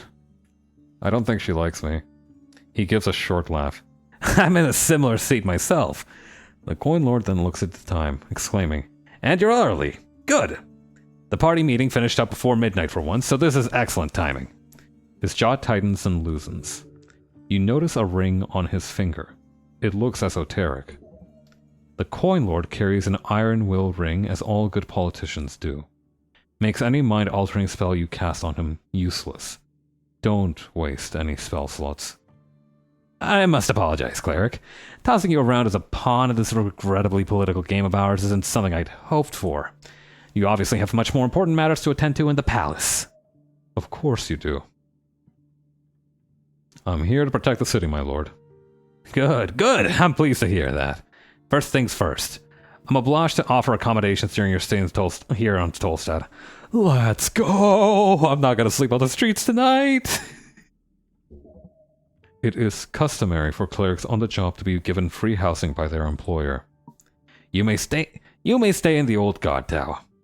The coin lord tosses you an iron key. That key will get you access to the tower. Atir uses one of the floors. You take the top one. This tower, is it fancy? Thank you. You know what? I'm going to be a little bit of a kiss-ass. Thank you for housing me, my lord. No need to thank me. It's entirely customary. He shuffles about, looking annoyed for a moment. Now, about the incident. As soon as the fires were put out, I had a city engineer inspect for structural damages. He speaks of the tea shop. Once it was cleared and no casualties were reported, I shut it down. Housing achieved. We're... Achievement unlocked. Your back is going to thank you in the morning. As long as no one was hurt. Yes, very lucky. His eyes seem to say, lucky for me. The reason why we've been so very careful with this whole ordeal is simply because we do not want to cause more strife. We've got enough of that already, Earth, pray tell. Suddenly you see how very tired this man is. And his breath smells funky. Strife. It's election week, cleric. We've got illegal rallies, copper presses full of lies, a populace ready to tear their neighbors into pieces. If the city's to survive, we need to play it safe. He rubs his eyes. Then we've also got a tired old Lord Patriarch who hasn't left his villa for years. That leaves us in charge. We the people? Me and you? You the magistrates? Yes, cleric. We, along with the straggling patriarchs and other palace officials, hold the reins in this election for the party of Norvik. Trust me, It's not easy being a magistrate. Anyhow, the tea shop. He gestures for you to continue the conversation. This man is drinking cocaine wine. Oh, 100%. And you know it's the good cocaine, too. Listen, he's got a nice house, he's got an angel for a bodyguard. This is at least the stuff that will let you see both God and Satan at the same time. What's your theory? This matter with the tea shop is one big distraction, I'm afraid. A smokescreen? Well, my purest guess would be someone with access to arcane artifacts, or at worst, a rogue spellcaster. Someone who would benefit from both scared goblins and angry Asgallians. Or Asgalists. So, a radical. Not a bad guess. However, he is clearly attempting to not place focus on any real powers in the city. If a party was to blame, that would cause a headache for him. What information do you have? Aggressive spread of fire, a loud explosion. Militia rush across a halfway bridge and put it out. He looks out from the window. Owner's missing, but no one got hurt. Okay. Keep him talking. You need more information before you ask about the tea shop. Well, it might be smart to go for the tea shop question right away. You require information. Ask. Dude, intelligence just said I can't use charm person. Why are you giving me the little RGB gamer light showing me that I can cast charm person like that's going to be a thing I can do? So, how is the election going? I need access to the tea shop. Gulp. Change my mind. Okay, so is that angel your bodyguard or something? More or less. A tier is a high prefect. Every magistrate gets the highest tier of protection available. Not much of a talker, but I can't say I dislike it. She's lovely. You hear that, a tier? Darrow calls out down the stairs. Yes, magistrate, she replies coldly from below. The magistrate shakes his head. Earth be good.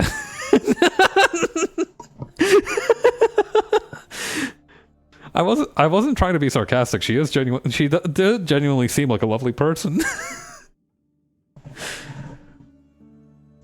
How's the election going? We're winning. His voice is not cheerful. Too bad. He scoffs. Too bad indeed. We got a third of the populace. A third. That means we've already lost the goodwill of a large portion of the human population, according to the latest polls. The campaign is in half failure, but it'll get us over the finishing line. The campaign? The national campaign, aimed at reigniting the spirit of Earth and his folk. It's been 70 years since the reconquest. Let us celebrate that victory. The fancy man feigns a cheer. Yay! An attempt to make the masses worship the state instead of their dead god. He sighs. You have read Alejandro, I assume. Found a copy of it down below in the collection of a halfling scholar. But I've read it many times before, obviously. This guy is bidening hard. It's crazy to turn Biden's name into a verb like that, but I cannot disagree. Kaiju, you've got that shit completely on the money. But yeah, I found a copy of it down below. He waves his hand. Of course, but you'd be surprised. Not every cleric is as well read as you'd imagine. We followed his teachings when building the campaign. A campaign to bridge the gap between a follower of Earth and a citizen of Norvik. So, religion is dead then? No, of course not. This is religion united with the state. Hopefully they'll both stay very much alive. Horrifying. Yeah, no, this guy's a fascist for sure. What sort of chaos is the election brewing? All kinds. Thank you, Nicholas. That was very helpful. I have some other non-election questions. What do you know about the owner? The tea shop. Birdfolk male, called Drum... the type to show up in all kinds of registers in the palace. But he didn't have any expensive insurance or anything. No insurance at all, in fact. Poor guy. He feels nothing but contempt for this bird. Nightmare fascist theocracy time.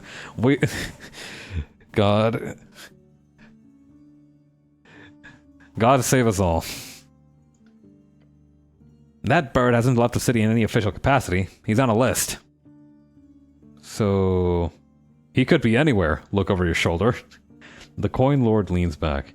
Maybe he's halfway to Vorshini by now. Maybe he's down in the sewers. Who knows, cleric? His kind can be found in all kinds of strange places. Okay, very passively racist, I feel. If the goblins hadn't pushed forward, would you have sent me? The posh man looks you up and down. No, I don't think I would have. Honesty, that's rare. He's doing that San Francisco fascism. God, that's such a good way of putting it. They really should have sent someone with more experience for this. He snorts. I'm afraid you being here is a bit of a perfect storm. We needed someone with the abilities, but without any direct ties to the campaign. He leans back. Did you know that every higher class cleric in the city is actually a devoted member of the Nationalist Party? Except you, apparently. Because of your history. I don't mean to pry, but I do wonder. Why? The truth will set you free. I like to say neutral. I think they're intimidated by me. I'm a failure and a disappointment, my lord. Yeah, I'm a failure and a disappointment, and somehow they didn't want me in. Which feels weird. It sounds like I would have fit right in.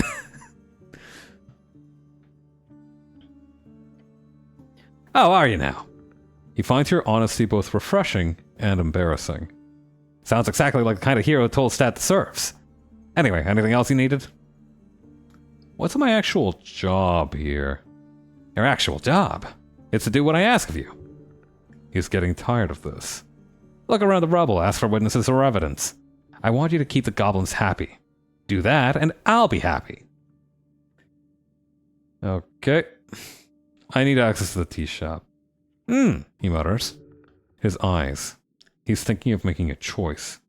The goblins are not the only ones with eyes in our scorched tea shop. In fact, I've been advised to simply ignore the whole thing.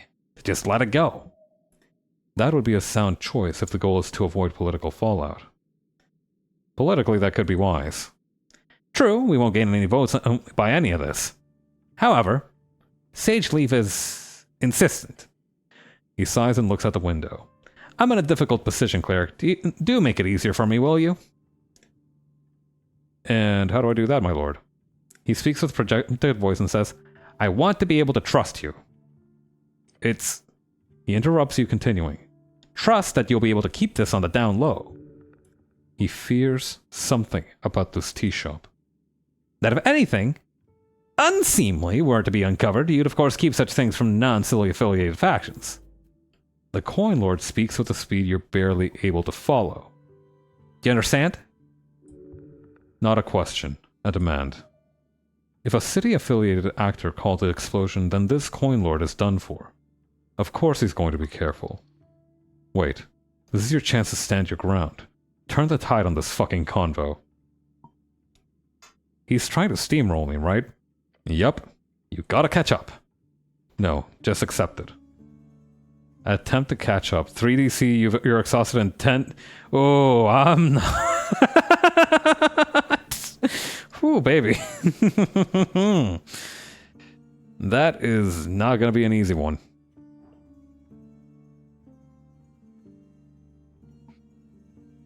I could just fucking lie to him. Good. I'll be blunt. I want you to keep incriminating evidence away from the goblins. What? Okay. What is the official stance exactly? This was a fireplace failure. Or if you cannot sell that to Sage Leaf, at the very least this was not an esoteric event. I do not wish to lie, my lord. The magistrate shrugs. That's not a problem. Just do it anyway. You've read Alejandro? 15 is doable.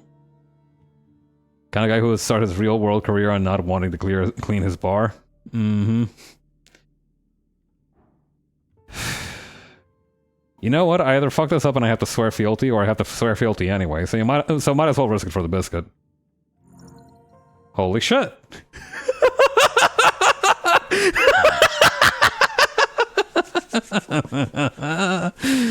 Oh, this ought to be good. You close your eyes. You listen now, you big buffoon, you. You've got approximately 1.5 seconds before this wordmancer takes control of the conversation again. So it's time to shoot your shot. What, I'm gonna seduce him? And you know exactly what to do. Ask what he will vote in the election? Tell him my deepest secret? No! Of course not! What the... You gotta get him off balance. And of course you know exactly how to do that.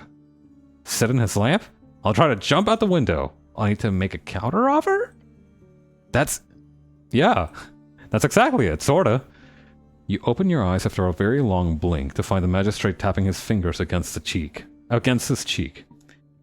He's about to interrupt and keep going in his friend when you interrupted him by going, okay, he's either going to get the angel to slay my ass for this impudence, or we're going to get exactly what we want. Win-win. I'm a busy man, magistrate. Your comment causes him to stop speaking. Your politicking is important. Fine, but I have a job to do. My career's on the line here. He simply looks at you, silent for once. I am a rational actor. I will obviously keep the city's interests in mind, but in turn you must offer me leeway in this. He leans back in his chair. Grant me access to the tea shop.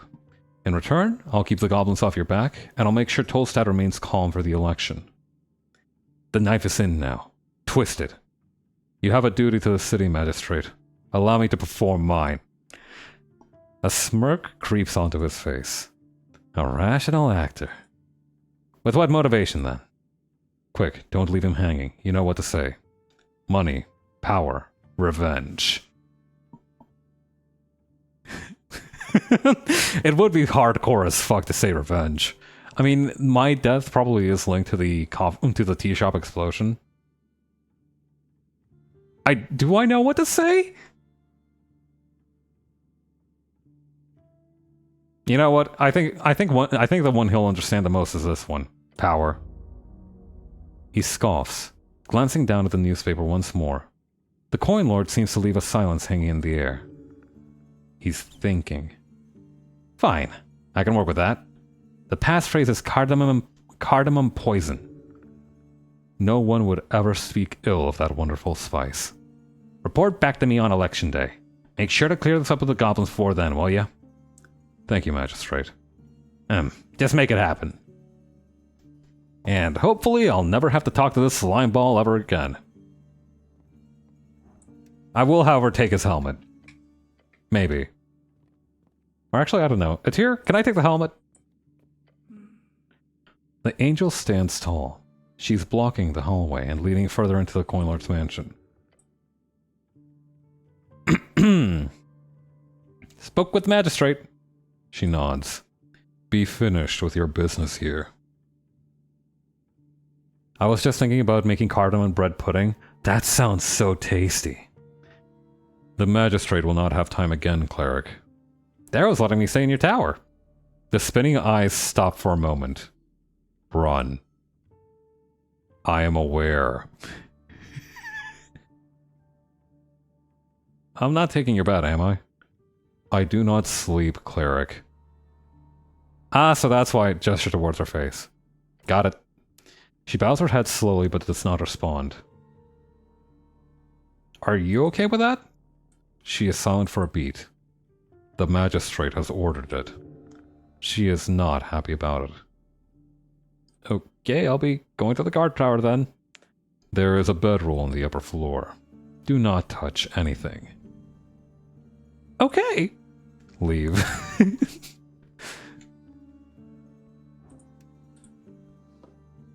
Frogmouth.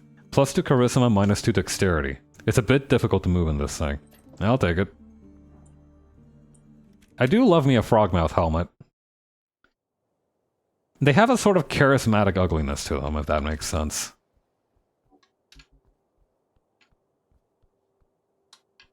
Oh, yeah, there's an angel out here. What the? The magistrate's apple tree. Inspiration. Wait, what am I doing here? A branch from the majestic apple tree in the magistrate's yard. Seen anything suspicious lately? The tree does not respond. I want to get to know her better. That makes two of us. I'd also like to get to know her better. She strikes me as a bit cold, but I don't think she's a bad person. If you truly think this tree knows something, you should get in touch with the primal magics. How do I reach those apples on the roof? You would have to use Mage Hand, of course. In order to procure, make sure to dive through every source of esoteric knowledge you can find on this forsaken island fortress. Yeah, no, I'm not climbing that tree. I'm sorry.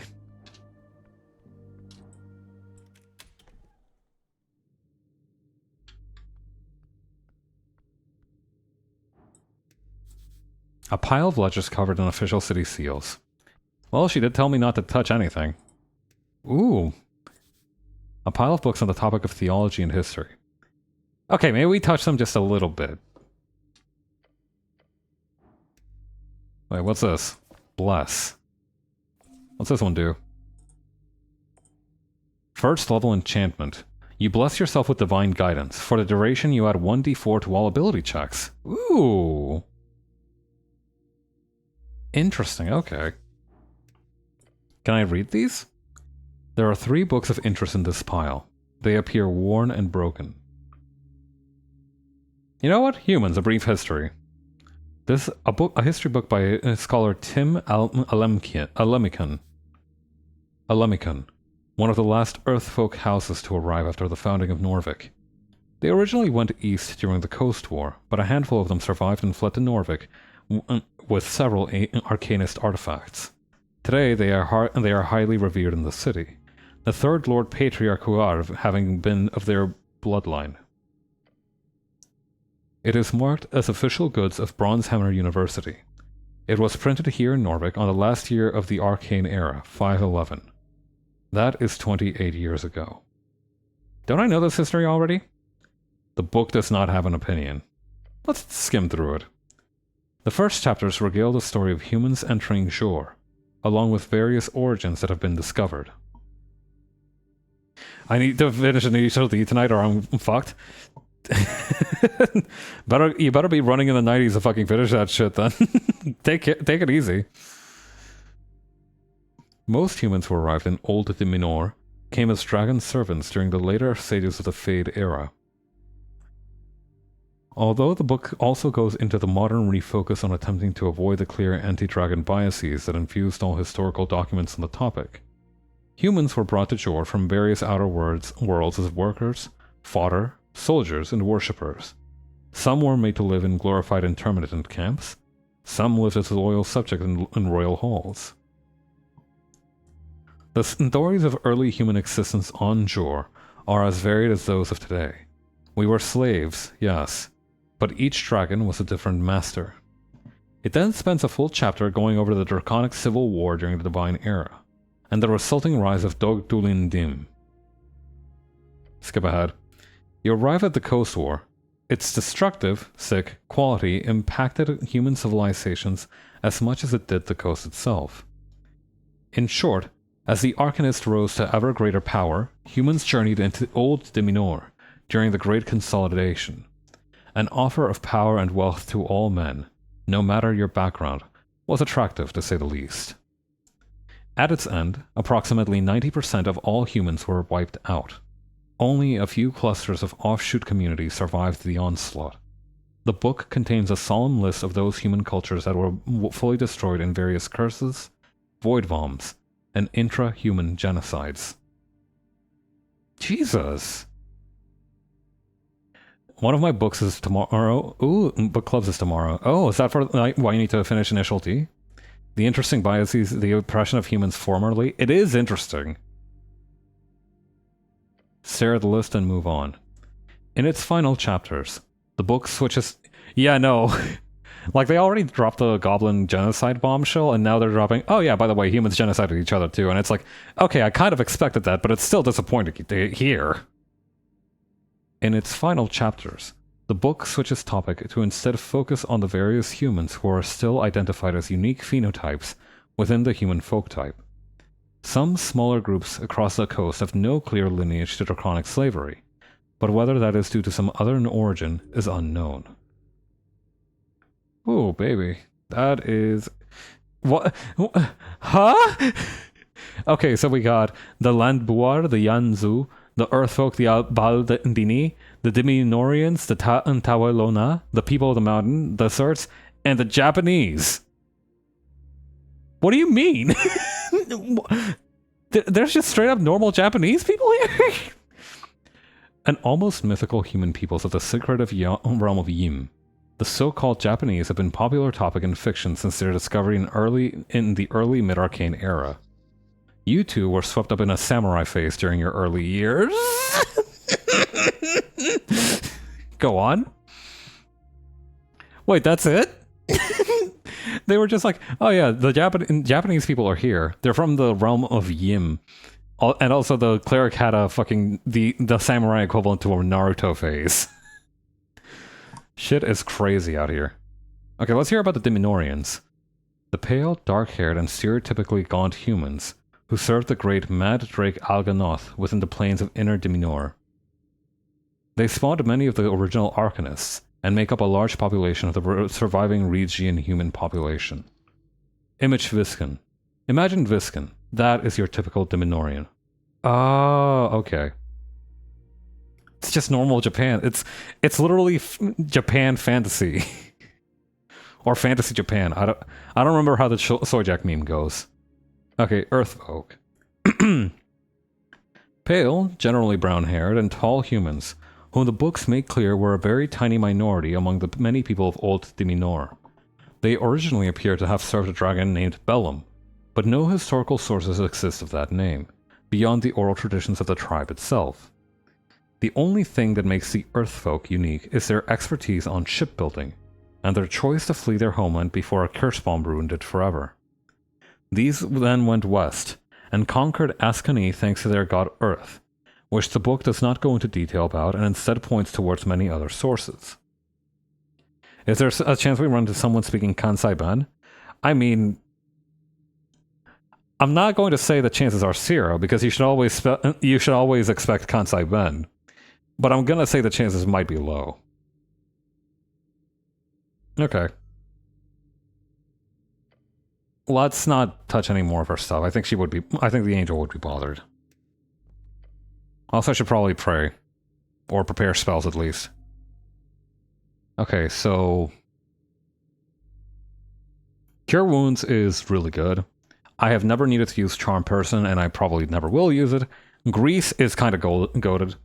I've never had to use Shield of Faith, but that's probably a good one to have. Detect Alignment is probably good. Bless is probably good. Prayer of Healing is probably good. And I guess I have one more spot for Charm Person, for some reason.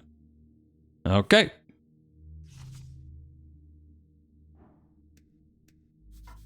A fine place to sleep, relatively speaking. Interesting how Earthfolk seem to track with like the Mongol Empire on some level. Very small group that conquered fucking everything thanks to an incredible leader. That is a fascinating parallel. There it goes. First day on the job. Before you lies a bedroll. Can I go to sleep now? Yes. Your body is weary. No, really, what is this thing? It's a bed.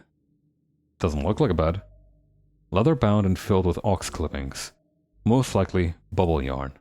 Hair fibers taken from an Ascani mega ox. Not as fancy as it sounds. Somewhat soft. A bed roll.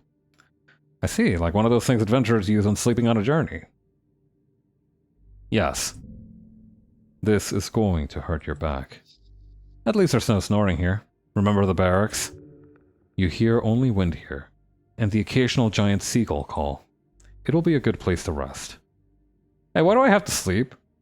If you stay awake for more than 48 hours, your body will cease to function in its current state, which is not good for your physical health. You should go to bed now. Taking a long rest restores your hit points, hit dice lowers your exhaustion to 0, and returns your spell slots. A long rest lasts 8 hours, and you can take one after 8 o'clock each day. Sounds good to me.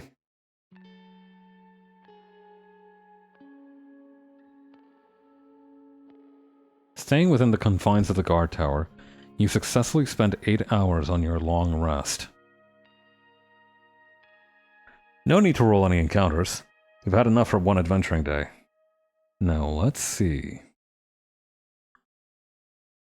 As for those youngsters, brave of you to rush in like that. Lots of radicals on the streets these days. Modissa and Rollo seems like they've been at war for quite some time. Maybe this won't be the last you see of them. I kinda hope it is. I'm tired of dealing with teenagers. And sorry about letting you stumble into the city below. I'm just surprised you made it out alive. Yeah, that one was kind of a dick move of you to just Mario me down up into the fucking ruins. You really handled that fire trap quite well. Couldn't have done it without Snell, eh? Though considering you just waltzed right into that gelatinous cube, let's just say you're really lucky to be alive. Yeah, well, that's my selling point. But now it's time to deal with the main quest. The tea shop awaits. Honk shoe. Me.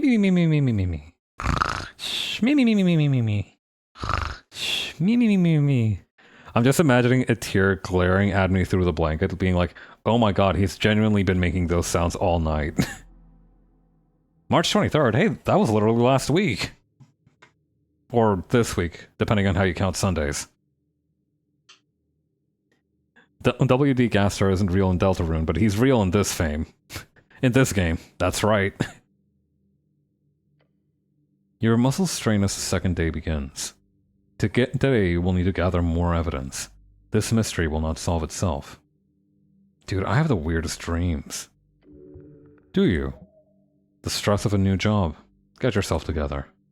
New city, new tower, new bedroll. New-ish. You'll be a little scatterbrained. It is what it is. Some say dreams are the mortal mind's way of receiving divinations. But that's just bullshit. Just don't think about it, okay? Hey, so question, who cares if I actually complete this mission or not? Your patriarch, for one. There are rumors that the Law Lord is putting a lot of pressure on your superiors. Yes. Alemi-Khan has been very thorough in his management of the Earth Guard as of late, in preparation for this foolish election. If you cause trouble, if you don't handle this, there will be trouble. Even more so than last time. Alright. Hey, what's this? A copper calendar! Oh, word? On the wall you see a classic copper calendar. Most households in Norvik have one. Your mom had one that would glow on birthdays. It's spinning ever so slowly. The outer wheel moves one step every day. The middle wheel moves every month, and the inner one moves every year. This one seems special. It keeps track of both the seasons of Ascan, Reeds, and Borgini, as well as the major Earthfolk holidays. What year does it say it is? 27 post-war. It has always been easy to keep track of how old you are thanks to that. Wait, since the era is just as old as I am, does that mean I'm the chosen one? No. It is entirely an unremarkable coincidence. Maybe in your heart. Who decides on the names of the era? The eras have no objective names. They are chosen by each culture differently. In Norvik, the common era type is to simply follow the Region common structure, which is Gate era 3000 years, Fade era 1100 years, Divine era 379 years, Arcane era 511 years, Post-war era 27 years ongoing. The Divine era is a short one. That's a feudal one, right? Indeed. While short in comparison, almost 4 centuries is a long time in times of great change. This was when mortal walking gods ruled the coast, when great kingdoms rose and great empires conquered vast lands. Or, as you say, feudalism and barbaric governments. And the post-war era has just begun. We will see how long it lasts. You will most likely not see its end. Damned if I do, damned if I don't. Look at the marking that says Founding of Norvik. The calendar says 461 Arcane. The Arcane era was 511 years. It is currently the 27th year of the post-war era, meaning Norvik was founded 77 years ago. Oh yeah, there were walking gods. The god that I serve, Earth, was apparently just some guy that you could talk to for a while before he disappeared somewhere. Which is crazy to think about. I mean, we had that with Jesus for a little while, but you know, not too long. I was thinking about last night about I got a good grasp of the general society of the Deltarune setting, and there's no easy map to anything, but I was able to discern some things. Yo, word? It is crazy that they seem to have some kind of organized religion. And, you know, TV era technology, at least. Or computer era technology.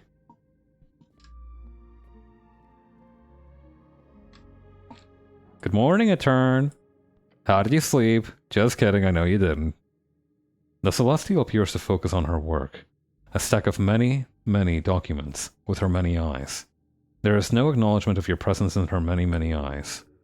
She is avoiding eye contact in an effort to avoid conversation. I am busy. Just look at her documents. They are detailed notes about the tea shop. You don't mind me asking some questions, do you? Muster up the courage to ask her about Earth. Maybe later. Looking at her messy quarters. You, live like this? Susie finds giant monster movies comforting. Giant monsters and giant human movies both exist. It seems to be framed in a cathartic way of the kaiju as the hero, taking out frustrations against society, almost like Roaring Rampage of revenge movies. Ah, how about that? I can't just ask her about Earth, right? No, that sounds horrifying. Earth's death weighs heavily on his closest servants. This is the type of question that might be wildly offensive to an angel. But then again, many of them might want to talk about it with the expected silence weighing heavily on them. Hard to say. There's no societal accommodation for the many monsters and humans that don't have hands outside of specialized clothing. Oh. Yet it is clear in her body language. She does not wish to answer such a question. Yet, the boldness might also impress her. She appears to be that type of person. -2 DC, she likes bold men. Maybe some other time.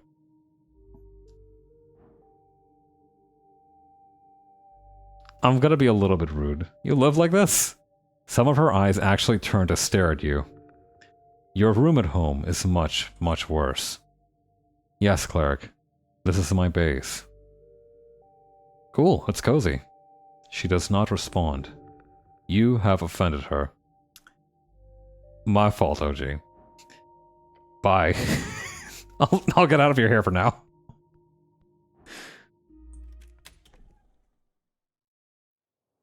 What a funny gal. I always like it when I get a chance to talk with her.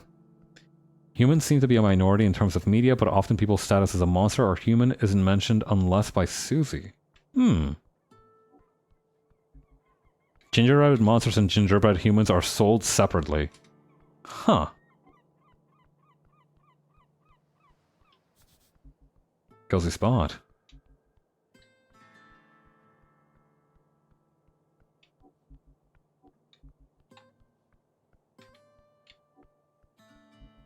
Damn, that's a nice coat.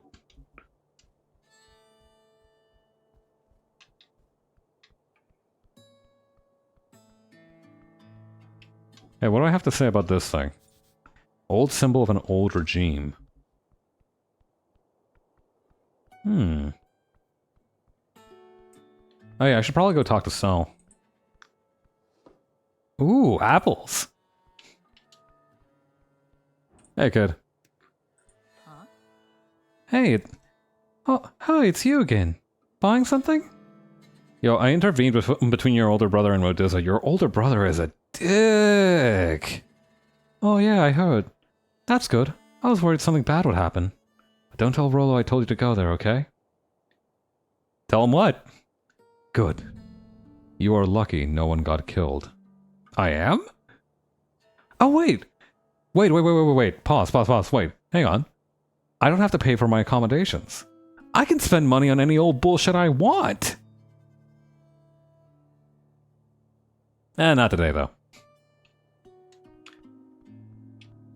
Good to know, though. I was kind of worried about how much the owl would charge me to rebind my book. Where the heck is Snell right now? Probably near the goblin hideout.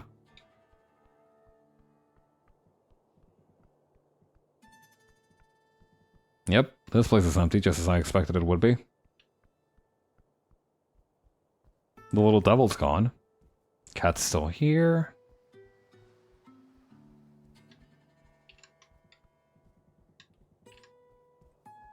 Dude, where's my goblin buddy?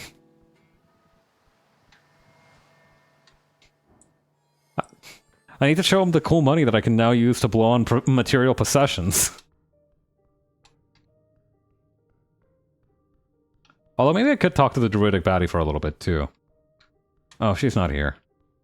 The general construction of buildings seems to be for bipedal monsters, with every door much taller than Chris. Also much taller than many monsters, and also Deltarune is a monster-centric setting, so it's possible things just get built for, like, slightly taller people. I guess it is... That's a good point, actually. Why would monsters need to have, like, a human standard, let's say, entryway? Snell, my man! Morning, cleric. The goblin rubs his eyes. Ready to head out?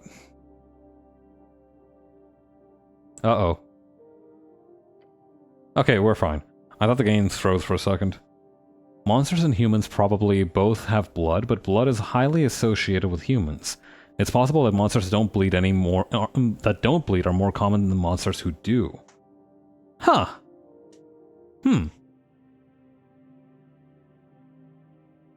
Do you think that can become like a sick burn on someone? Like if your buddy's like calling you, "Hey, you're really hot-blooded," you can say, "Yeah, well, at least I have blood." Like, would that be like a valid monster burn? The goblin collects his things, strapping a pouch on his hip and adjusting his jacket. As he finishes up, he says, "By the way, yesterday with Darrow." Thanks. Doesn't make much of a difference to people like him, but seeing you stand up to Darrow like that? Priceless. Everything is warm. Anytime. I hate his type. Oh yeah? What type? Nobleman. Oh yeah, silver spoon in his mouth and thumb up his ass. What? Too much? No, that was funny. I just hadn't heard that expression before. Perfect. You learn something new every day. Oh boy.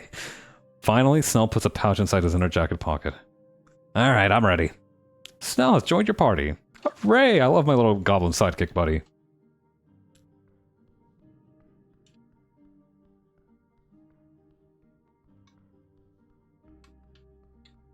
There were probably much better ways of handling that, but honestly, I think the warm fuzziness speaks for itself.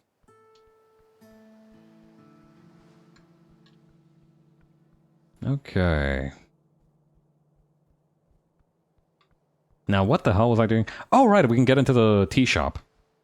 Souls are considered to be everything someone has, but a heart shape is considered a human soul shape. Red hearts are a generic color, Chris is the generic color soul. That is kind of crazy to think about. Like, do you think anybody who can see souls looked at Chris and was like, "Dog, your soul looks basic as hell"? I'm talking like this is like a completely standard, not at all atypical soul. Like you have like the default Lego brick figure of souls. You have like the plain Coca-Cola of souls. You have the water with ice of souls. You have the water with no ice of souls. You have the Ryu of souls. You have the Mario of souls.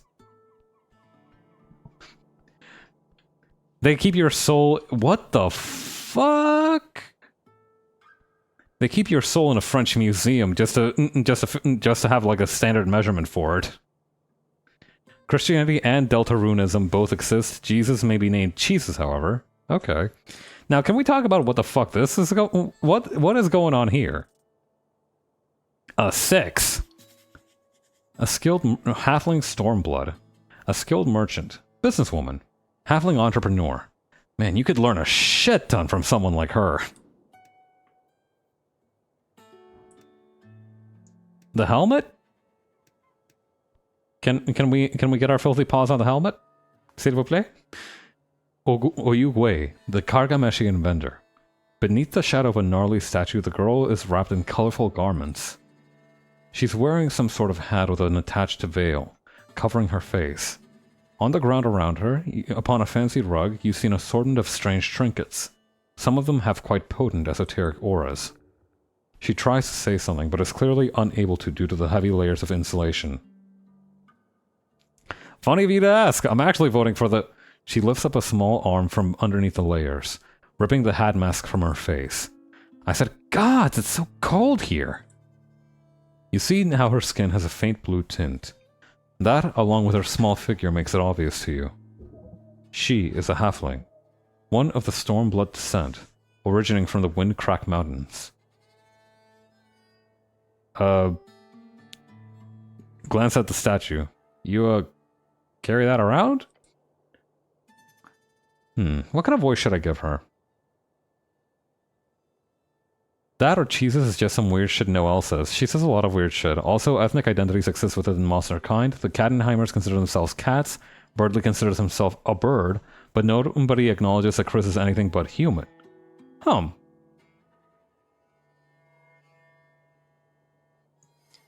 Okay, what kind of voice should I give her?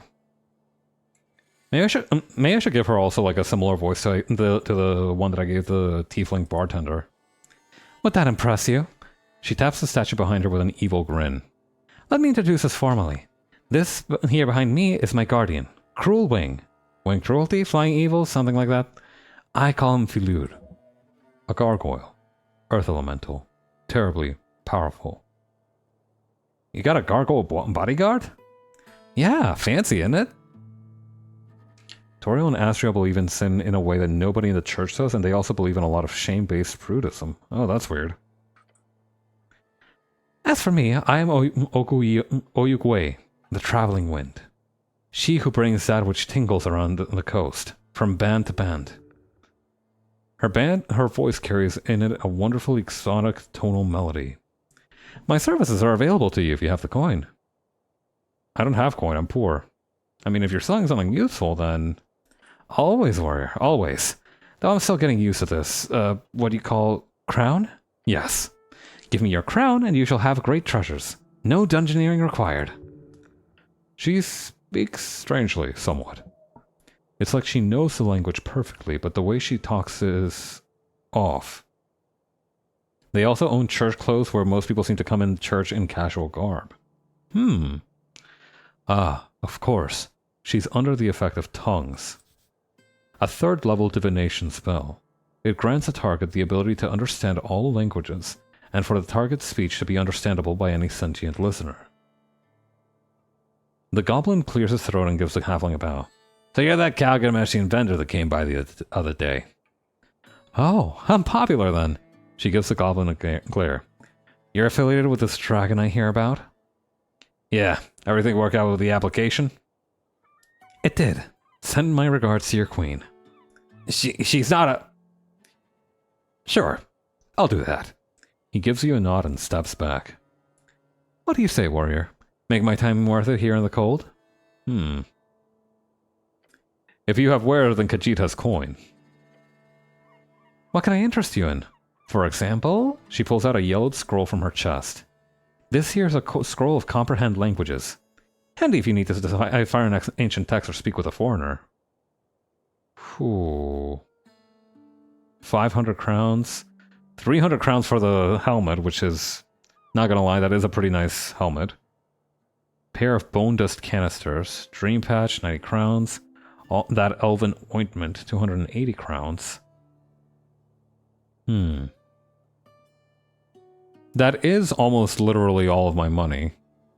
But comprehend languages would probably get us out of a lot of difficult situations. You know what, I'll do it. I would assume so at such a great price.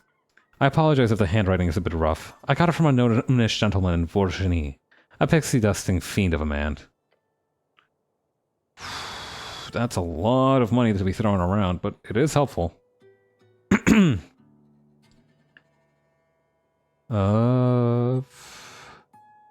I like that helmet up there. Why is it hanging on your statue, friend? Oh, that's just a warning. Last adventurer who tried to steal from me left it behind. You can buy it if you want. If you dare. Why do you call me warrior? That is what you are, is it not? It might be a bad translation. Do you prefer Dreamweaver or perhaps Holy Boy? I want to be a holy boy. Dreamweaver sounds awesome. You know what? I would find it endearing if she called me holy boy. I think so much about the gag where Chris's church clothes are near identical to their usual clothes, juxtaposed with how many outfits they wear in the dark. Kid who does not express how they want to. No, it is way too wrong on my end.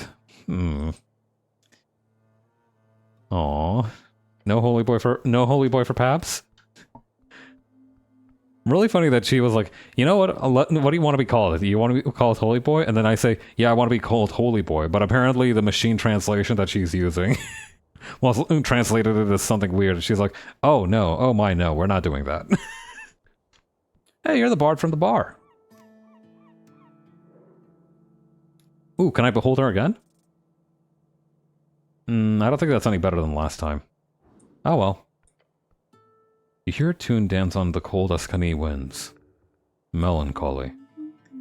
You see on the edge a goblin. She has flower crown on top of her ruffled dark hair and is playing an exotic instrument. For a goblin to produce such a melody. The song. You yearn for it. It's okay, Paps, we can call you Holy Boy. I guess that's you know what, I guess I did ask for that, so I can't be mad if you do. Call me Holy Boy at your... Holy Rice Boy. Call me Holy Boy at your own peril. Let's listen for a bit. Oh no, I'm not gonna... Do I have to sing? Oh, those poor few dreams rot in seal and doubt. Shepherds brought from far to western shores. Are hardy cradled by gracious river. Then should be blessed earth so cool and stout. Raise a city from ruin, a home from night. That shit does not... that doesn't rhyme at all. I thought it was gonna rhyme. You know what? I'm just gonna read it like a poem. You know how you're supposed to read poems in a normal voice? Oh, those poor few dreams rot in seal and doubt. Shepherds brought far to western shores. Are hardy cradled by gracious river. Then should the blessed earth so cool and stout raise a city from ruin, a home from night. Dwarven stone broken in half. Pure violence. I kind of want to bug her for a little bit. Maybe just for a couple minutes. She seems to be having such a nice time, though. But you know what? Sometimes you have to be willing to take up space.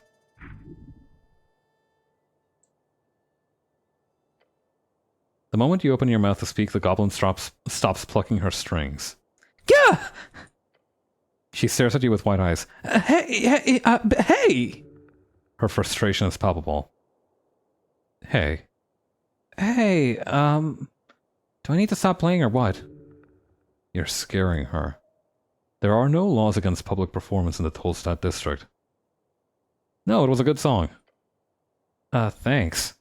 You with this weirdo? She asks Snell. Something like that. He looks embarrassed. You feel sweat forming somewhere within your helmet. You try to keep your eyes off her instruments. What are you looking at? You need to answer some questions? Keep staring. I do? The rhythm, the tone, the general noise of it. You truly yearn for music. But do you have what it takes? Do I have to? I don't see why not. It's not like you'll embarrass yourself and die from psychic damage. But I'll have to live with psychic damage, and that's almost worse. Worse. You know what? Go for it. I don't fucking care. Not good. The goblin glances at you awkwardly. You take a deep breath. It hurts. Hello? Hold on, I'm having a moment. Okay. Now, demand it. The corpse requires it. It needs music. Sing me a song, goblin! Oh, man. Her eyes turn dark. You think I take requests? Yes, please? Well, I don't. So, no thanks. No, no. She must. She must! Prove your skills to her. Start dancing. Oh no. Your legs start moving in a fairly functioning manner. Her mouth agape, she looks at your pathetic movements. What are you... Wouldn't this work better with music? Stop, I'm not gonna play for you. Oh. She sighs as your convulsions come to a stop. This is going to be hell, for real. Did you actually want something, or are you just here to annoy me? This poor girl does not want you to bother her. Maybe you shouldn't. You a local bard? Wouldn't use that term. I'm just a player. I'm a musician. I make my living in the taverns. What's that wooden thing you're holding? It's an instrument? Is that helmet odd backwards? Rude. It is not. To be precise, it's an Elysian lute. It's set to act as a tiny portal to the Fave realm when played just right. Sounds wonderful. It is. She glances at you, almost as if she's worried you're going to steal it. Don't steal from hungry artists on the street. I have other questions. Great. What was that song? That's just an old folk tune. You never heard it? No. People request it all the time. It's one of those gotta knows, you know? How about your flower crown? Yeah? The goblin stares at you. What is it? Just some flowers I picked. Why do you ask? It's cool, I like it. Thank you. It took some time to bind them together. Why didn't you say the correct thing? Don't you want it? Why? I don't want it. Breathe heavily and stare at it. I mean, you're here to talk with Lady Sageleaf, right? Not hard. I owe her some money. Rent money. Can you ask her to give me an extension? Uh-oh. I just need to play a decent gig and I can pay her. You're in money trouble? Not too bad. I've been in worse. Maybe a week. Yeah, convince her to give me another week to pay and I'll give you my flower crown. Then you've earned it.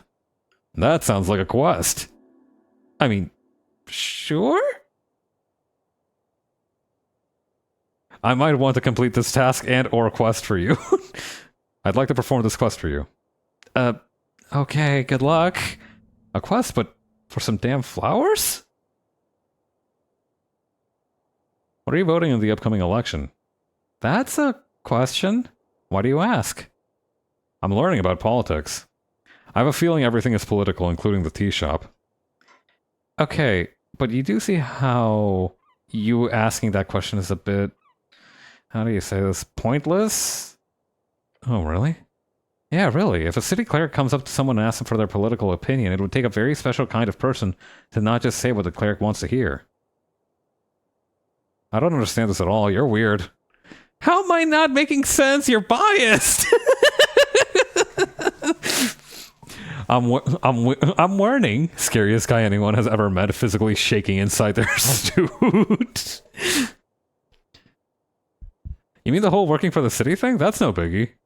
She holds out a claw with a confused expression on her face. Dude, I think I just played this goblin. Uh-huh. So getting money from one of the electoral powers won't make you biased? Oh yeah, right. She sighs. A deep sigh, the kind you make when you finish a day of intense labor. Great to know. So anything you wanted to ask at all? No, that's all for now.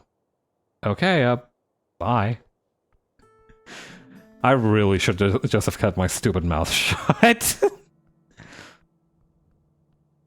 Oh well, live and learn. It is, you know, I was about to say that this game feels a lot less intense than Disco Elysium does because you don't have as many opportunities to make an absolute suicidal ass out of yourself. But that moment kind of like touched it. For a moment I felt like I was transported 3 years back. My most intelligible conversation, that's right.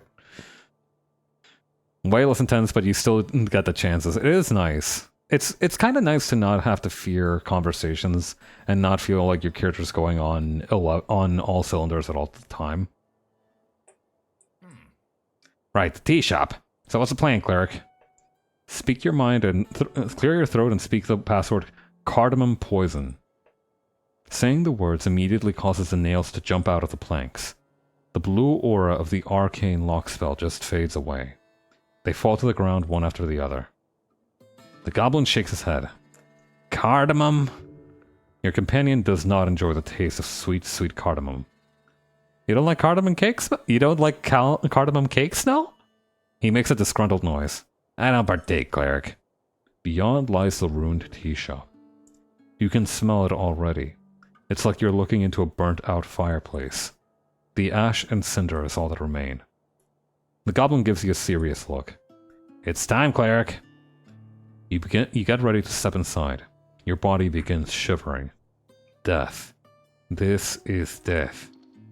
Stop muttering about death, it's making you really nervous.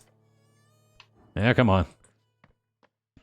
Put on your big boy tunic and let's go inside. Okay, we got a few different things in here. It reeks. Laughter and debate once filled these seats. What else is there? There's a lot that we could inspect. What's this? A frame without a painting. A frame for a painting. The actual picture was obviously burnt away in the blast. It is iron. It remains. What sort of painting do you think it was, Snell? Drummer does strike me as the type of guy to hang a giant picture of himself. What do you think? I bet it was a painting of a door. What? A door, like to trick people. Trick people. A very realistic door. They'd walk into the wall, they'd go like, hey, I can grab the handle. The goblin glares at you. It'd be funny. Sure, funny. Maybe we should keep looking for actual clues. Are you saying this burnt painting isn't a clue? Fuck it. Sure, it's a clue. He lets out a big sigh. Why not? I don't like paintings. Yeah, not your thing. Sad to see it ruined like this. Yes, a tragedy. All art is sacred. You have no way of knowing if it was even beautiful. It could have been some horrific abomination of a painting. There is beauty in all art. Drivel. Such anti-canonical thought is exactly why art has lost its meaning. Okay, Marble Bust PFP on Twitter. Take it easy. Iron. Melted to... Take a closer look at the frame. Iron. Melted to hell, but still somewhat intact. Not as affected by the fire as some pipes you saw in the central tea shop chamber. Right, anything else? The frame holds nothing else. No signs beyond that left by the flames. Odd, but alright. Could have been Miku Binder Thomas Jefferson for all we know. Unfortunately, due to my staunch principles, even Miku Binder Thomas Jefferson still would have been sad to be destroyed in a fire. A broken table. A shelf? Deltarune, Disco Elysium, Esoteric Ebb. I love the game's subgenre of plurality simulator. Ooh. Dinero. Can I get some more? What's this? Late in the passage, the iron door has fallen off its hinges. Look at the corners. They're bent. Ooh. An incredibly high temperature must have been involved to cause this door to bend like this. And it is bent outwards. So clearly, the origin point of the explosion was in the back. Miku could still exist. They have jukeboxes, which means that they have music. And as long as music exists, Miku could be there. DC -4. Look at the hinges. The hinges are connected to the wall via thick iron nails. Typical dwarven design. They use a metal known as hardstone on doors like this. Looks like they've been ripped right out of the stone. No, wait. No. The iron's been bent as well. Interesting. Then this was a combination of force and heat. An esoteric effect? Just a spell? Your bet is, this was a high-tier spell. Okay, DC4. If we fumble this, I'm going to... Dude. Seriously? I was gonna say, if we fumble this, but there's no chances of us fumbling this, But here we are. A spell, perhaps. Or a very angry man. The answer escapes you. The fuck it does.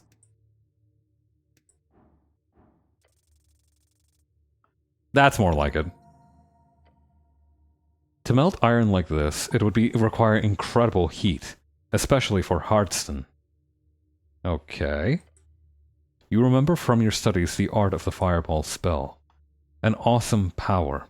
It was often used to horrific efficiency in the Coast War to eliminate entire legions. But to reach heat degrees hot enough to soften this iron, it would have to be one of 7th level or higher. More realistically, considering how the flames have forcefully escaped from the back rooms by bending the door this way, 8th or 9th level. I thought mages couldn't get that strong no more. That's pretty scary.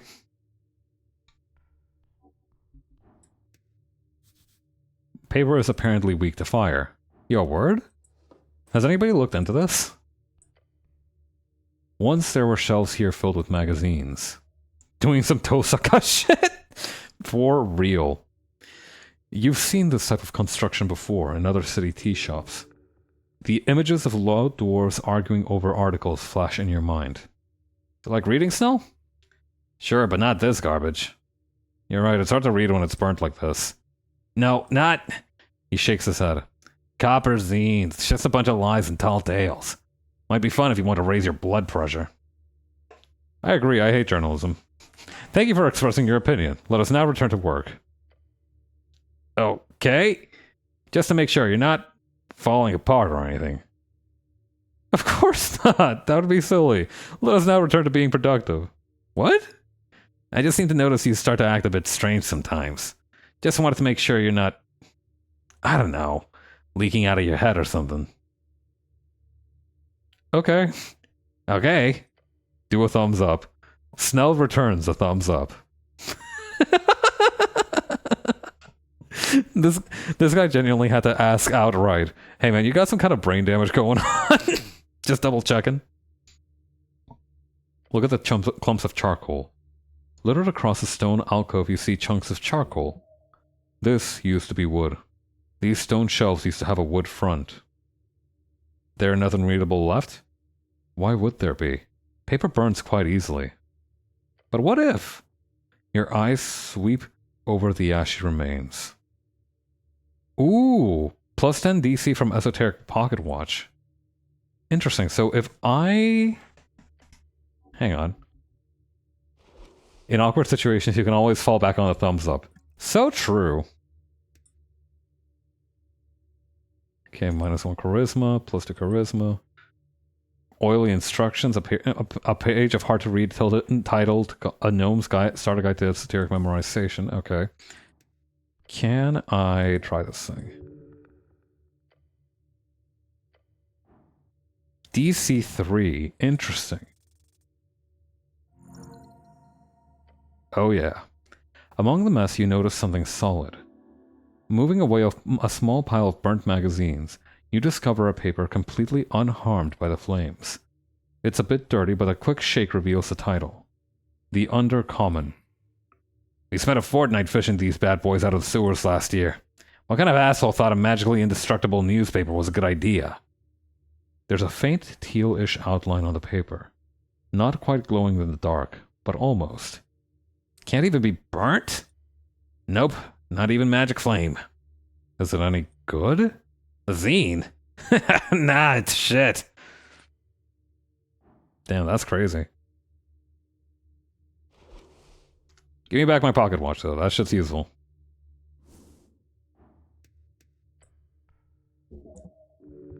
Okay, so wait. Could I just try that again, but without the pocket watch? Or but with the pocket watch? Okay, never mind. Good to know, though. What does it do, exactly? The Undercommon.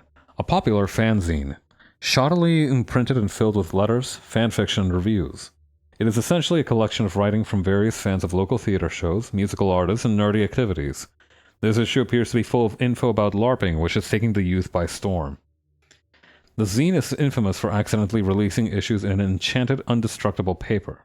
A legal battle is being fought over the difficulty in removing them from circulation. You cannot destroy this magazine no matter what you do. Sounds like it'd be a great weapon then. Can't equip texts here. Fuck. +1 intelligence, -1 constitution. My constitution's kind of dog shit anyway. Might as well go for it.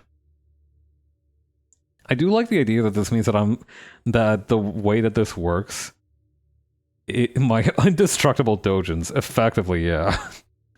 I do like the idea of you, like, obviously it lowers your constitution. I don't know why it would do that. It gives you +1 intelligence somehow. I would have actually done the opposite. I would have made this fanzine make you slightly dumber, but it gives you constitution because you know that trick that you see sometimes in gangster or in the Yakuza movies where they put like thick magazines inside their jacket pockets so in case they get stabbed there's something to like take the stab wound. I'm imagining it's almost something like that. That would have been how I would have done that, but you know what? This is also... It's just conceptually so funny. What if Equestria Daily came in printed indestructible format? We have to send them a letter about this, /J. Yes, a letter on indestructible paper so they can't shred it once they get it. Broken teacups. On the floor beneath the shelf, you find a pile of broken porcelain. Damn, it's like a clump, he says, and cuffs a little. The heat must have been extremely intense at this spot to cause such an effect. What, so the tea blew up? Try to pick one up. What if they made Equestria Daily out of the black box in the game? In the plane. Grabbing the edge of a teacup reveals how stuck it is. You can't move it an inch. They have been deformed by the fire. The heat must have been thousands of degrees.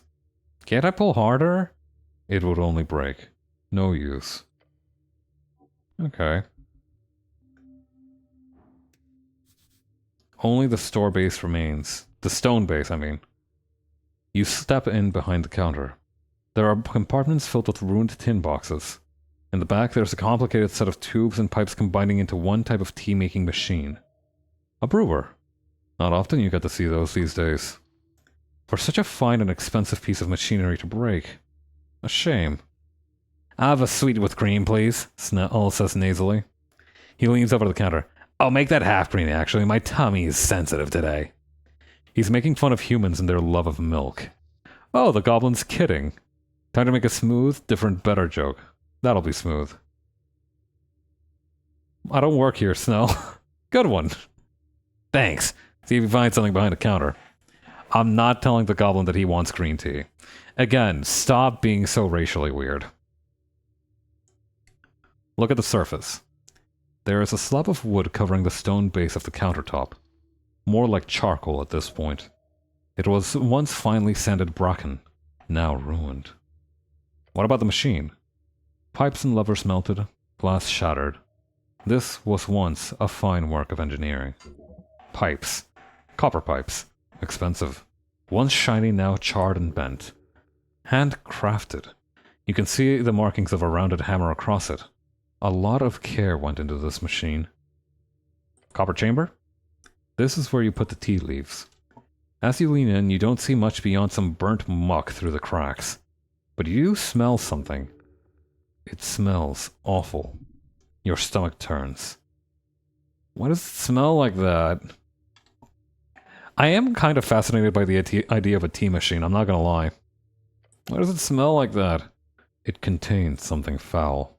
You do not know what. Move away. Do I have to? You really do not. Well, I'm gonna. Come on, don't. Inhale the horrible smell. You smell the disgusting burnt muck through the gaps of your helm. Smells like disgusting burnt muck. Bad. This is not good. Pff, it's 1 hit point of damage. I take more hit points as damage from farting. I should probably go see a doctor about that. What smells foul makes your nose stronger. That is not true. Holy hell, stop shoving your face into whatever this shit is. Your knees shake, but you stand. Take care of yourself better. As you turn around, you find the goblin glaring at you with a worried expression. I'm gonna pretend I didn't see that. Okay, output valve. There's a metal valve at the end. It's shut. It's only shut when it's brewing. That means it was working during the explosion. Can we open it? You try to turn the valve, but it bends at an odd angle. Wait, that is not how a valve is supposed to feel. It's stuck? Be careful. Only with finesse can you tame a machine like this. Because you're such an expert at that. You carefully put pressure on the valve as you turn the little lever. Suddenly you hear a snap. A tiny piece of copper comes flying towards you, hitting your helmet with a dink. Shit, step back! The valve bursts open, releasing an oozing pile of tea, ash, and God knows only what else onto the floor. Gods be damned. Snell mutters and holds his nose. The scent is particularly awful. Avoid. Avoid. And try to survive. -4 DC, you've already smelled this shit. Nat 20. Foulness, but nothing you cannot stand. You smell the fetid melted ooze. The goblin is dry heaving next to you. Try your best not to puke. Alas, you persevere. The floor behind the counter is now covered in a layer of ashy mulch. What did I gain from this? A loud ding comes out of the machine as the last dribble of ooze exits the canister. It's still operational. What the hell? Operational? More like leaking innards. A death knell. After the bell, a box pops up at the top. A box opens up at the top of the machine. Inside, you see dry tea leaves. It's the steam leaves. They're supposed to add extra flavor. And that scent. They are ukul leaves from Kargamesh. Wait, this thing was ready to go. Doesn't that mean it was being used during the explosion? I'm gonna grab the leaves. You carefully place the dry leaves in your pouch. The goblin gives you a nod. Now can we please not hang around this goop? What about the charred boxes? Tin boxes full of tea leaves. Or they're supposed to be. The heat from the explosion has melted both the tin and its contents. It's just ash now. Damn. Was hoping at least one of these would be intact. Selling tea is a legit side hustle. The margins are bonkers.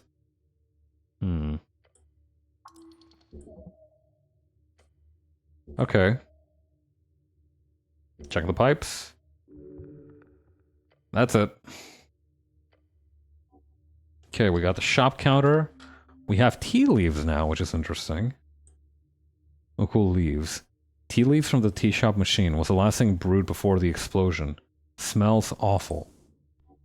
Maybe if we find somebody's normal order? Along the wall you find a row of booths. Any textiles are obviously ruined, but the wood itself stands. Interesting. Your companion squats down and checks under the tables. Yep, fuck down here too. Where should I look first? The left booth doesn't seem very interesting. Snell checks the right one. Check the central booth. The militia hosed the whole place down, Snell says while lifting a coal-like wood piece. Especially here in the front. It's all sludge. Gonna be hard to find anything of... anything. I'll just continue looking at this central booth, I guess. You focus on this particular booth. Or what used to be one.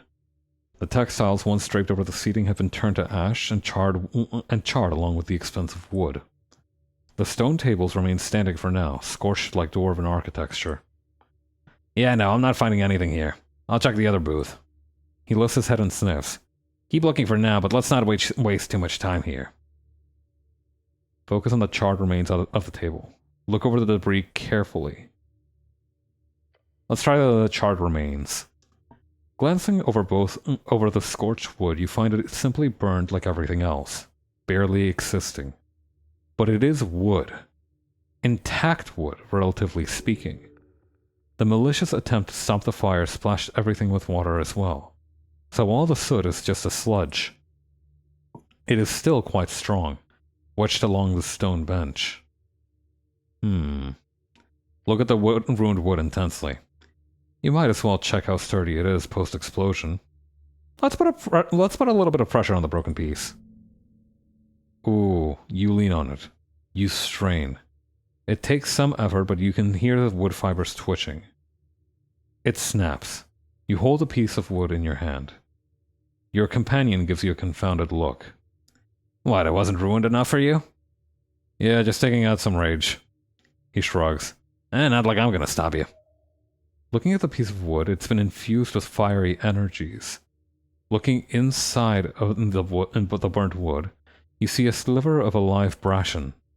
The thickness of the survived and burnt wood suggests a certain level of heat and firepower. If this was caused by a fireball spell, a regular third level wouldn't do this kind of damage to brashen. Interesting. Okay. Look over the table carefully. That's what I thought. Lifting some of the wreckage, you spend 10 minutes searching around the crevice behind a booth, until something catches your eye. Something not burnt. You reach out and grab it. Melted Ilim brooch. It's a tiny metal leaf. It fits in the palm of your gloved hand. As you wipe off the soot, you find it in a strange condition. Its intricate design shows both value and style, but you feel a tingle down your arm. The tiny leaf fits in the palm of your gloved hand. A magic item. The brooch is half melted. A magic item does not get destroyed like this.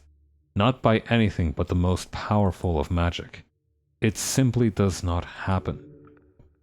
This is a brooch designed by Ilim hands. Their religious leaders and nobility carry these. You glance over to your companion. He hasn't spotted your find yet. Found something. Ow? The goblin scoots on over to you and looks at the tiny pin in your hand. Strange. Interesting. It kind of survived the fire? Bring it with us, show it to the old lady. Sure. He looks around. Let's focus somewhere else in here. Okay, that's enough out of the booth then. Now for the two main parts. What seems to be the blast zone and whatever the hell this is. A flipped table. Looks heavy. The only not disintegrated thing in the central chamber is this stone slab. A table. It was once a stone table. Now it is as scorched as the rest of the tea shop. Maybe leave it alone. Your arms cannot carry that burden. Ah, yes, a table. It must have been flipped over by the force of the explosion. Leave this for last if you are able. So whisper the strings in your ears. You want to flip the table? It's damn heavy, but maybe we can do it together. Maybe later. How the hell is this place still standing? It's a miracle the chamber has not been completely collapsed. Whatever content once filled this chamber has been pushed up against the cracked walls. The dwarven masonry is damaged in various locations and everything, every single thing in the chamber is burnt.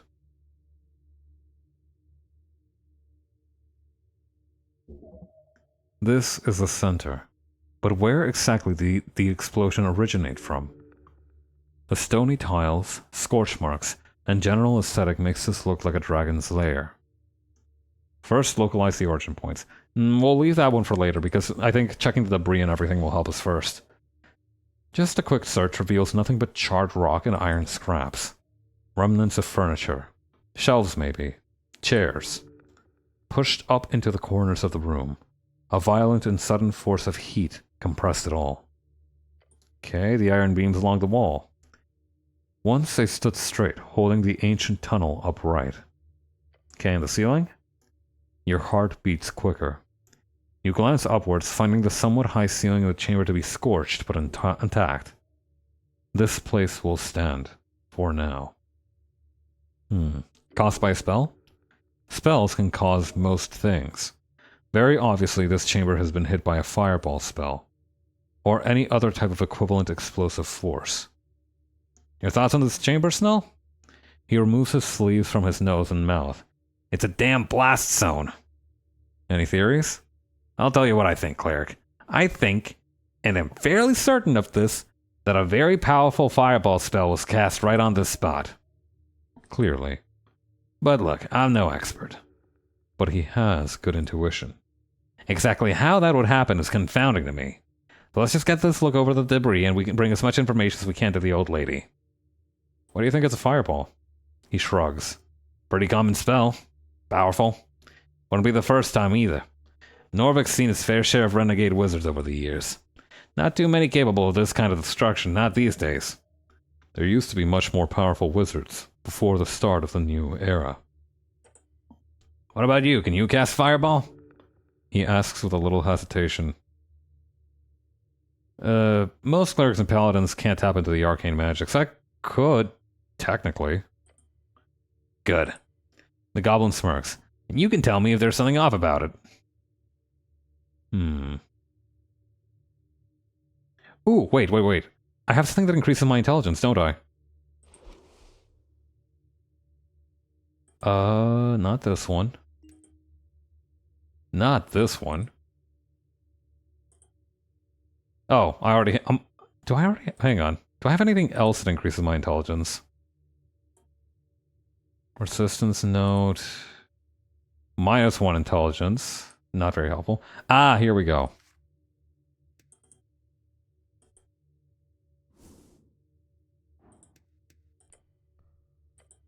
Okay.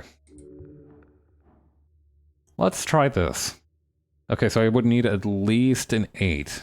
I think we can swing that. Son of a bitch! You are surprisingly confused. You spend around 10 minutes simply looking around. There's clearly damage in the center of the chamber, and the force obviously pushed everything out towards the walls. But no matter where you look, there's no clear epicenter. You need more time on this. The goblin groans. Nothing. Alright, we can take a break or something. He is frustrated. There is more. Far more. The fire spreading wildly in all directions. The center is many. Well, let's try to unlock that option again then. The center is many. Okay, -5 DC. That makes this so much more doable. Fuck you, I know the shit out of the epicenter. You look around and find the damage confusing. While centered in the chamber, the damage appears uneven, as if the force of the explosion was struggling within itself. With that thought, you receive a vision. Replaying the event in your mind. An explosion. In the chamber. Conflagration spreading. It just doesn't work. However, you experiment in your head with the idea of multiple explosions. Suddenly, it clicks. The floor. It has several marks. You start counting. 1, 2, 3. It's not enough. Looking around the chamber, you see several points from which the fire clearly spread. The explosion is...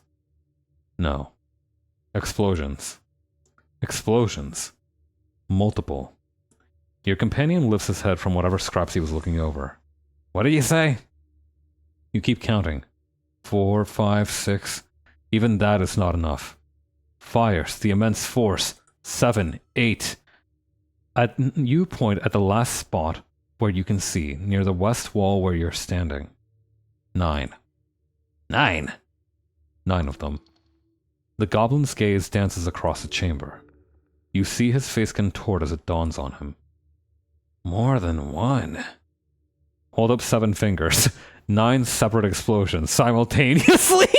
Why would I hold up 7 fingers? He stares at your fingers. He won't mention it. He's too kind. He looks around the chamber concerned. Walk me through it. How did 9 explosions go off at the same time? We got a cabal of sorcerers, a coven, what? Careful now. Do you really want to share this information with him? Of course! Necklace of fireballs? Yeah. Of course I will. Oh, yeah, I'm gonna tell him. Necklace of... He says, and pauses. You can see his mind working behind his sharp eyes. Huh. Mimic an explosion with your hands and say, boom. Like the assassination of Priestess Ilona? Didn't know you were a history buff. He ignores your comment and looks around at the destruction. The mass-produced shit they used in the Coast War. They wouldn't get close to this level of force. You're telling me someone tossed 9 beads of fireball, essentially a fully charged and practically invaluable magic item, into a damn tea shop? It's that or a group of very quick hags. The goblin smirks. You've put the image of 9 old ladies scurrying out of a burning tea shop into his mind. He rubs his eyes. Well, shit. Another thing to report. The old lady's not gonna believe it. Damn, that was crazy.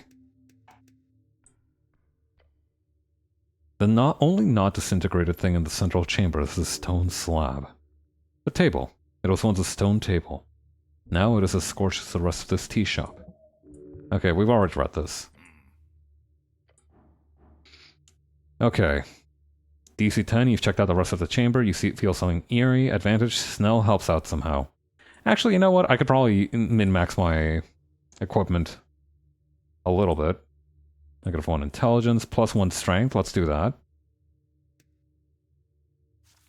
Oh, would it be in the text slot? Yeah, it would be. Okay, +1 strength.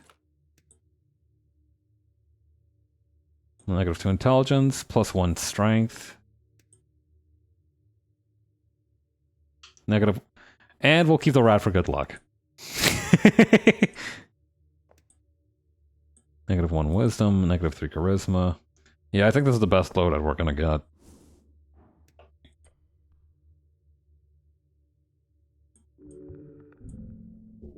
Okay, yada yada yada. Okay. Strength don't fail me now. Even with Snell, this is really heavy. There is something interesting here. However, make sure you look around first. Dios mediante. Ooh, baby. You grab the thick table with your gloved hands, gripping it firmly, strongly. Snell copies your movements. On 3. 1, 2, 3!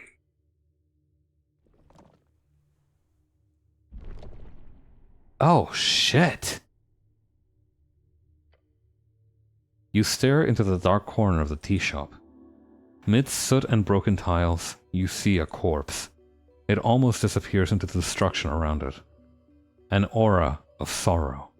This is pure tragedy, beyond any imaginable degree. Snell stares at it. He's silent. Gods be good. Lower your head in respect. You spend a moment next to Snell in silence, your thoughts landing on the disfigured remains. It haunts you. The corpse appears completely charred to you. Such destruction would make it very difficult to identify. The size is average, in human terms. Somewhat slender.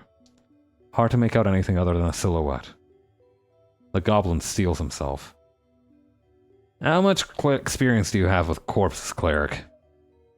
Your thoughts land on anatomy books. Basic medicine training. Nothing practical.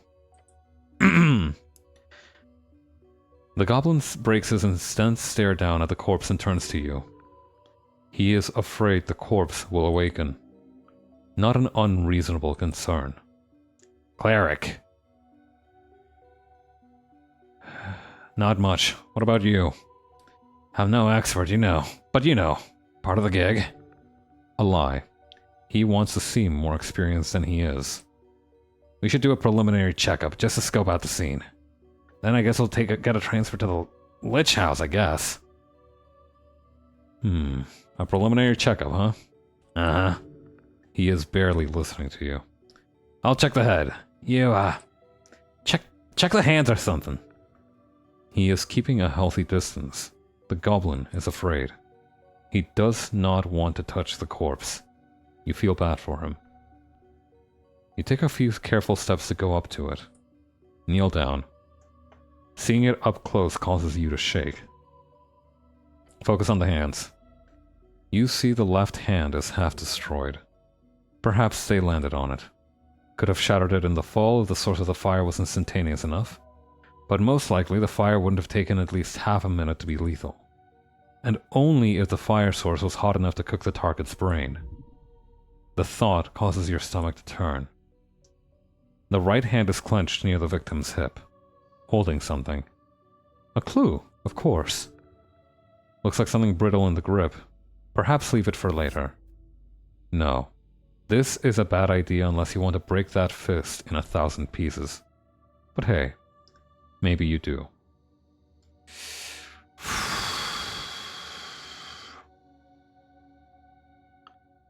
I'm gonna try and get my dexterity up before I do that. The mortician will handle it. Look at the torso. A dark mass, once skin, now appears to be a solid mass. It doesn't even smell. She was incinerated. Fully. In an instant. She? The intense heat caused rapid muscle contraction, freezing the woman in place. She placed herself in this position, most likely to take cover from the explosion. Huh.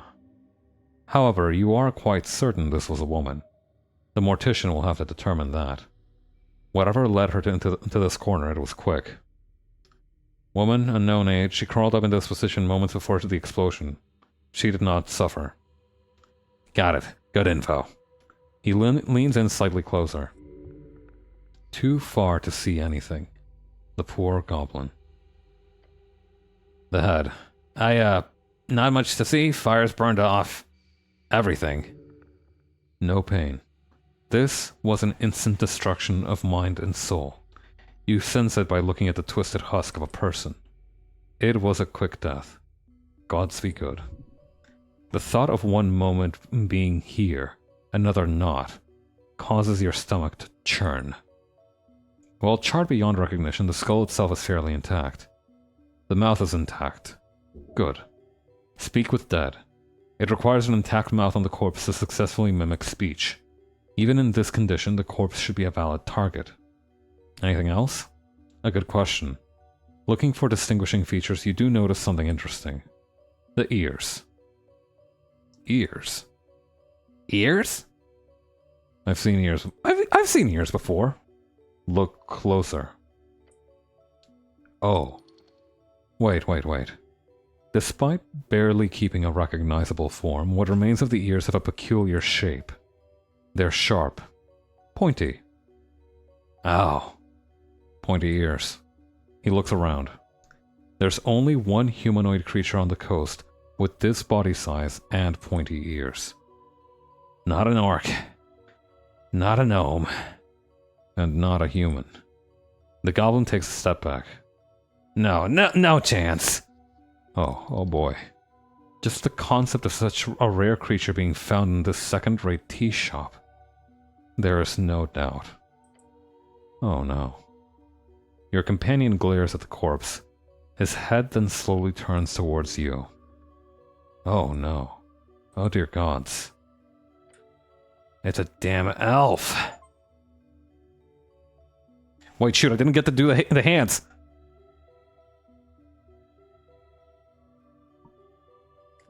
The scent of Ukul amidst a flame of mess. This is the death you fear. The dramatic end to your career. Did they kill Freerin? They might have killed Freerin, I'm not gonna lie. Did they know? No, they couldn't have. Yet you have, through no means of your own, landed in this trapped hallway of a mission. You only have one choice now. Find out exactly why this happened. Who killed the elf? Who blew up the tea shop? You feel the answer must lie below. Far, far below. Shit, I didn't get to check the hands. Oh, I lost my opportunity. Maybe. Or maybe not. Hey, isn't that Duck? The Duck. Your eyes follow behind the towering dark knight as he walks past, heading down the stairs. The body is secured. Good. The pale man answers behind his desk. Snell leans against the iron slab, his eyes fastened entirely upon the elvish corpse across the chamber. I think I expected a dwarf. Huh? A dwarf. What? Why? The tea shop used to be a gathering place for the Asgals. My first thought was of infighting or political assassination. But an elf? After a few seconds, the goblin scoffs and rubs his eyes. The dwarves have a deal with Ilum? The drummer? He lets out a big sigh. Guess we've got more questions to ask. How bad is this? The Elim are powerful, even in Norvik. If one of their own got offed, yeah, could spell trouble for sure. Okay, I'm going for dinner. Enjoy your dinner. This is above my rank. But I don't see anyone jumping at the chance, so you're still serving the old lady. For now. Should be easy to identify an elf, right? You'd think that. You'd think that. I'm guessing it'll be impossible. So, what now? He takes a deep breath. The goblin does not look forward to reporting all of this. Gather up any remaining clues in the tea shop. Then we report to Lady Sageleaf. ASAP. You hear the pale man clear his throat across a circular chamber. Cleric, I am finished with my report. I want to check out the corpse again. Yeah, you obviously also want to do the thing. What thing? You know, the thing. He holds up a hand to his mouth and mimics talking. Tell him no thank you. What thing? He groans. You know, the thing you clerics do with the corpses? What's it called when you speak with the dead? You never had a chance to cast Speak with Dead before coming here. Speak with Dead? Yeah, what's it called? What? Speak with Dead. He glares at you. Are you making fun of me? No, the spell is called Speak with Dead. Oh, right. He closes his eyes and groans. I never did any corpse stuff at the towers. Maybe it's time to do so. Great. And don't call it corpse stuff, it doesn't sound good. Sounds good to you. But you get 5 questions from that spell, right? With that, you should be easily able to determine who, what, why, and when, and so on. Perhaps Viscount can tell you something about the spell. Let me check the corpse again. Oh yeah, why not? You lead the way. Okay, maybe just a little bit longer and then, what's this? Magic items belonging to the deceased. Bracers of Thievery. Ooh. Well, it's not like she'll be using them anymore.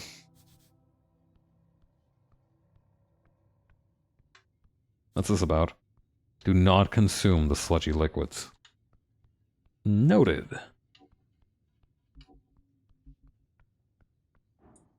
What is this again? Oh, wait. No, what is this again? You flip the tome open. Okay. De pervis draconum ars occulta. Okay, cult dragon speech. Right, I should cast Comprehend Languages here. You should. Oh yeah, do I still have that in... Did I end up using that, or... Like, is that in my spells now, or is that... Also, I should probably try to... unequip all these unnecessary things. Advantage against elves. -3 charisma, -2 dexterity, that's not what we need. Oh, wait, plus dexterity. Yeah, that'll do. What else is there? +1 dexterity, we can use the gross cloak. My yucky cloak.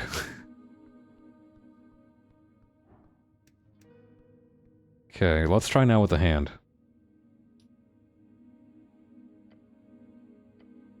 Moving it to the Lich House has caused some minor scuff marks, but nothing major. There is a gentle repose cast on it. That is how it survived the journey in one piece. How did they move the corpse here?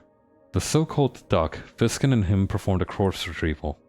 It was an impressive feat of magic to keep it intact, despite the short journey.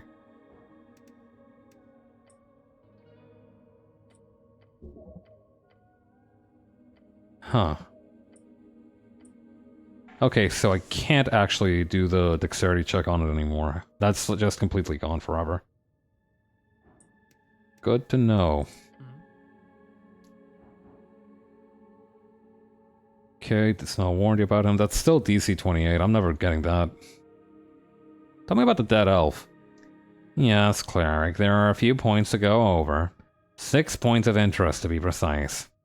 He hands you a piece of paper with the points on them. Tell me which points you wish to go over. The goblin groans. Don't give him choices. We'll be here forever. You should pick the last point first, then go random. Keep them on their toes. Begin with least interesting. That'll keep you engaged and most susceptible for information gathering. Start with the most important first. You need to know this. Point 3 just says sex. Point 1, the transfer? Yes, it went fine. The body was ruined, of course, but still intact enough thanks to the charring that gentle repose did what it should. Then I had a subordinate carry the corpse wrapped in yim silk, a special fiber material. With minor damage, the transfer was completed. Okay, folk identifier. It's an elf, right? Yes, your preliminary assumptions were very much correct. While even the teeth had been ruined, the fangs presented a clear evidence. This is an Elam elf, one without horns or other bestial alterations.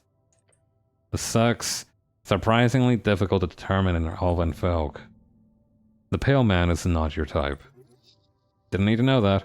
Huh, what an opportunity, you should make light of this.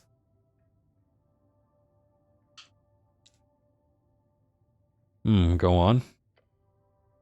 After much consideration, I've established that this was, at the time of death, a female elf. Good to know, thanks. Mouth intact. It is. Which means you are able to cast Speak with Dead, cleric. I need some help with that. He nods. I'll see what I can do. Next point. Point 5, Ilm identity. This elf is clearly of Ilm nature. Getting in contact with the embassy would be smart. Or foolish. I'd suggest speaking with Nicholas Darrow, or his Valkyrie. Yeah, that sounds like trouble. That embassy's on the other side of town. Plus, they're not exactly known to be too welcoming of inquiries. Point 6, hands. I found an object within the elf's grasp. However, it had a magic seal on it, causing it to break upon interference. Slowly and deliberately, the pale man shows you some dust in a vial. It was a chain, a gold chain.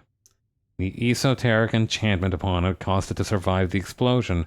However, it fell apart upon losing contact with its host. Interesting. I apologize for not handling it better. Perhaps I could have gotten more info. Elves and their esoteric bullshit. But interesting. Indeed. I'm not sure how to look into it any further, but this could be a good to mention to Lady Sageleaf. Okay, cause of death. Fire. The easy answer is usually the correct one. She was incinerated instantaneously. The final shape of the body informs his judgment. I cannot determine if she sustained any minor damage before, but the way she ended up makes it clear. She was moving until the fire erupted. That is all. Point 8. Clerical compensation? No such point, cleric. What else? He's quick. The pale man is learning how to handle you. I have what I need. Right. Good. Now listen. Speak with Dead is a powerful spell. Where can I find it? Straight to the point. Necromancers are rare in the city. Some specialized cleric are taught it, but few are powerful enough to know it innately at 3rd level. However, for a lack of a better way to put this, I know a guy. Okay, can I trust this guy's guy? Just look at him. Doesn't that face just scream trustworthy? Why wouldn't his guy also be someone you trust? Can I get a spell scroll from the towers, maybe? As a low-ranking cleric, you can't get access to anything higher than 1st level. It truly and utterly sucks. Hey, I wonder why my mouth isn't moving. There it is. Tell me about this guy of yours. His name is Von Davol. He was, or is, or was an arcanist. A pupil of the Fortress of Verdum, if you believe the rumors. A cursed and evil place you've heard about in stories since you were a child. Surely this is a necromancer. And he can teach me this? Von Davol is an eccentric fellow. You may find him down in the crypts. Cool, I'll go look for him. If you treat him well, he will surely share his knowledge with you. Once you are in the crypts, one of the western coffins has a handle that may be rotated. Do so, then pull. His private area will be revealed. This guy lives behind a secret door? Yes, that is correct. Once you've learned Speak with Dead, return and cast it on the corpse. That is all. Anything else you need, cleric? No, I'm good. Okay. I think this is a good place to end off for today, honestly. What a day it's been. Okay. Interesting that... Okay, so it's interesting the way in which the victim was significant, because it's saying that elves are just not very common, and that it's kind of a big problem that they actually are dead. Well, obviously it'd be a problem if anyone's dead, but, you know, it's a specific problem because apparently the elves are some kind of strange political force. We'll figure it out next time. Alright, in any case, take it easy, everybody. I am going to bed. Good night.